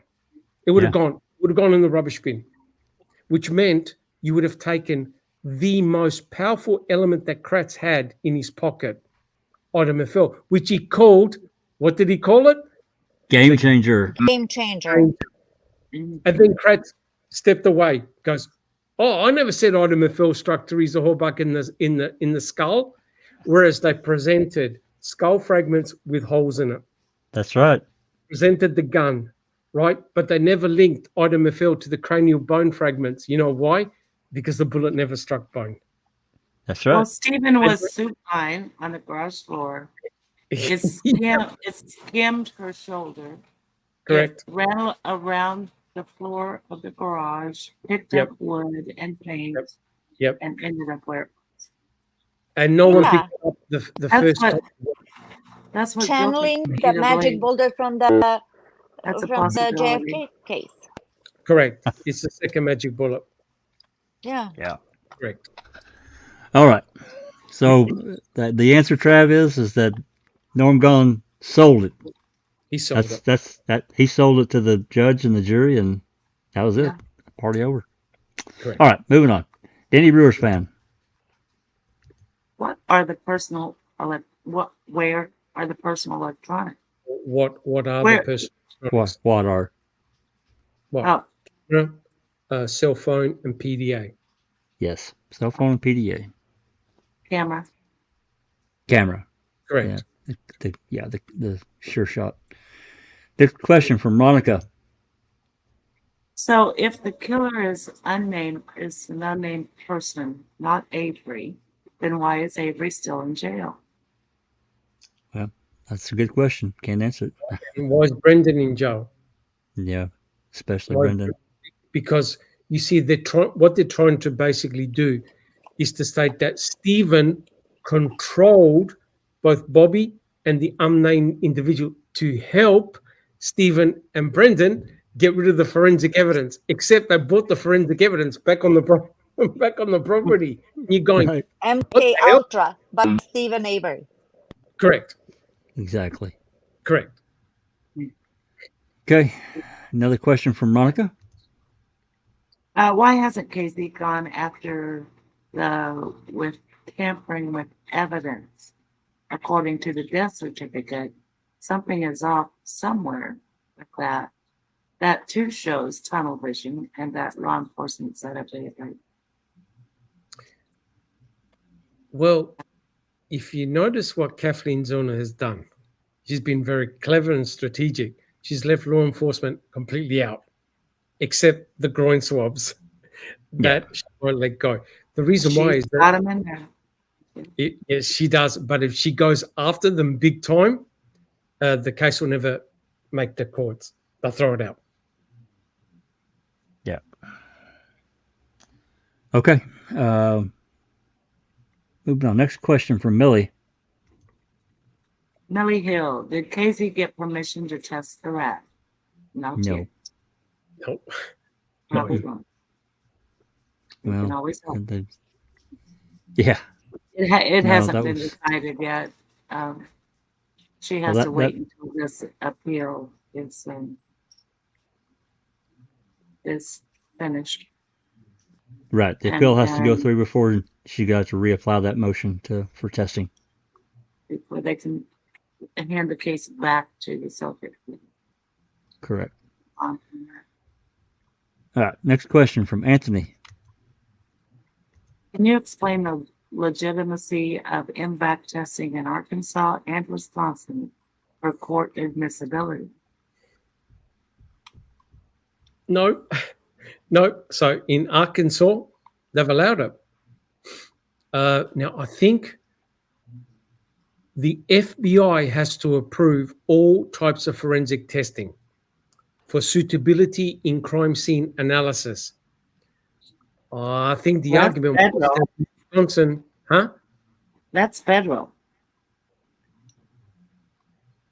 I think the argument is that they won't allow Kathleen Zona to use MVAC because it's not approved for crime scene Yeah, analysis. there has to be a repeatability, that testing that they go through, and some other criteria. I can't answer it either. Not really. And also the other reason is that they're scared. They're scared of losing forensic evidence, right? Have we seen Wisconsin say that, no, we don't allow that? We saw it I've read somewhere. about that. Yeah, we saw somewhere. Yeah, we saw somewhere, didn't we, Doc? Yep. I know we They did. won't allow MVAC. So Kathleen Zona said, okay, I'll swab it. I'll do swabs. Yeah. Because the obvious answer is you got fabric in seats, MVAC, And back the Okay. hell out of it. absolutely perfect. Correct. Alrighty. Next question is from Nan's Life. If Casey gets the rap and testing comes back not being Bobby, Brendan, or Stephen, but comes back as someone else, can she run that through CODIS to see if she gets a match? Yes. Yes. Definitely. Well, I think the only people that can run it through CODIS is actually state. Yeah, but she can certainly request it. She Yeah. can certainly apply for a motion to get that done. If they denied it, Absolutely. that could be a problem. Absolutely. Alrighty. Next Now, question they from could Melissa. actually get like the previous owner's DNA as well, Maybe. in that. Possible. So, Correct. we Next get a lot question from what is the problem that the state is claiming Casey hasn't fulfilled? All of them. All Yeah. of them. Yeah, they're saying all three. All of them. The worst is motive. Yep. Bobby. Correct. Because the Court of Appeals already kind of said, you met the first two pretty well, but it's the Whereas, don't you find it interesting what Patrick Willis said? Because you got two of the prongs with Bobby. Yep. But you don't have Yep. motive. yeah. You don't have motive. No. So you don't have was it direct connection? So Willis Yeah. said you've got two of the prongs. You need a Yes. direct connection. Then that's when they bring up Swinsky and Bares. You got a direct connection because you got Bobby Dassey either pushing the vehicle or driving in the vehicle. So you got all Yep. three dead prongs. The state are now saying, no, you got none of them. You got none of that. You got none of them. Yeah, it's the motive, which the Billy CD and the completed evidence of those things Correct. doesn't use the problem. Correct. So their argument is specificity, which means Yeah. you need someone to come forward and say, I saw Bobby Dassey at this time, look up this torture porn, etc., and it's all documented. Otherwise, Right. the state will go, well, how do you know it was him? And that's a Exactly. legitimate question to ask. Correct. How do you know it wasn't? It's my answer. That's correct. And now they've admitted that there's 3 occasions which it is Bobby. But they're Yes. saying that doesn't mean his voracious appetite for pornography. That's only 3. Right. It's not, No big deal. no big deal. All right. Next question from Emily Says. What was procedurally barred when Casey canceled her filing incorrectly? The phone, the wire, The bullet, part, everything important. yep, everything. Everything just about is procedurally barred. Yep. Yeah. Okay. Next question from Ronica Clark. What was the slightly different story again about Brendan's confession? Talk about the when we were discussing the May 13th confession to the March 1st. I don't remember what all That it was. slightly different. Yeah. Yeah. But basically, he said everything different, right? So the biggest one for me, sorry, Susan. No, go ahead. the biggest one for me was the total change in directions that him and Uncle Stephen drove the RAV. On March the 1st, he said that March the 1st, he said that they drove the RAV4 past Chucky's place. On May the 13th, no, they went that way. They went down the Western Berm. They went the back Yes. way. So They went the it's back way. contrast of bringing in the RAV, right? But there were many other aspects of the narrative that he changed, including I didn't slash Teresa Hallbach's throat. I stabbed her in the stomach. And they're going, wait a minute, didn't you say that you cut her throat and your uncle stabbed it? Go, no, I stabbed her.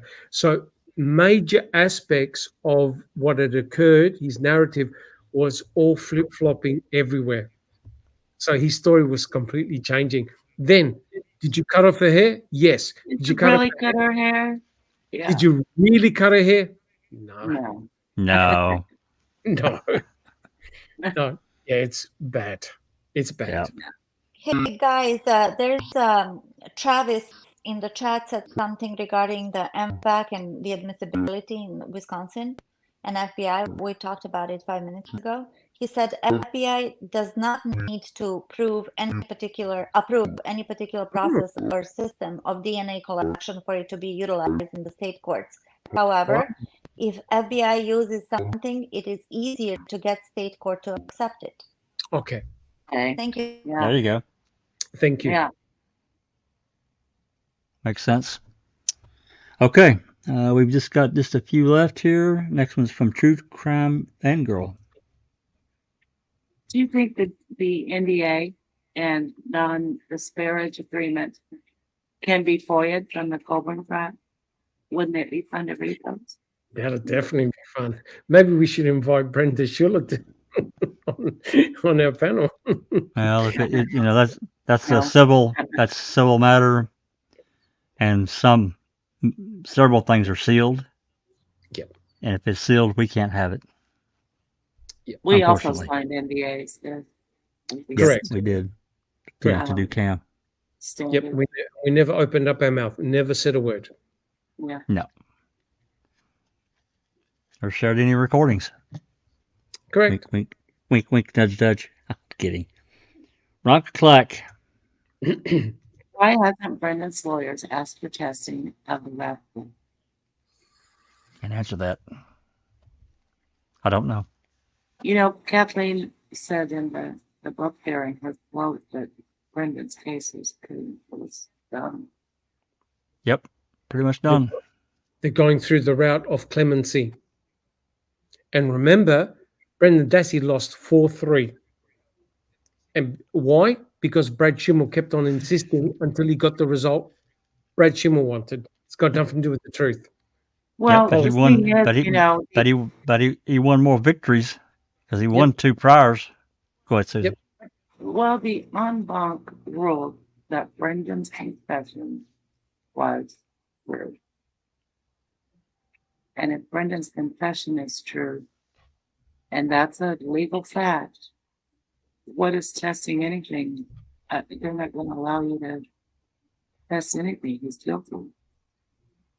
I don't know. Yeah, I'm not agree. sure. I agree. Remember, you have to overturn the confession. Judge Duffin said, "This confession is bullshit. Toss it out." Yep. Oh, Brad Schimmel was not happy with that. Oh, went to no. 3 panel. 2 judges said, "This confession is bullshit. Toss it out." Brad Schimmel wasn't happy with that, so I went to the full 7, and he lost 4-3. And it went to the Supreme Court of the United States. After that, who they refused refused to it. hear it. They And that's refused- why it's done. There's not another court to take them to. Correct. Yep. Correct. That doesn't necessarily mean that Brendan Dassey is guilty of anything. It just means 7 people gave their opinion. 4 said, In the eyes "Nah." of the state, 3 said, "Oh, bullshit." Brad Schimmel said, "Thank you very much." That's it. Of course he did. Yep. Yep. Alrighty. Last question from Millie Hill. is it true that the zippers had claimed that TH had been to theirs before going to Avery's yard and supposedly convinced by law enforcement it wasn't the case. No. I've never heard them claim Never that. heard that. No, I've never heard Llewellyn that. was on the stand at the trial, and yeah, she didn't say Correct. about it. Yeah, Joellen Zipper had no idea of the time. She couldn't remember the time. It could have been anything. So she had no idea where Teresa had gone afterwards. And it's funny because Stephen said the same thing. Goes, I don't know where she went. She just left. Interesting. I want to pop these last two up here. I wanted to thank Millie Hill Fantastic. Thank you, Millie. and True Crime Fangirl. Been a member for 26 months. Ooh. Yeah. Yep. Thank you so much. Well, look, guys, again, thank you so much. There's one more question. Sorry, Dr. Okay. Silkman. Let's go for it. Jason Truth has asked it twice. He said, hey, I asked, do you think Teresa was Intel CIA asset for law enforcement? Personally, I've heard that before. Well, where is she? the question was she a CIA asset or an asset for law enforcement? Is that correct? What was the question, Everly? Okay. If I'm trying to Teresa find was it. a CIA, it's like the very last question. He CIA said, asset. do you think that she was Intel CIA asset for law enforcement? I've heard that before. Heard But- that. Yeah, And that her, or she's somewhere else. Yeah, there's no proof. There's no No. proof. yeah. And if There was was never going to hear it. That'll never be admitted. Couple more questions. One is from JJ Fox Jr. Would Casey have to specify that she wanted to verify the VIN, or is it part of testing to first verify all VINs? You would, if she had possession of the RAV4, she would check, get an expert, probably from Toyota, to check all the numbers, everything, vehicle, chassis number, engine number. You can't fake all those numbers. No. Get someone from Toyota, they'll put it in their inventory, and they'll say, yep, this car was manufactured on this day, this time, with these colors. And it's this the print, original, the whole lot.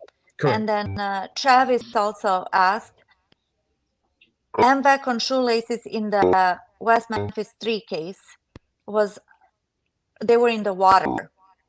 So he goes, the MVAC on the shoelaces were in the water. Surprised they got anything at all, but they did with swabbing. What's that looking like for shoelaces? In other words, can they MVAC a good result from the shoelaces being underwater? Yeah, why not? I mean, remember, cells are microscopic, right? If cells become embedded in the fabric, in the actual fabric of the shoelaces, the MVAC will suck them out. And you're only going to know if you try. Don't guess, try. The worst that you can get is no result at all, right?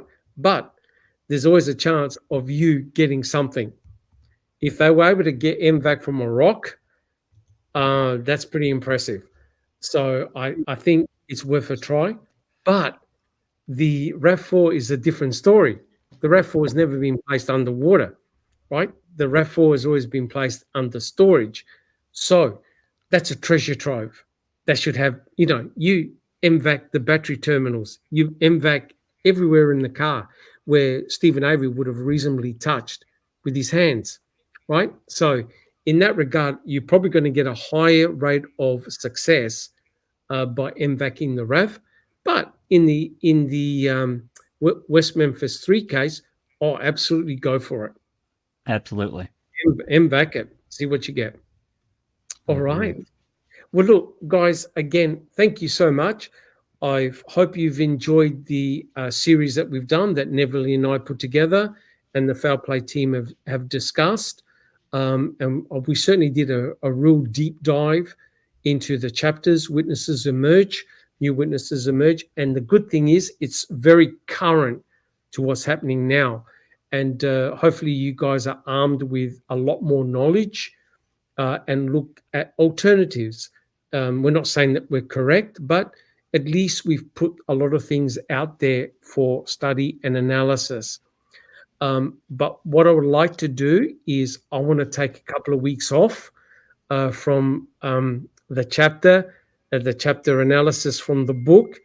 Don't worry, we'll come back onto it. We'll do some more because there's more material from John Ferak's book. But I'd just like to take a little bit of time off, detox a little bit. Your head's not about to explode there, Doc. Mine would be. Yep. Yeah, we deep dive for months into this chapter, and we've done a hell of a lot, and it's been really, really fantastic. And thank you, Neville, for helping out, and thank you to the Foul Play team for your analysis and comments. And thank you to you guys in chat. Thank you so much for our supporters who've backed us in. I mean, we've come on, Foul Play's come on for a lot of heavy criticism lately after Cam came out, and some of us got personally attacked and vilified and all sorts of crap. But we hold true. We want to find out what happened that fateful day. And again, thank you so much for your support. If you've enjoyed the podcast, please subscribe to our channel, like, and share our podcast. Jack 61 Okay, or one more anybody else? comment. Sorry. One more comment from Travis. He said on the round 4, it's going to depend more on who it comes back to. They transferred Stephen's DNA from inside car to hood latch, so finding more Stephen's DNA is highly probable. Coming back to an unknown male won't help, given current case law in Wisconsin. Oh, that's true. So in other words, he's saying it needs to be specific, which is a pain in the ass. That's true. But you see, the good thing is that we have the DNA standards of all the Averys and the Dasseys. That's not Bobby. They have. If it's Bobby, they've already got his DNA, so it'll be highly specific.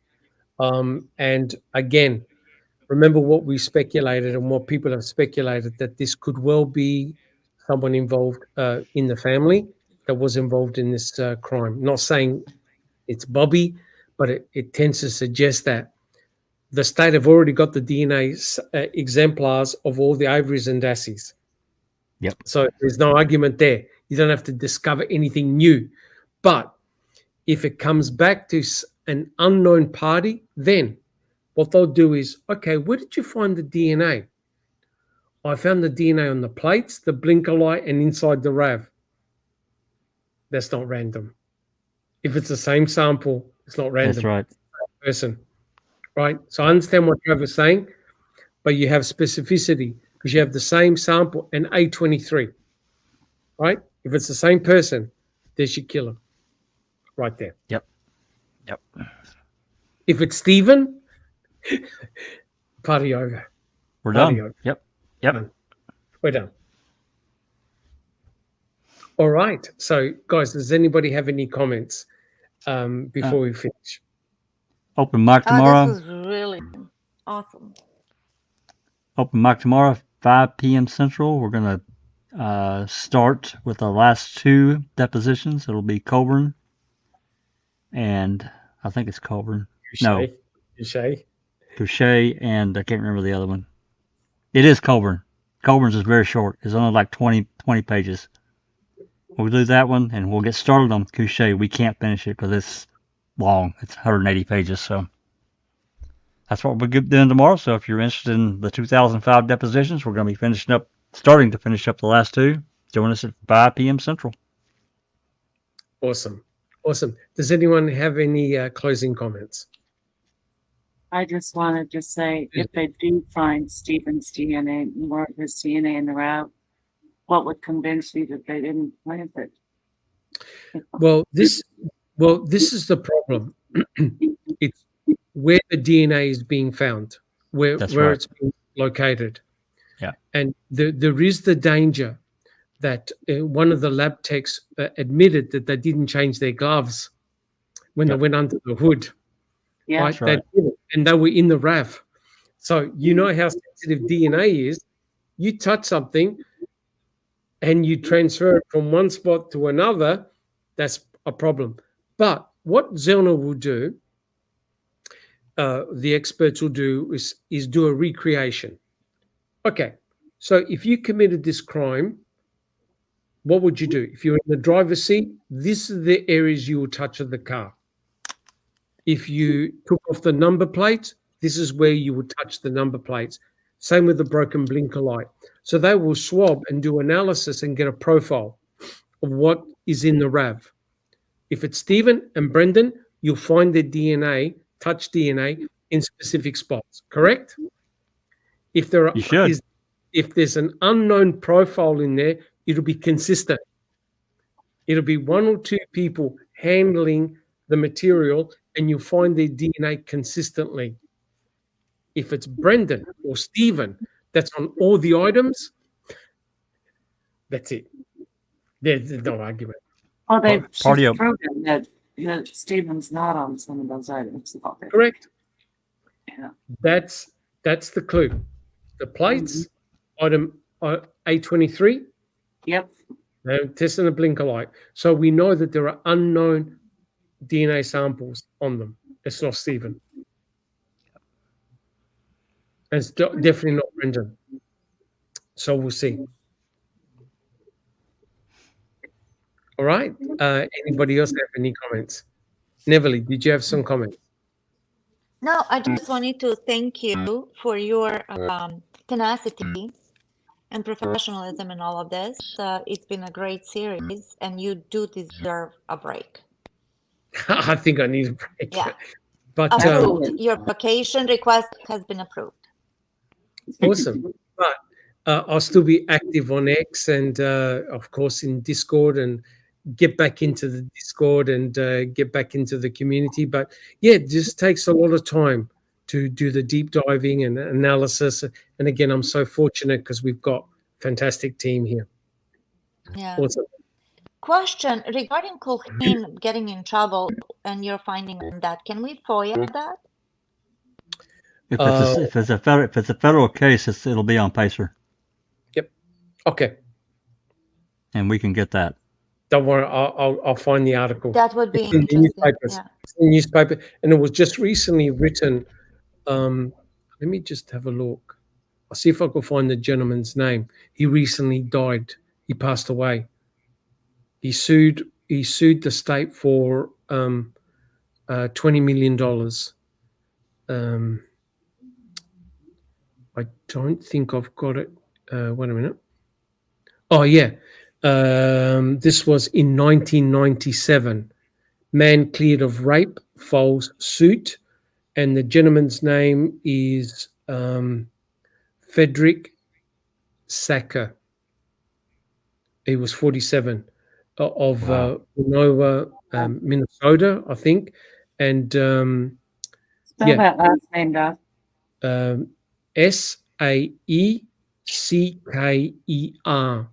Second. His first name is Frederick K. Saker. Interesting. And it was Colleen that did the hair evidence, and she's part of the civil suit. Yep. Well, if it's a federal case, it'll definitely be in Pacer, and we can get that. That's civil, and those are open. Yeah. So Terrible. Yeah, Dr. Silkman, your vacation request has been denied by a few people in the chat. Yeah, I know. My therapist said I need a break. Yes, definitely. you do. Okay, guys. Any other comments? We say thank you, Doc. Great job. Thanks, Doug. Thanks, Larry. Fantastic work. And Neverly as well. Thank you so much, guys. And Neverly. Yes. And Neverly. Thank you. And we'll catch you all tomorrow in the open mic. Thank you, guys. All right, everybody. Thanks for hanging with us for 4 hours and 49 minutes. That's been a long one. That's a big And one. I'll say this has been a Foul Play production.